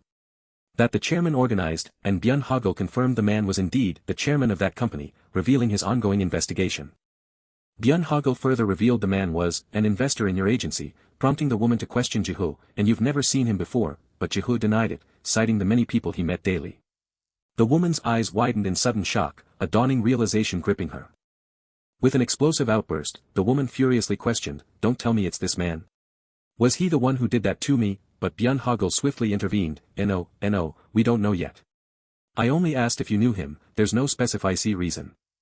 The woman looked confused, trailing off as if a profound and troubling memory was finally dawning on her. Byun Hogil and Jiho both looked intently upwards, their serious gazes fixed on an unseen object or person, suggesting a shared focus on a new revelation. A single, impactful word suddenly broke the silence. The woman, Anna, demanded to know if she truly appeared so distasteful in their eyes, her surprise laced with hurt. As Anna lashed out at an employee, a torrent of vitriolic comments flooded social media, condemning her and fueling a viral scandal with calls for her demise. The young man urgently demanded attention to the problematic video, but Byun Hogil, with a confident smirk, declared he had nothing left to fear, even as concerns about Anna's reaction mounted. The man with spiky hair calmly observed the culprit's display of overconfidence, realizing it was a brazen show of power, prompting the man with glasses to question their next move. Manager Hogil asserted the answer had long been present, slowly revealing the insider's access to sensitive photos, leading Jiho to the chilling conclusion that the culprit was within their own company. A voice hinted at a coming self-revelation, leaving the identity hanging in the air. The Mate Entertainment building stood, a facade of glittering aspirations against the bright sky, its secrets hidden within. With confident strides echoing through the corridor, Manager Hogil embodied the sole authority within the management company, possessing unrestricted access to all artist data and the power to dictate every decision. His polished shoes clicked methodically across the floor, each step measured and purposeful. Manager Hogil's gaze remained fixed forward, his expression resolute and unwavering as he approached his destination. Manager Hogil stood before the president's room, ready to confront the ultimate authority. A soft interjection seemed to hang in the air. Another faint, contemplative sound followed. Manager Hogil, now alert, tilted his head, questioning the strange sound that had broken the office quiet. A soft realization dawned on him. A rustling sound drifted from behind the door, making Manager Hogil approach with a cautious, Manager Hogil identified himself to the president, announcing an urgent report, but was met with an agitated demand to know who was there. The president's enraged, murderous threat from behind the door was met with a surprisingly submissive, understood, sir, from Manager Hogil. The president burst out, furious at Manager Hogil's intrusion, but the manager calmly explained he only opened the locked door because its suspicious state compelled him to enter. Manager Hogil, observant and unhurried, addressed the flustered president, ready to press his advantage. Manager Hogil questioned the president's bizarre activities amidst the overturned furniture, only for the president to defensively claim he was simply working in peace.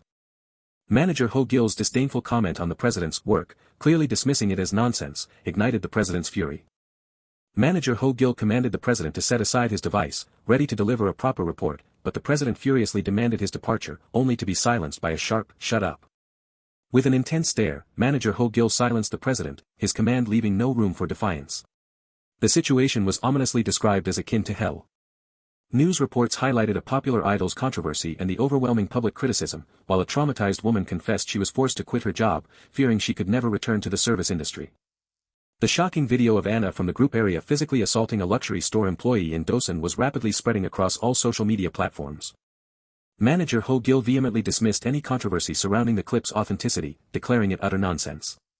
Anna, trembling and distressed, insisted she had never even been to that store, repeatedly questioning why this was happening, while an unseen male voice tried to reassure her. Anna, her expression hardening with determination, declared the solution must be simple and demanded to know what it was. Manager Hogil confidently advised Anna to simply visit the store and verify for herself, asserting that the employee involved must undoubtedly be an imposter. Anna's confusion was juxtaposed with the striking exterior of the Prada luxury store. Manager Hogil expressed shock upon learning of the actually assaulted employee, who had quit immediately after the incident, revealing that she had been working alone at the time. Manager Hogil, thoughtfully touching his nose, insisted the video must be a deep fake and that Anna would never lie, but the president immediately contradicted him. Jiho, frantic with worry for Anna's spiraling situation, desperately asked for a solution, while Manager Hogil calmly began connecting the dots about the disappearance of security and store staff, dismissing Jiho's suggestion of a fan. Manager Hogil's voice revealed an unsettling truth: those involved in the case were mysteriously vanishing one by one. This revelation carried a grave implication. Manager Hogil grimly concluded that anyone else implicated in the deepfake incident would soon find themselves in grave danger. The nameplate starkly revealed the identity of the company's leader, CEO Song Ji-hyun. Manager Hogil attempted to question the president about the escalating crisis, but Song Ji-hyun, enraged, furiously ordered him to leave, refusing to discuss anything. The focus abruptly shifted to Anna's clip. Manager Hogil's direct accusation of selling Anna's clip caused President Song Ji-hyun to recoil in sweaty, wide-eyed shock and denial. The laptop screen displayed Anna's raw, barefaced images, the very material used to fabricate the original deepfake. Sensitive images on a company drive, ostensibly exclusive to employees, were purposefully made public for a critical period, granting anyone access. Manager Hogil pointed out the highly suspicious timing, causing President Song Ji-hyun's eyes to widen as a realization seemed to dawn on him. The public access to the images, suspiciously coinciding with the day before the first clip leaked, made President Song Ji-hyun visibly sweat with nervousness. Even more damning, the public access perfectly aligned with the leak of the second clip yesterday, intensifying the president's horror. As the president erupted in confused anger, Manager Hogil calmly advanced, emphasizing the critical importance of the company drive's access settings. The "access denied" message, explicitly requiring permission from Mr. Song Ji-hyun, proved Manager Hogil's assertion: only the president possessed the authority to manipulate those settings. A single, accusatory word hung in the air. Manager Hogil aggressively demanded to know who received the clip, but the president, sweating and wide-eyed, vehemently denied involvement, claiming a hack as his phone began to ring incessantly. The phone's insistent ringing amplified the president's panic, but Manager Hogil calmly instructed him to answer it. On the phone, President Song Ji-hyun stammered that he couldn't speak, but was then baffled by a police officer's request to move his car, urging him to look outside. The president, confused, denied any car, but Manager Hogil calmly pointed out a vehicle directly beneath the window. President Song Ji-hyun first vehemently denied seeing a car, then his voice trailed off as he spotted it, his confusion morphing into alarm. Sudden, deafening impacts erupted, throwing the president backward in shock. The president screamed in abject terror at the sight of a gun, realizing his life was truly in danger, as Manager Hogil calmly urged him to quiet down. Manager Hogil calmly deduced the shot was merely a warning, as the president lay sobbing in abject fear. The president collapsed, trembling and weeping in despair, questioning his torment and claiming he had only acted out of a desperate need to survive, while Manager Hogil silently watched. Manager Hogil, with a chillingly sarcastic challenge to dodge the snipers, told the trembling president to keep surviving, then turned and walked away. A desperate, off-panel plea for salvation echoed. President Song Ji-hyun, consumed by rage, screamed that all his misfortunes were because of Anna, insisting Manager Hogil couldn't comprehend his deep devotion to the company because of her. Manager Hogil repeated, "because of Anna," his expression serious as he processed the president's words. Manager Hogil intensely grabbed the president, demanding a full confession and threatening dire consequences for even the slightest omission. Manager Hogil brought up an event from 3 months ago, its unspoken implications visibly terrifying the president further. The speaker underscored the undeniable reality of the situation. The red-haired man, casually lounging amidst luxury, declared his preference for untraceable cash over cryptocurrency, citing its ability to leave no dirty traces. The red-haired man was known as a loan shark even tycoons relied on, a fact President Song Ji-hyun acknowledged with a hesitant but. The red-haired man cut directly to his purpose, acknowledging the president's status but making it clear he wouldn't mince words. The red-haired man announced his intention to invest in the entertainment industry, specifically singling out their company, a declaration that visibly pleased the president. With a confident gesture, the red-haired man proposed starting their transaction lightly. A shocking offer was presented to the wide-eyed president. An open briefcase revealed an initial 2 billion won, with the promise of another 20 billion upon contract signing, a staggering sum that left the president speechless.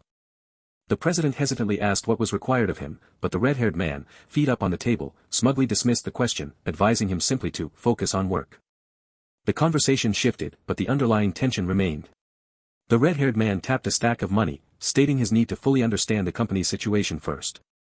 With a smug expression, the red-haired man casually demanded access to the company drive, specifically for artists' videos and financial reports. The red-haired man stated the access was for his company's review, and the surprised president could only agree. The red-haired man, noting the president's tension, smugly dismissed his request as insignificant. Claiming he merely needed to verify the artist's real talent, the red-haired man then pointedly mentioned Anna, leaving the president speechless with shock. The air was filled with the promise of good news. The red-haired man, gazing at a screen of virtual money, manipulatively suggested Anna for an Asia regional ambassador role, emphasizing the extreme difficulty of achieving such global recognition. The president, now completely pleased, smoothly agreed to the man's proposals and suggested they share a meal soon. President Song Ji-hyun tearfully confessed his original ambition for Area to be a great idol group, admitting he had been blinded by money and acted carelessly. The president lamented the unexpected misuse of the company drive and Anna's images, but manager Hogil, irritated, demanded he stop the crocodile tears and provide answers. Manager Hogil angrily demanded to know who distributed the clip, stressing the need for evidence against Jin Gyunhong, but the distressed president insisted he found no proof of his involvement. Manager Hogil asserted that the very act of granting access was the evidence, but the crying president tried desperately to explain further. Manager Hogil furiously yelled at the president to confess, reminding him of the singer whose career was about to end because of his actions. The distraught president, after a moment of silence, handed over a phone, explaining it was the very reason they couldn't secure evidence. Manager Hogil, inspecting the phone, realized it was a sophisticated tool deliberately designed to evade capture. The Face Phantom delegation employed a thoroughly anonymous encrypted chat app, making their communications untraceable. Manager Hogil confronted the cowering president about his complicity in using the app for such disgusting acts, to which Song Ji-hyun could only offer a choked apology. Manager Hogil considered escalating the issue to a social matter and sending the file to the police, but quickly dismissed it as too slow, even with the president's suggestion of cooperation. Manager Hogil typed urgent commands to Face Phantom in the chat, telling them to open the drive immediately, secretly formulating his next move. Manager Hogil's eyes widened in profound disgust, concluding that Face Phantom was a true pervert. Impersonating the president, Manager Hogil typed a series of increasingly disturbing messages to Face Phantom, feigning apologies while offering 500 million won for intimate details and locations of Anna's personal items. A sly smirk spread across Manager Hogil's face, satisfied with the point he had just exploited. As Manager Hogil continued his impersonation, typing furiously, the surprised president could only submissively accept the command to be quiet. A message, "Hey, Phantom," was sent. Impersonating a desperate president, Manager Hogil chatted to the Phantom, claiming the company was on the brink of bankruptcy and urgently demanding a finalization of the disturbing deal regarding Anna's underwear. A new message pinged, directly challenging the authenticity of Anna's underwear, a clear sign the Phantom had taken the bait. Manager Hogil, a smug look on his face, typed his final move into the chat, an offer of a hidden camera clip of Anna changing in her dorm, a revelation that utterly repulsed the president.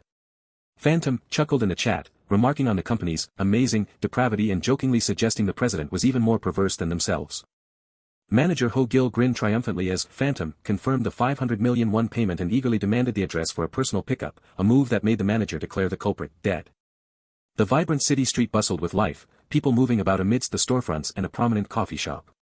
Inside the bustling multi-level cafe, murmuring conversations mingled with drink orders, creating a vibrant, casual atmosphere. The disguised man reflected on his day of careful stalking, convinced he had avoided suspicion, only for Manager Hogil to comment that he was the most suspicious one there. Manager Hogil, his face intense and focused, fiercely demanded his property back, asserting the timing was perfect and he would know it instantly. With a sudden exclamation, Manager Hogil identified the fleeing figure as the trash pervert Phantom and immediately gave chase. A demanding voice shouted, "Who are you?" Manager Hogil apprehended the struggling man, who frantically confessed he only took the job for money, while the manager exclaimed in surprise at the situation. Manager Hogil's eyes widened in profound surprise. Manager Hogil's voice, off-panel, urgently demanded the whereabouts of the paper bag. Manager Hogil intensely interrogated the struggling man, demanding the paper bag's location, but the man vehemently denied any knowledge of it. Manager Hogil urgently corrected Jiho, revealing that the apprehended man was not their true target. Manager Hogil sharply instructed Jiho to look toward the door, and Jiho's eyes widened in surprised understanding. The name, Face Phantom, was uttered, finally identifying their true quarry. A young woman, seemingly ordinary, walked confidently past a storefront, carrying a bag. Manager Hogil questioned if the girl was the target as she subtly looked back, a chilling smile playing on her masked face. The question hung in the air, seeking confirmation of a true identity. Amidst a struggle, the captive cried out in panic, while his captor demanded to know why he had followed such instructions for money. Byun Hogil's eyes widened, a sudden realization hitting him. An urgent voice clarified that the apprehended man was not their target. The instruction to look toward the door shocked the young man, his eyes widening in understanding. The name echoed, revealing their true quarry, Face Phantom. A stylish young woman, seemingly innocent, moved with unwavering confidence. She was instantly identified as, that woman over there. Byun Hogil leaped, instructing Ji-hoo to pursue the fleeing phantom face, and the chase erupted with a clatter and a rush. The exertion of the chase was palpable, a heavy breath escaping. Ji-hoo lay injured, grimacing at the predictable recklessness of the bold man, who usually handled everything himself. He cried out, having twisted his ankle, as a nearby clerk reacted with surprise. The urgent question echoed, where had she vanished? She confidently strode away, scoffing at her pursuers' cheap tricks and inexperience in her line of work. With a taunting smile, she bid them farewell, moving rapidly out of sight. A sudden cry erupted. A grunt of discomfort followed. She groaned, having apparently fallen. Annoyed, she cursed the pain, wondering who would leave a shopping cart on the street. An off-panel apology immediately followed. A man, holding a bandana, smugly explained the cart was for his oversized cargo. The man suggested she take a nap, but she reacted with alarm, recognizing the illegal intent. He questioned the legality of her own actions with a smug, knowing grin. The towering office building, ablaze with neon signs, now bore the name Lawyer Hogil. Ji-hoo's off-panel voice questioned how his uncle had known. Byun Hogil declared himself a top lawyer, explaining he had recognized her as Phantom Face the moment he entered the cafe. Byun Hogil recounted her suspicious focus on the bag, a detail so glaring that even his initial vanity couldn't ignore it, provoking a surprised cry from Ji-hoo. Suddenly awake, the young woman angrily retaliated, accusing her captors of being criminals while Byun Hogil doubled down on his insult, calling her a sea cucumber. Byun Hogil, his face contorted in anger, found the sea cucumber comparison deeply annoying. The question pressed, demanding to know her motives. Ji-hoo interrogated her about illegal online activities and stolen underwear, but she defiantly denied having a boss, insisting she spoke the truth. She boldly declared herself the boss, revealing she had no intention of releasing the underwear, which shocked an off-panel voice. His grimace betrayed a disturbing obsession to collect all of Anna's personal items, prompting an off-panel speaker to remark on such crazy people. Tied up and struggling, she desperately denied further knowledge, demanded release, and issued a warning. Byun Hogil concluded, with a dismissive air, that she was beyond cure. As Ji-hoo approached at Byun Hogil's command to begin, the young woman cried out in fear, demanding he stay away. Her face distorted, she screamed for them to get away. Byun Hogil clapped his hands, signaling that the time for serious conversation had finally arrived. Tied to a chair, she furiously demanded to be untied, brazenly insulting her captor as a sea cucumber. Byun Hogil coaxed her to open her eyes and finish, but she defiantly refused, joking she'd rather marry him than comply. The young woman watched in shock as her phone chimed, unlocked by Byun Hogil, then she sarcastically demanded $1 billion for marriage. The young woman raged, cursing him and threatening the police, but Byun Hogil merely admired the ease of face login, much to Ji-hoo's surprise. An off-panel voice expressed a sudden, dawning realization. Ji-hoo's shocked face conveyed his disbelief, questioning the other's awareness of their actions. She defiantly boasted of her familiarity with the police, even claiming the officers liked her, and challenged them to follow the law. A chilling legal term was introduced, sexual violence punishment law. Her mouth fell open, a profound shock washing over her. Byun Hogil listed more legal offenses, but she defiantly retorted, claiming not to be scared of his rotten sea cucumber threats. Another charge was added, copyright violation, pushing the maximum sentence higher. Byun Hogil's smile widened as he calculated her sentence at around 23 years, terrifying the young woman. Terrified, she wailed, refusing to go to prison, especially because there would be no eyeliner. Distraught, she tearfully admitted her fault, promising to tell the truth. A sign with Korean characters provided a subtle detail of the office. She defiantly declared herself a well-known freelancer, deliberately annoying Byun Hogil, who then ordered her tied up. She explained her freelance work, accepting jobs for good pay, but Byun Hogil quickly steered her back to the main point. She confessed that this job was unusual, unlike typical adult content requests, it seemed designed to ruin Anna. Byun Hogil questioned the intent to ruin her completely, a thought instantly confirmed by Ji-hoo. Ji-hoo, angry, suggested catching the client, but Byun Hogil dismissed the idea, stating even Phantom Face was useless and didn't know the client. Byun Hogil explained the lack of evidence and the difficulty of tracing encrypted chats, leaving Ji-hoo wondering about their next move. Ji-hoo, confused, asked how they would find the client without evidence, but Byun Hogil clarified that searching was never his intention. Confusion rippled through the room, demanding an explanation. Ji-hoo, eyes wide, declared he would make the client come to them, by. Byun Hogil revealed his cunning plan to impersonate Phantom Face, eliciting a surprised uncle from Ji-hoo. The young woman, embarrassed, asked to be called Phantom Face, drawing an annoyed grunt from Ji-hoo, who was then told to put down his spoon. A notification chimed. Byun Hogil identified the ringing device as Phantom Face's phone, and the young woman instantly recognized the caller as her client. The chat revealed chilling instructions for a final, massive job to destroy Anna completely and questioned the type of video needed. Ji-hoo's face contorted in horror, declaring the sender of the message insane. The chilling message proposed a staged video, Anna being forced to have an abortion. Ji-hoo angrily spoke of Anna's suffering, but Byun Hogil calmly urged composure, emphasizing the need to stay calm.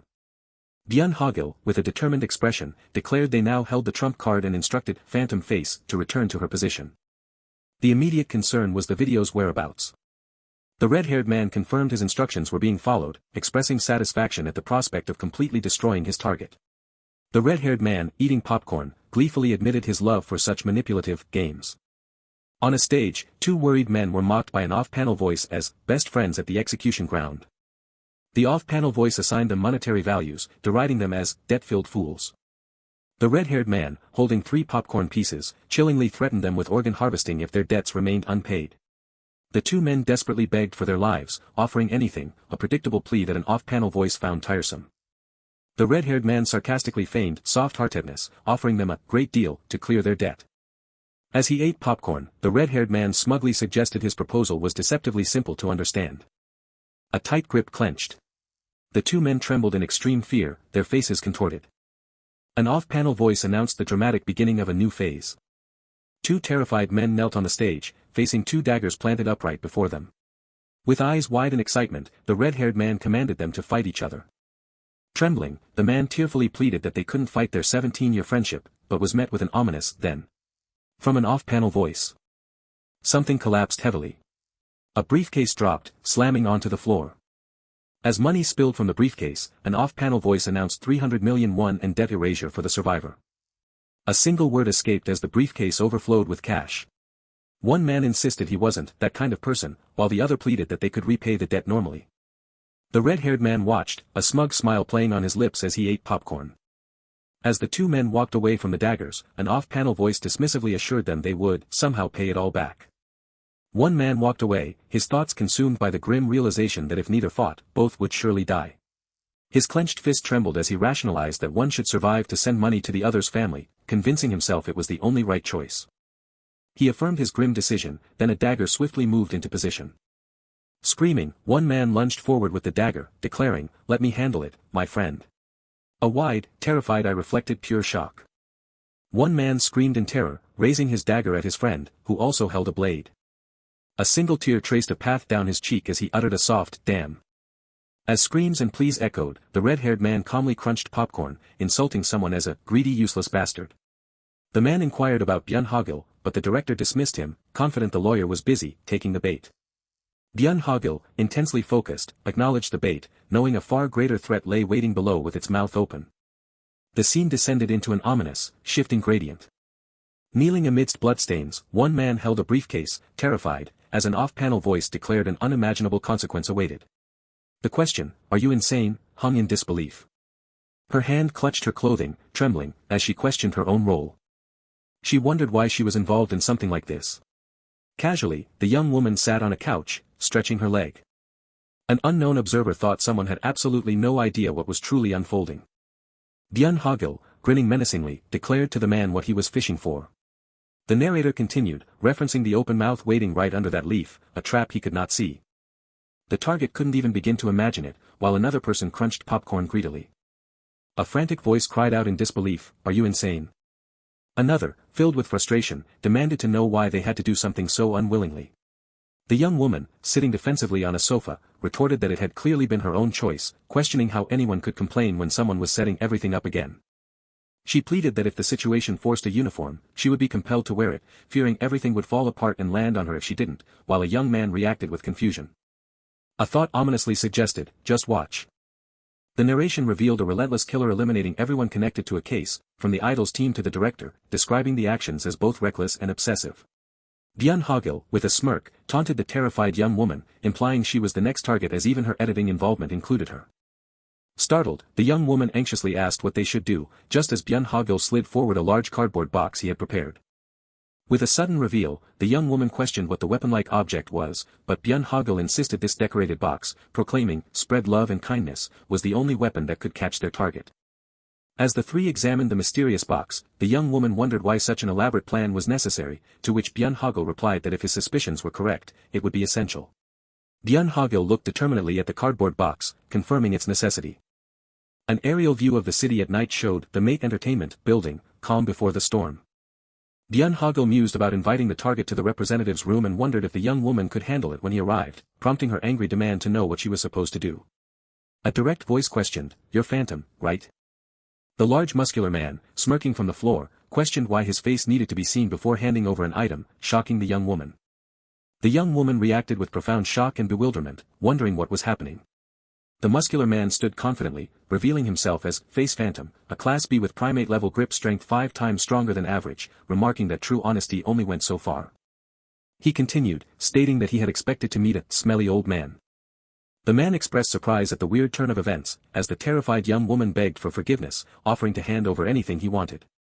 With a lecherous smirk, the man sniffed and questioned if she would truly just hand everything over so easily. The young woman felt a profound sense of distress and regret, as if she had just gotten the short end of the stick. The man, stomping in panic, tried to clarify that he didn't mean handing it over in that way, while internally wondering what to do about the confused young woman. The young woman had a sudden realization. Byun Hogil, with a serious expression, reiterated that the box was definitely needed. The young woman realized she still had the special cardboard box, declaring, "I still have this." Desperate, the young woman offered the box, begging the man for forgiveness. The man commented on the old-fashioned nature of cash, but the young woman nervously insisted the box contained her sincerity, urging him to accept it. The man, holding the box, revealed its contents to be bananas, provoking an angry outburst from a young man directed at Byun Hogil. The man, holding the bananas, questioned the meaning of her gift, while Byun Hogil, off-panel, internally panicked, wondering if he was being pushed into another dead end. The young woman cried out in anguish, claiming the bananas were her sincerity, and pleaded for her mother's forgiveness. The large muscular man gritted his teeth, beginning to articulate a realization. A sudden statement was cut short. With a gulp, the man forcefully offered a banana to the distressed young woman, declaring that confessing feelings was a man's job and that his mother should spread the contents of his heart to the whole village. A hand placed a black plaque with a thud. The man, with a banana in his mouth and a blush, continued speaking to the deeply distressed young woman. Byun Hogil, holding the black plaque, questioned why the sight of the unconscious man lying on the floor made him so angry, despite admitting it got his blood pumping. Heavy thudding sounds echoed. A voice expressed a sudden surge of excitement, feeling pumped up.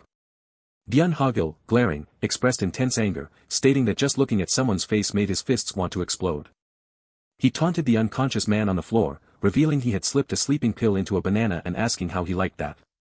The young woman expressed fear of the terrifying killer, but Byun Hogil, kicking the unconscious man, indignantly rationalized that he didn't fight him because he was a lawyer and didn't want to waste energy on a monkey in front of a woman. The young woman pointed out he had already hit the man, to which Byun Hogil explained it was a lesson for interfering with his meal, and she conceded it was fair enough. A desperate voice shouted, refusing to comply any longer. The young woman struggled, begging to go home and reminding Byun Hogil of his promise, but Byun Hogil, grabbing a man by the hair, insisted she hadn't completed her tasks and told her not to fight. Byun Hogil explained his prior actions were an investigation to see if the monkey had connections to the killings, but despite the young woman's angry curses, he admitted nothing meaningful was found. Byun Hogil examined his phone, realizing all communications were encrypted and no useful information about Jin Gyunhong could be gathered from the call logs of the unconscious man. A thoughtful sound resonated. The speaker deduced that, despite the encryption, there had to be some connection to Jin Gyunhong. As footsteps sounded, Byun Hogil questioned why someone would be hiding in such a place.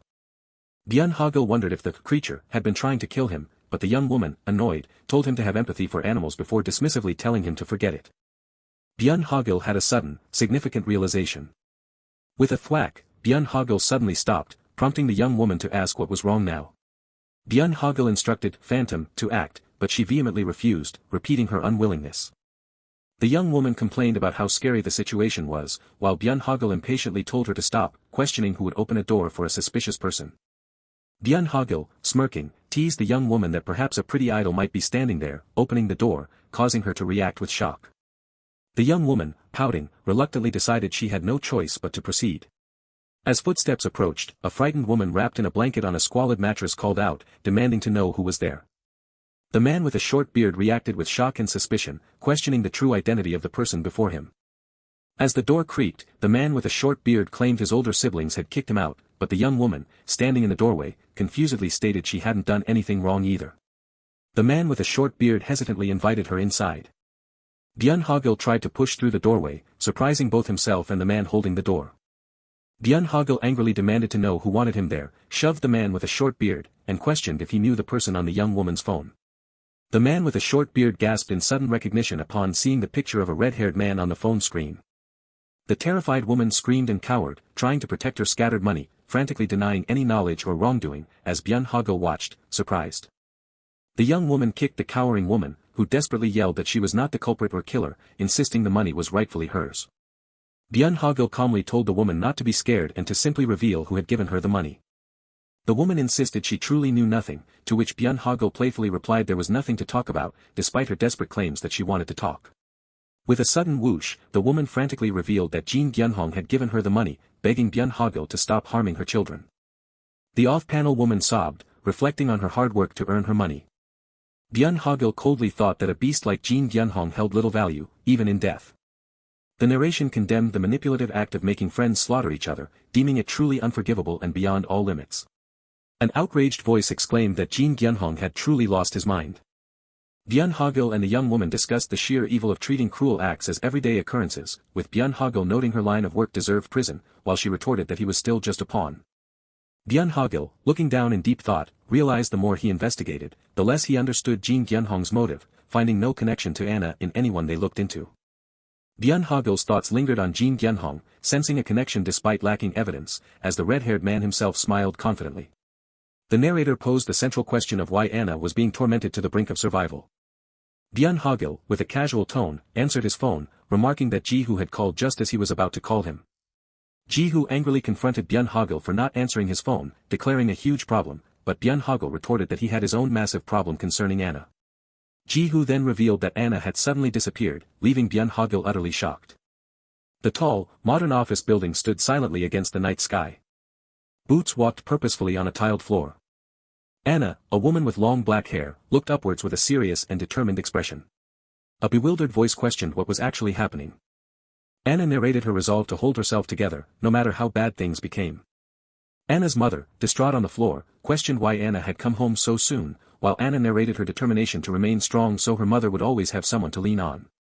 Anna, shouting in distress, revealed that those people had come again despite her almost paying off the principal, then quickly reassured someone that her mother had just fallen, as she inwardly despaired that her mother would never escape the piling interest. The room lay in devastation, with a broken guitar labeled Co. Ina, and a tablet with a cracked screen amid scattered belongings. A close-up highlighted the broken guitar's personal details, emphasizing its destruction. Anna cried out for her mother, who, in turn, tearfully apologized to Anna. Anna hugged her crying mother, promising a comfortable life after her debut, even if it cost her own life. Anna looked determinedly forward, holding a card, telling her mother to wait just a little longer. A business card with Korean text was held, possibly being examined. A voice questioned, suggesting Anna was truly unaware of something crucial. Anna confirmed she didn't know the man whose picture appeared on her phone. Byun Hogil explained that the man was the head of the finance team and an investor in Anna's company, asking if she had ever met him, to which she replied that she interacted with so many people. Anna's eyes widened in sudden shock. Anna angrily accused the person of being responsible for her suffering, but Byun Hogil quickly dismissed her accusation, claiming he was just curious if she knew the person.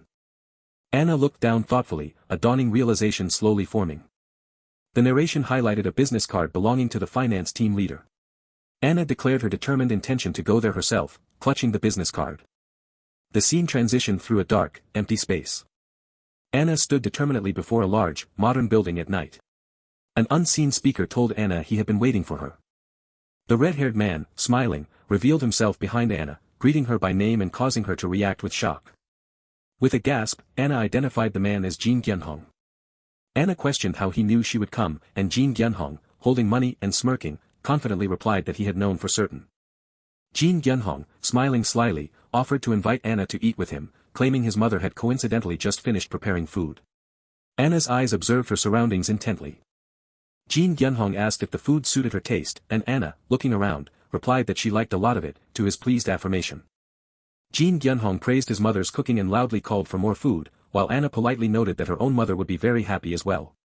Anna expressed polite surprise, realizing it was northern cuisine, and felt compelled to greet the cook because the food was so delicious. An angry voice demanded to know why someone had just arrived.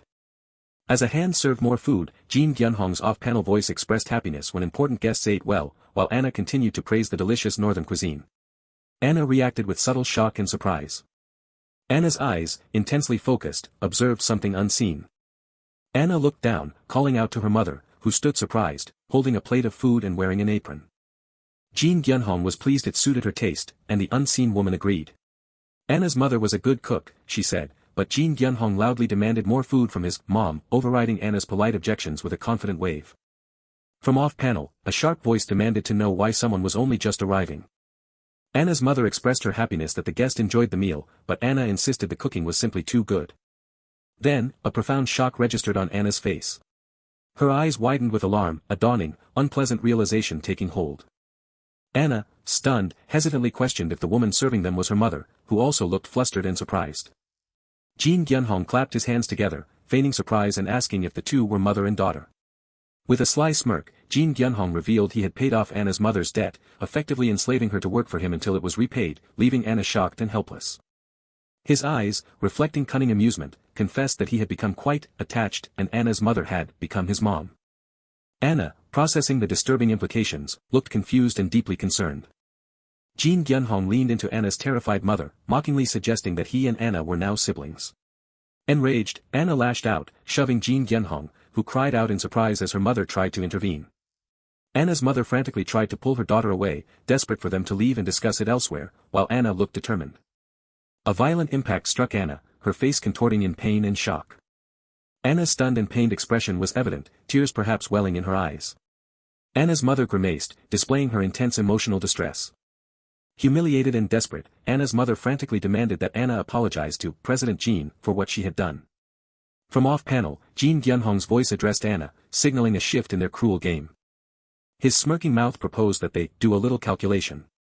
Jin Gyunhong detailed Anna's mother's purported monthly salary of 30 million won, questioning if she could earn that anywhere else.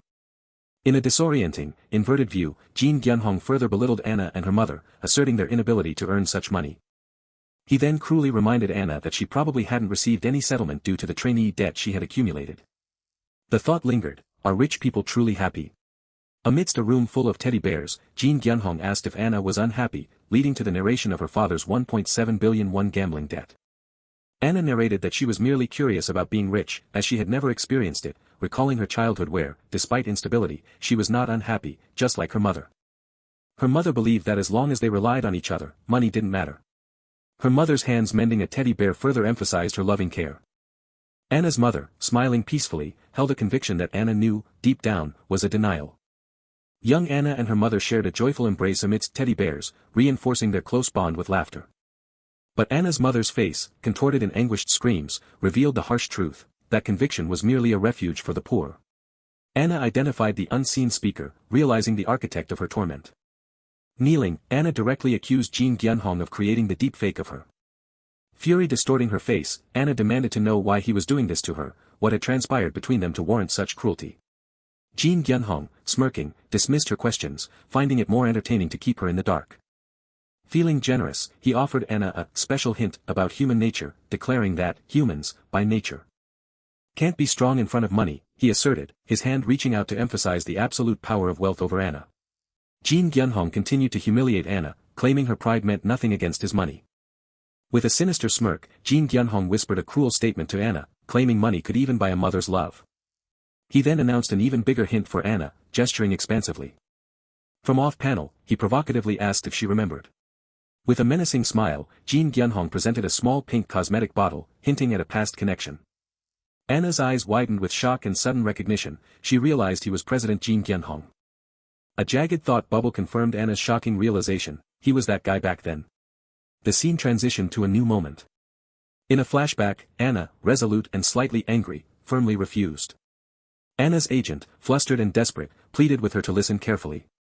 The agent tried to convince Anna of the benefits of the deal, emphasizing the high signing fee and the importance of connections with a finance CEO, suggesting it would speed up her settlements, but Anna was adamant.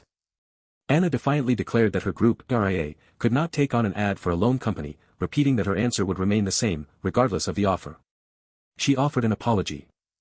Anna rejected the offer and resolutely left for practice, leaving her agent calling out to her in dismay. Anna paused at the doorway, turning back to address the president. Her face scornful, Anna scathingly questioned if the president had been buying people with money all this time, calling his actions pitiful. A sudden, sharp sound marked an emotional outburst. Anna's agent desperately tried to appease President Jin, blaming Anna's reaction on her not feeling well and not understanding finance, as Jin Gyunhong menacingly suggested shutting this brat's mouth. Jin Gyunhong dismissed the defiance with chilling composure, finding it acceptable. From off-panel, he indicated an ending. Anna furiously confronted Jin Gyunhong, questioning his humanity for doing all of this over just that one ad. Jin Gyunhong sarcastically repeated Anna's word, just. His voice jagged, Jin Gyunhong aggressively repeated, just. His eyes blazing with arrogant fury, Jin Gyunhong asserted his absolute power, demanding that everyone bow equally before his money. Defeated, Anna, tears welling, asked what she needed to do to free herself and her mother, while Jin Gyunhong mockingly called himself a kidnapper. Jin Gyunhong proposed a very simple way to pay off all her mother's debt in one go. Cold and demanding, Jin Gyunhong commanded Anna to get on her knees. With a cruel, superior expression, he further humiliated Anna by ordering her to admit the cheapness of her knees. Anna paused, then, with a grim determination, asked for confirmation that this was all she had to do. With a thud, Anna knelt on the luxurious floor, defeated yet resolute. A sharp sound cut through the tension. A young man intervened, placing a hand on Anna's arm, stopping her humiliation. Jin Gyunhong's jaw clenched, showing a flicker of annoyance at the unexpected intervention. The young man, kneeling beside Anna, declared the place far too filthy for her knees to touch, while Anna looked on, surprised and questioning who he was. Jin Gyunhong, with a smug smile, addressed the young man as Hogil, asserting his dominance over the area. From off-panel, he listed the land and CCTV as his property. Jin Gyunhong confidently declared that even the people belonged to him, meaning whatever happened there. The outside world has no way of knowing, he stated, as his henchmen surrounded the group, trapping them. Hogil grimly realized the overwhelming odds. There were 13 guns in the room.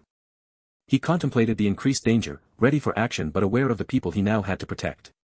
Anna's mother, desperate and tearful, clasped her hands, begging Jin Gyunhong to let them go and offering to pay any price. Anna stepped forward, her body firm, offering to shoot any advertisement and asking for the contract, prepared to sacrifice herself. Jin Gyunhong's voice, triumphant, drew out Anna's name. He gloated over Anna's sudden cooperation, finding her submission less entertaining than he had anticipated. Jin Gyunhong, leaning in with a smug expression, informed Anna that her value as a product had dropped, implying a price adjustment and further exploitation. With a cruel smile, Jin Gyunhong gripped Anna's hair, twisting it as he proposed the horrifying possibility of both her and her mother working for him. Hogil tersely agreed to the terms.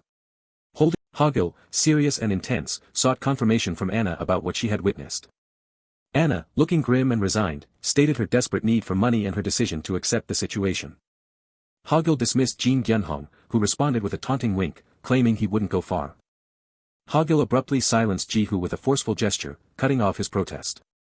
Hogil, resolute, asserted to Jihu that Anna's decision was her own desire. Hogil walked away, bidding Anna farewell and instructing her to transfer his fee sometime that week. Jin Gyunhong laughed triumphantly as Anna, Hogil, and the others walked away, visibly defeated. A tall, dilapidated building, covered in garish advertisements, stood under the night sky. From off-panel, Phantom urged someone to eat quickly. Hogil messily stress-ate Jajumayan, urged to eat violently.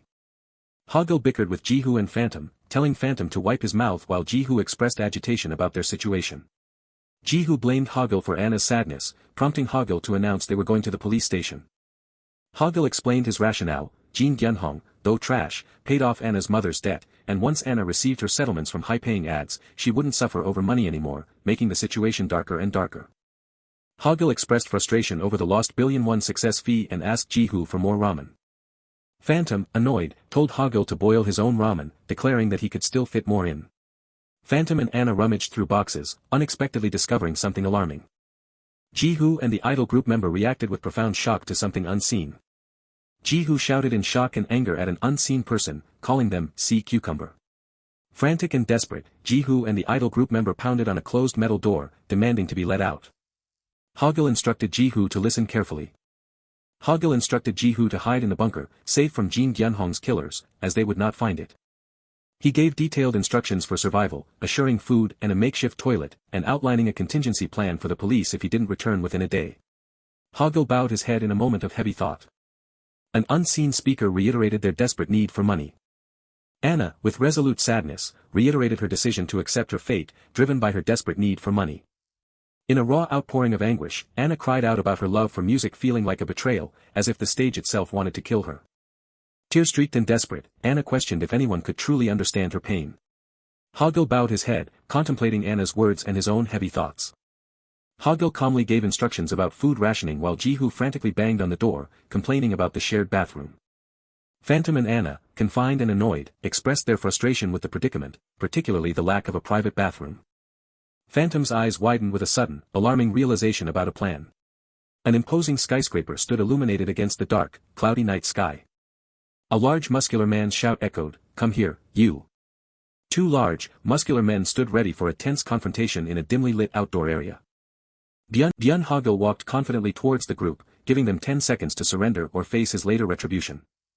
A muscular man questioned why this damned lawyer bastard had come all the way there. The angry, bandaged man confronted Byun Hogil, expressing his long-held desire for revenge since Byun Hogil broke his arm. A montage of rapid, violent impacts and swift movements filled the dark alley. A quiet humming sound filled the air. Byun Hogil, poised in a fighting stance, internally questioned his own presence in the unfolding battle.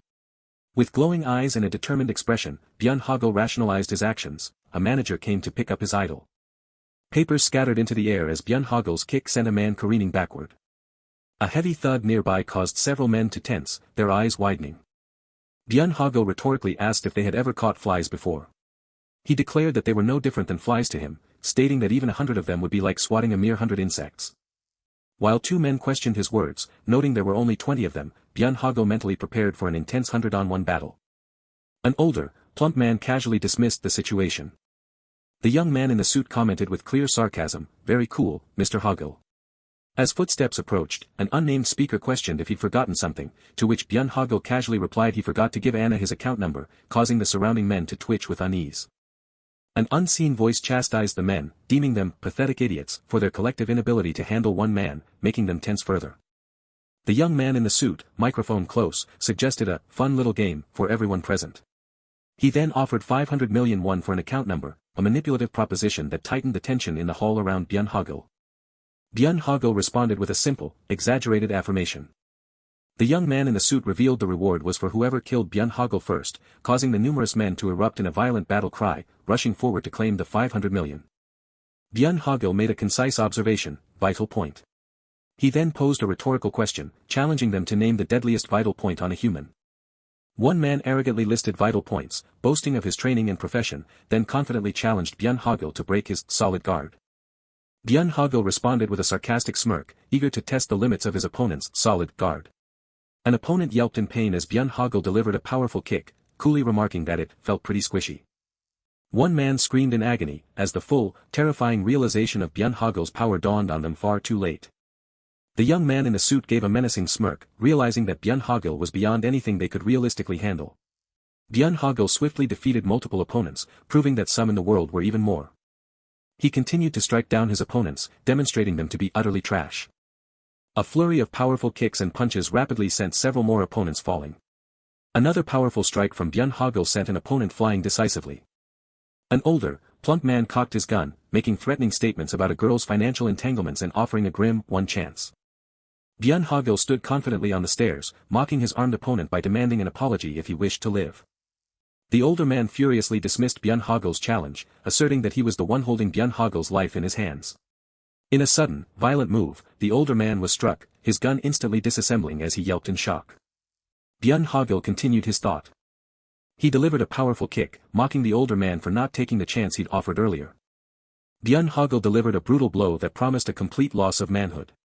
As Byun Hogil calmly walked away, the older man cried out in agonizing pain, apologizing to an unseen honey.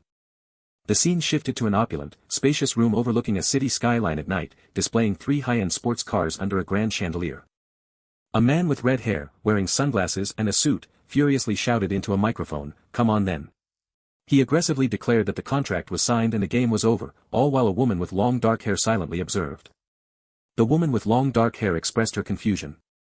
She questioned if refusing a sponsor contract was truly a crime worthy of his extreme reaction, finding his logic completely nonsensical. The man with red hair dismissed her, frustrated that she still failed to grasp the situation. He aggressively questioned her claimed ignorance of her crime, which she firmly denied. The man with red hair angrily clenched his jaw. He expressed disbelief that she still didn't understand the gravity of her situation. Something rapidly dropped to the floor, startling the woman. A distinct thud echoed as the object landed. The woman looked down at the object that had fallen, a name tag resting on the polished floor. She gasped, recognizing the item before her. Anna exclaimed in shock upon realizing it was her own high school name tag. The red-haired man continued, his tone condescending. Another object landed with a thud. Next to Anna's, a second high school name tag lay on the floor, bearing the name Hyunsu. The red-haired man smirked, revealing that the school was also his own. Anna reacted with extreme shock and utter disbelief. A few years ago, the story unfolded differently. A man violently cursed someone as a little bastard. A young man in a baseball cap violently kicked Jin Hyun-soo, warning him he was dead today, while casually instructing others to avoid hitting his face. The young man in the cap continued to kick the injured Hyun-soo, enraged about a deep fake of his girlfriend, and ensured someone was filming their lesson for the criminal. The harsh artificial light of the ceiling provided a momentary pause. The young man in the cap then declared he had recorded all the evidence, demanding Hyun-soo pay 50,000 won in alimony every month and confiscating his phone. One young man wondered if they should tell a teacher, but the one in the cap scoffed, prioritizing the monthly pension money from Hyun-soo and ensuring he wouldn't get fired. A dull thud punctuated the cruel silence. Hyun-soo, bruised and defeated, bitterly thought of how his tormentors had also enjoyed his suffering. In the bright school hallway, students engaged in ordinary school life, some talking, others walking or looking at their phones. Standing in the hallway, Hyun-soo harbored dark, desperate thoughts of setting the entire place on fire and ending everything. A woman's voice called out, "Hey, Jin Hyun-soo." Anna, holding a school bag, pointed and informed the surprised Hyun-soo that he had dropped something. Hyun-soo internally recognized her as CO Anna, wondering how she could possibly know his name. Holding out a name tag, Anna impatiently asked why he wasn't taking it. Hyun-soo, still confused, wondered how Anna knew his name, given her rare attendance as a trainee. Anna waved a quick hello as she passed their classroom, a familiar routine Hyun-soo had observed, leaving him to wonder why she always ran away afterward. Hyun-soo waved goodbye as Anna walked away down the sunlit hallway. Hyun-soo reacted with a sound of confusion. He questioned why an item was inexplicably lying on his desk. A hand held up Anna's high school name tag. Hyun-soo realized Anna must have deliberately left the name tag for him to find. As he was brutally beaten and kicked, Hyun-soo prayed every day for an escape. He desperately cowered, trying to shield his head from the relentless blows. His endurance finally paid off, as an insanely big stroke of luck came his way. Recovering with a bandaged face, Hyun-soo reflected on how that incident had made him a billionaire, and he began preparing for his rebirth. He stared at his transformed, bandaged face reflected in his phone screen. Holding his phone, a video of Anna playing guitar displayed, Hyun-soo realized this was the moment he had been waiting for all along. He promised himself with fierce determination that he would be there soon. Outside the Mate Entertainment building, an off-panel voice tried to persuade Anna to listen carefully. Inside an office, a man with spiky hair in a suit attempted to persuade Anna, highlighting the financial benefits of a new contract and the advantageous ties with a finance company's CEO. Now wearing a cap and glasses, Hyun-soo anxiously wondered if Anna would even recognize him after his transformation, rehearsing awkward greetings in his mind. An off-panel voice belonging to Anna politely interrupted. Hyun-soo smugly pulled down his glasses, granting her permission to speak as if it were a favor. Anna firmly rejected the offer, stating her group area couldn't endorse a loan company, adding that her answer would remain the same regardless of the sum. Anna politely declined the offer, stating she had practice, and then excused herself, surprising both men. Anna's footsteps echoed as she walked away, but then she turned back to address the president. With scorn, Anna challenged his methods, asking if he had always bought people with money, deeming it pitiful. A subtle ding hung in the air. The spiky-haired man nervously suggested Anna might not be feeling well, while Hyun-soo vehemently claimed she simply didn't understand finance, and moved to silence her before being cut off. The spiky-haired man dismissively shrugged off the incident as a common occurrence. The image returned to Anna in the bright school hallway, first holding out a name tag, then waving goodbye as she walked away. Hyun-soo's jaw clenched in a menacing vow, he would definitely make her his slave. Hyun-soo angrily began to question her. He aggressively demanded how she could still confidently claim innocence, questioning if she genuinely didn't remember him or merely pretended not to. Anna reflected on the past, admitting she didn't remember her exact words, but that even the forgotten parts remained shameful to her. Her forgotten words from the past still brought her deep shame. Hyun-soo posed an ominous question, hinting at hidden knowledge. He chillingly warned her there were no cameras, promising to make her existence disappear within a week and keep her as his slave until he tired of her. He outlined her inevitable career destruction, coldly reminding her how the entertainment world worked. Once she disappeared, someone new would simply take her place. Hyun-soo casually ordered his men to drag Anna away, as she cried out desperately to be released from their rough grip. Anna screamed, her voice raw with terror, demanding they let her go. With a dramatic crash, Byun Hogil burst through a window, glass shattering around him. Both Hyun-soo and Anna looked up, their faces wide with sudden shock. Byun Hogil landed with a powerful wham onto a sports car, stunning everyone in the room. Byun Hogil reacted with a casual exclamation. Kneeling on the damaged sports car, Byun Hogil feigned exaggerated concern, wondering what to do about the tiny little scratch he had just made. Hyun-soo ran a frustrated hand through his hair, complaining about the strict security and then accusing Anna of causing the car's destruction. Anna looked up, surprised and concerned, attempting to address the man. As he adjusted his clothing, Byun Hogil theatrically declared that as a lawyer, he had a sense of judgment and needed to show sincerity for the property damage he inflicted. Hyun-soo's jaw dropped, utterly stunned by Byun Hogil's audacity. Byun Hogil then simply stated, "Here." He then offered his sincerity by defiantly giving the middle finger. A provocative question lingered in the air, what makes a great lawyer? Perched confidently on a damaged sports car, Byun Hogil declared that despite his appearance, he possessed surprisingly good judgment. Casually shifting his weight, Byun Hogil asserted that sincerity was due for the property damage incurred. The red-haired man, taken aback, could only manage a surprised exclamation. With a defiant smirk, Byun Hogil repeated the word sincerity, offering a crude gesture as its embodiment. A casual approval resonated, yeah, that's good. As Byun Hogil smirked triumphantly, the worried red-haired man commented that it was a very excellent contract, indeed, a very excellent slave contract, with a jingle of bells. Byun Hogil confidently quoted Civil Act Article 110, explaining that declarations of intention made under fraud or duress could be voided. Byun Hogil challenged Anna to confirm her true agreement to the contract, but she remained silent, looking down. A dismissive thought emerged, this is why legal nerds are no good. The red-haired man angrily confronted Byun Hogil, asserting that emotion, not logic, was the true power, promising to show him the impotence of legal clauses as he stepped forward. He then held up the document, sarcastically referring to it as a slave contract. With a smirk, the red-haired man declared that such a contract only became an issue if the victim perceived it as unfair. Pressuring Anna, the red-haired man provocatively asked if she found the 100-million, one-month deal unfair, as some others would work a decade to earn. As Anna looked on with a determined expression, the red-haired man rhetorically asked if this highly lucrative agreement was a slave contract. Byun Hogil passionately refuted the red-haired man's claims, calling them bullshit and arguing it was merely justifying human rights violations with money, though he quickly dismissed citing the Labor Standards Act. Anna remained silent, her expression thoughtful and serious. A dismissive sound indicated a scoff. The red-haired man made a manipulative comment about Anna's humanity, asking if she had heard the same. The red-haired man articulated his philosophy that money solved 99% of the world's worries, from sickness to marital strife and work stress, declaring it the root of all problems. He then promised to let Anna taste the crazy happy future he envisioned, touching her face with a manipulative smirk. He continued, stating that he had clawed his way up from hell to achieve it. A stark, declarative statement proclaimed, being poor is a sin. The young man with red hair, already beaten and bleeding, was violently kicked again as his attacker demanded money. As the red-haired young man continued to be brutally beaten by the blonde-haired attacker, who declared sinners deserved to be beaten, the narration revealed his birth into poverty, amidst passive onlookers. The narrator described growing up with a father drowning in gambling debts, as a young Jin Hyun-soo dejectedly repeated, "I am a beggar," to his peers on a dimly lit stairwell. Two construction workers lamented their difficult lives, wishing for death and complaining about their money-wasting elders, as the narrator reflected on his futile efforts to escape inherited poverty.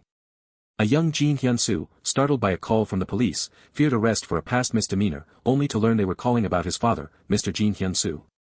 The narrator revealed a shocking inheritance, 2.8 billion won. But the inheritance was not wealth, as the young Jin Hyun-soo stood in a messy room filled with his deceased father's debris, the narration revealing it was 2.8 billion won in gambling debts. Disgusted, the young Jin Hyun-soo lamented his father's continued piece of shit nature even in death, finding only trash among his belongings. Amidst the debris, the young Jin Hyun-soo's hand reached for a cell phone. Sitting defeated, surrounded by bottles and trash, the young Jin Hyun-soo scoffed at the phone's low resale value and cursed the barrage of debt collection texts. A notification dinged. The young Jin Hyun-soo looked at the phone with an expression of confusion and surprise. He wondered what fucked up bullshit Bitcoin was, mistaking the high numbers on his father's phone for more debt, unaware it was 50,000 Bitcoins bought a decade ago. The young Jin Hyun-soo leaned forward, intensely focused on a computer screen, researching. Narration revealed that as of 2 p.m. on the 12th, Bitcoin had reached 35.94 million won, and calculating his assets, the number grew astronomically. The young Jin Hyun-soo reacted with extreme shock and disbelief, sweating as he comprehended the immense value, 1.5 trillion won, with tens of billions in monthly interest. With a hand resting on the keyboard, he realized he could finally change his life. His eyes wide with intense determination, the young Jin Hyun-soo resolved to completely transform his messed up life and reclaim what he believed was rightfully his. With a heavily bandaged and bruised face, the injured young man vowed revenge, his thoughts consumed by the desire to kill those who had harmed him. He promised to show them the terrifying power of success, starting with his initial tormentor, on a bustling city street. In a lavish club, the now wealthy Jin Hyun-soo, holding a golf club, confidently dismissed two flirting women. A single, pointed word hung in the air, you. The red-haired young man smirked, stating calmly that it had been a while. Smiling confidently, Jin Hyun-soo asked if the man remembered him, explaining he had come for a consultation. Man 1 recoiled in shock as an unseen speaker revealed his past cruelty towards the beggar bastard Jin Hyun-soo, while his former bully laughed maniacally in the background. The red-haired young man confirmed his identity, gently touching Man 1's face, leaving him terrified and questioning how he had returned. He then casually offered Man 1 a pretty good part-time job to make some money. A hesitant thought arose, a part-time job? Sounds good to me. Jin Hyun-soo offered Man 1 1,000,000 for every hit he took, promptly striking his knee with a golf club. Man 1 violently beat the red-haired young man with a golf club, counting the money and screaming curses, as the victim endured the savage assault. Despite the brutal beating, the red-haired young man laughed maniacally, his thoughts consumed by the belief that if he only had this money. He imagined himself being carried like a king by two admiring women on a vibrant city street. He envisioned himself as a triumphant king, celebrated by a cheering crowd in a lively bar. The red-haired man repeated his manipulative questions to Anna, urging her to imagine a happy future if she accepted his terms. The red-haired man laughed maniacally, falsely declaring Anna happy, completely disregarding her distressed expression.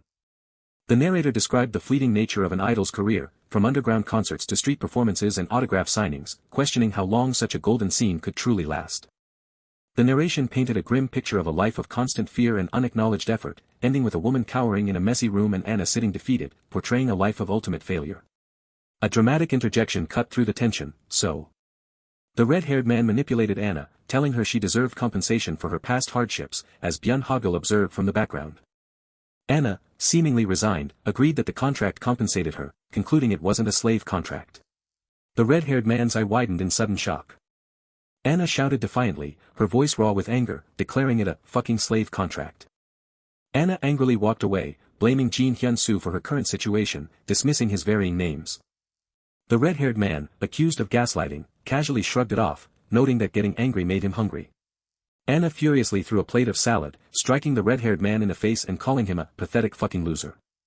A piece of lettuce flew through the air. Anna screamed in a fit of rage, surrounded by flying salad ingredients. More salad debris was suspended in the air. The red-haired man lay on the ground, his face covered in salad, letting out a small, resigned, ha. Byun Hogil, with a piece of lettuce comically perched on his head, enthusiastically declared he had turned on all the CCTVs for Anna and encouraged her to hit the man again. Two security guards rushed to the red-haired man on the ground, but he, despite the salad, told them to stay back, insisting he was fine. The red-haired man, covering his face, expressed profound disappointment and resignation over Anna throwing away an opportunity. A group of intimidating, knife-wielding men stood menacingly. Byun Hogil stood calmly in the center, encircled by numerous knife-wielding men, who told him he had to die.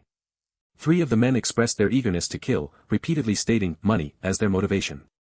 Byun Hogil confidently addressed his attackers, stating that their numbers were irrelevant and implying he had a counterplan. The red-haired man smugly revealed he had prepared something else and sent people to find an unspecified them, which Byun Hogil questioned. The red-haired man specified he sent people to find the 2 employees who accompanied Byun Hogil, though he only wanted one. Byun Hogil calmly dismissed the importance of the captured individuals, stating they had nothing to do with him anyway. The red-haired man smugly claimed he had fired his friend and was a poor lawyer, provoking Byun Hogil, who started to retort angrily. Byun Hogil dismissed the red-haired man's efforts as futile, telling him to speak directly, while secretly worrying about Ji-hoon's safety. Anna, shocked, cried out that the burping young man had eaten a year's supply of Mr.'s food, fearing his anger. The red-haired man smugly stated that he had already checked the office, but the intended targets weren't there. Byun Hogil thought suspiciously, questioning the red-haired man's trust, then mused that one never knew what secrets might be hidden. On a city rooftop, a young man with a lighter menacingly commanded someone unseen to just erase it entirely. Byun Hogil angrily confronted the unseen Jin Gunhong, demanding he stop his madness and questioning his belief of escaping consequences. A confident statement emerged, "I've calculated everything." The red-haired man smugly outlined his plan, 3 billion won for those who quietly served 10 years as arsonists. The red-haired man threatened Byun Hogil, warning him that his law office would burn to the ground if he interfered. Anna desperately pleaded for the violence to stop, crying that she would do anything to protect Mr. and Ji-hoo, believing they were in danger because of her. Byun Hogil looked down, deep in thought, pondering Mr.'s intentions. Byun Hogil was engaged in a fierce fight, fending off numerous knife-wielding men who were ordered to kill them all. The red-haired man laughed maniacally, pointing and reveling in the unfolding chaos. He continued to point with a smug expression, observing the scene. Anna reacted with a sudden expression of shock. The red-haired man reacted with confusion and shock, questioning what was happening. An address was made to Jin Gunhong. Byun Hogil, smirking, confidently introduced himself as Byun Hogil, the representative lawyer of the Byun Hogil law firm. Byun Hogil observed calmly as the numerous men, previously attacking him, suddenly began to fight among themselves. The red-haired man's eye widened in shock, reflecting the chaotic scene. A rhetorical question hung in the air, implying foresight and planning. "You think I wouldn't have anticipated at least this much?" Byun Hogil watched as the men around him, previously his attackers, turned on each other in a chaotic brawl, one of them confusedly asking why they were fighting. The bald men savagely stabbed and attacked each other, each claiming the money for themselves, as chaos erupted. The red-haired man shouted in terror and confusion, begging the men to stop killing each other, while some of them furiously turned their attention to him. The red-haired man, in utter terror, questioned what was happening and demanded to know what Byun Hogil had done. The red-haired man's eye reflected someone speaking, hinting at a past conversation. Byun Hogil held up a wad of fake money, beginning a statement about the world. Byun Hogil confidently declared that nothing in the world could not be solved with money, holding the fake currency to his head. Byun Hogil's voice cut through, sharp and accusatory, demanding if Galuanhong remembered his own words. He held up a marked bill, reminding Galuanhong that he was the one who had once declared, "In this world there was absolutely nothing that money couldn't solve," he smugly asserted, tapping the bill with a confident gesture. Jin Gunhong watched the bloody free-for-all, his initial amusement turning to bewilderment as the manipulated men continued fighting each other. A bald man cried out, pain tearing through him as a blade struck. Another attacker screamed that all the money was his, striking viciously at his bleeding foe. Trapped in bewildered terror, Jin Gunhong's thoughts raced, struggling to understand why his killers were fighting each other instead of Byun Hogil, wondering if the lawyer had somehow outbid him. Byun Hogil smirked, unfazed, as Jin Gunhong's furious thoughts spiraled into disbelief, questioning how that beggar could possibly have more money. Stunned comprehension began to dawn on Jin Gunhong's face, his words trailing off into utter shock. Amidst the carnage, Jin Gunhong screamed in rage, demanding to know what trickery had led to such a bloody spectacle, while groaning men littered the floor. Byun Hogil's voice purred, drawing out Gunhong's name in a taunting, sing-song way. Casually munching popcorn, Byun Hogil mockingly chided Jin Gunhong for his shyness, suggesting he simply ask if he was curious. The tattooed man stepped forward, knife in hand, demanding the 3 billion won Jin Gunhong had promised for killing Byun Hogil, which Jin Gunhong instantly denied. The tattooed man's demand for 100 billion won left Jin Gunhong recoiling in terror and utter bewilderment. The unseen man's voice cut through the air, asserting that Jin Gunhong was the one who had made the impossible promise. The tattooed man, brandishing a bloody knife, claimed Jin Gunhong had promised 100 billion to the sole survivor, a claim Jin Gunhong furiously denied as utterly ridiculous. The narrative voice called for attention, signaling a crucial revelation. Jin Gunhong's eyes widened behind his glasses, a flicker of startled realization crossing his face. His jaw dropped slightly as he looked up, the shock deepening on his face. A woman's voice cut through the tension, provocatively asking if everyone present dreamed of becoming rich. The woman introduced herself as Phantom, promising to explain everything, as Jin Gunhong reacted with profound shock while Byun Hogil watched, seemingly bored. Phantom flirtatiously suggested her purpose was simply to be admired, but Jin Gunhong's impatient interruption met with her angry retort to shut up.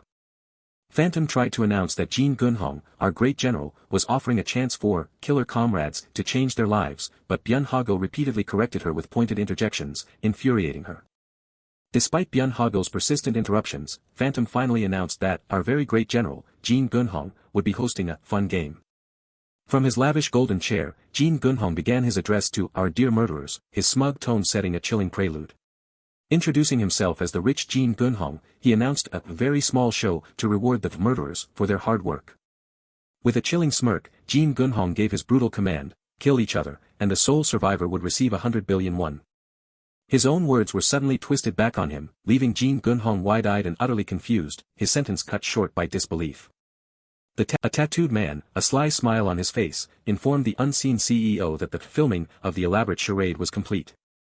Phantom expressed concern over the large amount of 100 billion, but Jin Gunhong arrogantly dismissed it as insignificant. Jin Gunhong dissolved into a fit of maniacal laughter, tears streaming from his wild eyes. His sinister grin widened as he mocked the idea that he would actually pay out the reward, revealing his cruel deception. Frantic, Jin Gunhong pleaded with the angry tattooed man, insisting he had been scammed and that the promise hadn't been his. The tattooed men's confusion turned to suspicion as they realized the video might have been altered, a suspicion Jin Gunhong frantically tried to correct from off-panel. Jin Gunhong screamed about the hedgehog bastard and the deep fake, a horrifying realization dawning that the men around him, their eyes wild, were no longer listening. Byun Hogil, removing his 3D glasses with a smug smirk, taunted Jin Gunhong, asking how it felt to be digging his own grave. Byun Hogil proudly asked for feedback on his acting, receiving an annoyed death threat from a young man and an impressed compliment from Phantom, though he still worried about the rotten sea squirt smell. Jin Gunhong furiously grabbed Byun Hogil, demanding to know how he created the deepfake without his footage, but Byun Hogil merely taunted him with a question. The scene flickered with digital distortion, a brief, disorienting glimpse into the technology at play. The narration revealed Byun Hogil's continuous observation, even during their initial encounters. In a lavish dining room, Jin Gunhong and two other men dined under the watchful eyes of security, unaware their moments were being meticulously captured.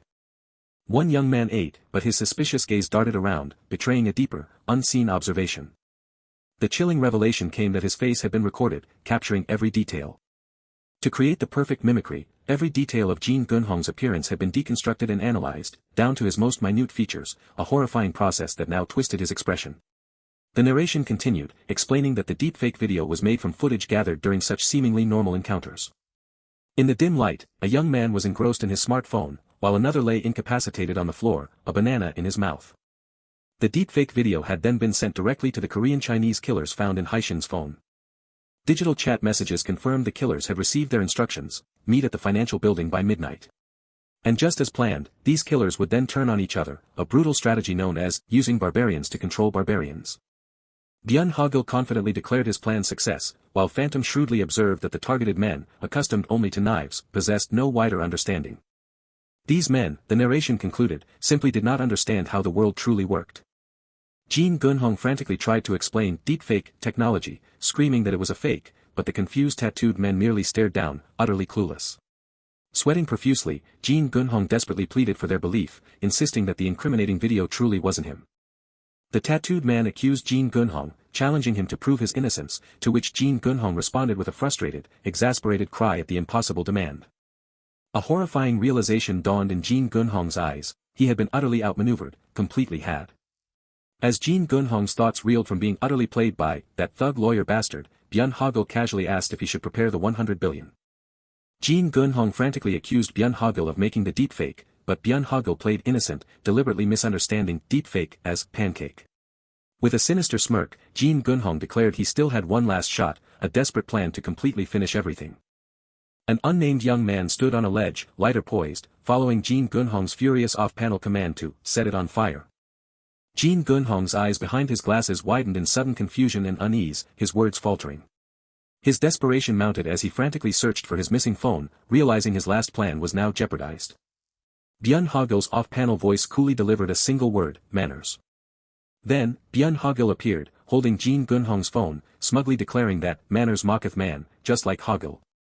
Byun Hogil smugly advised Jin Gunhong to turn off his phone in the movie theater, sending Jin Gunhong into a furious, raging scream. Jin Gunhong frantically ran, blaming Anna for everything and wishing she had remembered him, prompting her confused, huh? Anna stood menacingly, a chair hoisted above her head, as Jin Gunhong looked up, utterly terrified. Her voice sharp, Anna demanded to know what he meant by, "Co Anna." Her eyes burning fiercely, Anna's voice was a low challenge, daring him to repeat himself. Jin Gunhong cursed, then was struck forcefully, collapsing unconscious to the polished floor. Byun Hogil innocently questioned whether anyone had seen the assault, suggesting a convenient lack of witnesses. Anna internally justified her actions as harmless, while Byun Hogil's thought was a humorous, rhetorical question about the criminality of his affection for her. Crying in frustrated self-pity, Jin Gunhong lamented that everyone was giving him shit despite him being the one targeted first. Anna, a smirk playing on her lips, found the situation amusing, cynically observing that money never truly turned a beast into a human.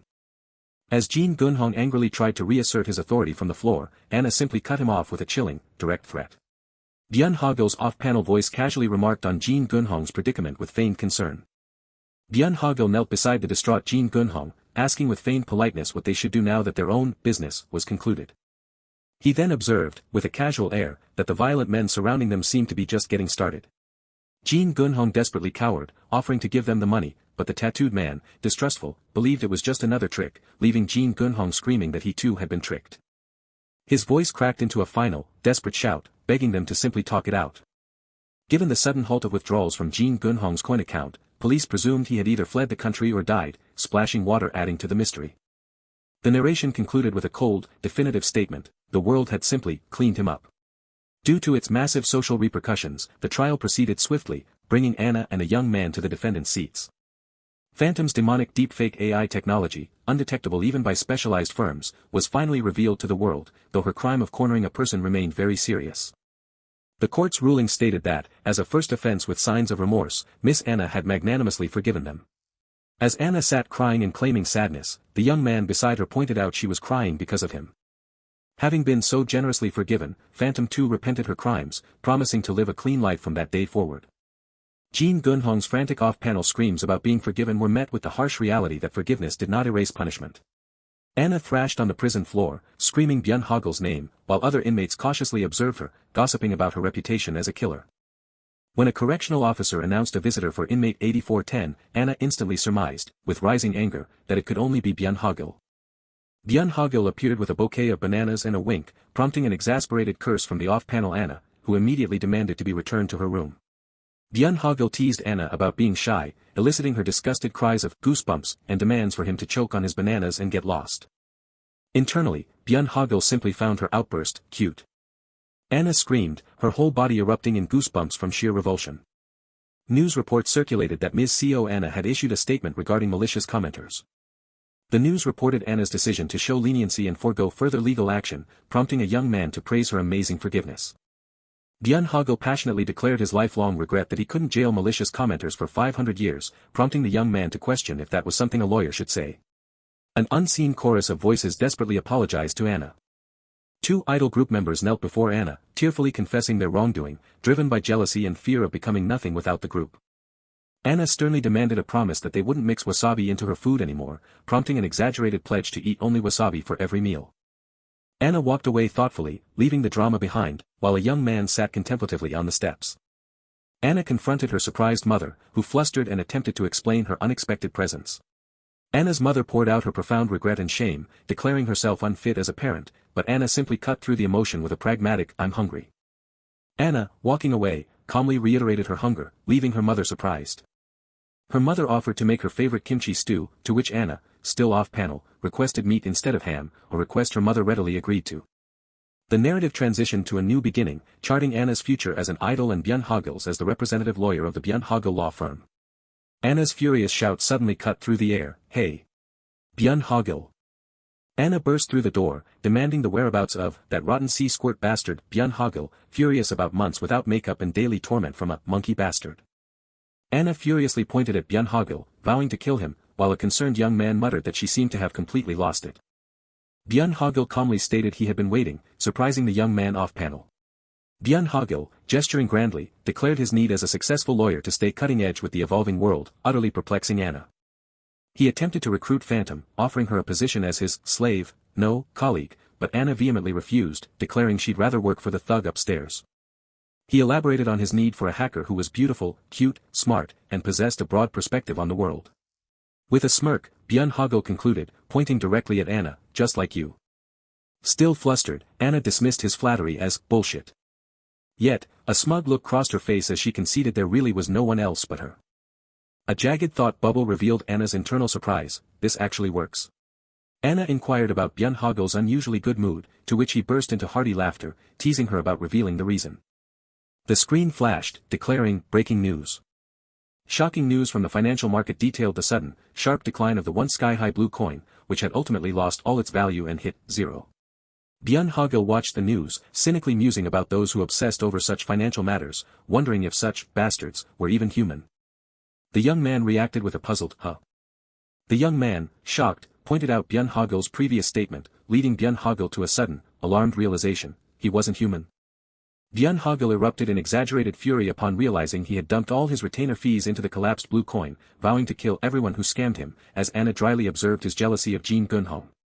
Byun Hogil dramatically declared his return to his main job as a killer, but Anna calmly reminded him his main job was a lawyer, advising him to catch the monkey bastard first. An unseen voice suddenly exclaimed, "Wow, look over there." Two young men observed a law firm in an unusual location, speculating it might be a scammer pretending to be a lawyer. The credits rolled, acknowledging the artist Kim Jong-hyun, the BGM, Killer Council, by Team Rout and Studio Piran. The narrative presented a powerful theme, once again, piercing through hell and rising up. A chained hand, broken but rising from the flames, symbolized a fierce struggle and impending liberation. The narrative declared a more spectacular resurrection than anyone else, as Anna and her idol group performed vibrantly on stage. When asked how she had risen back up, Anna humbly deflected, claiming she didn't do anything, prompting a surprised compliment on her modesty. When asked what kind of benefactor, Anna simply replied, "My manager." She then added, "And my lawyer," a highly unusual combination that surprised her questioner. Byun Hogil readily agreed that he was indeed an awesome person, his image flickering through chaotic scenes of crashing through glass and giving rude gestures. Anna's thoughts began to formulate a description for her unique lawyer, a totally killer lawyer, she concluded, dancing triumphantly in a red dress.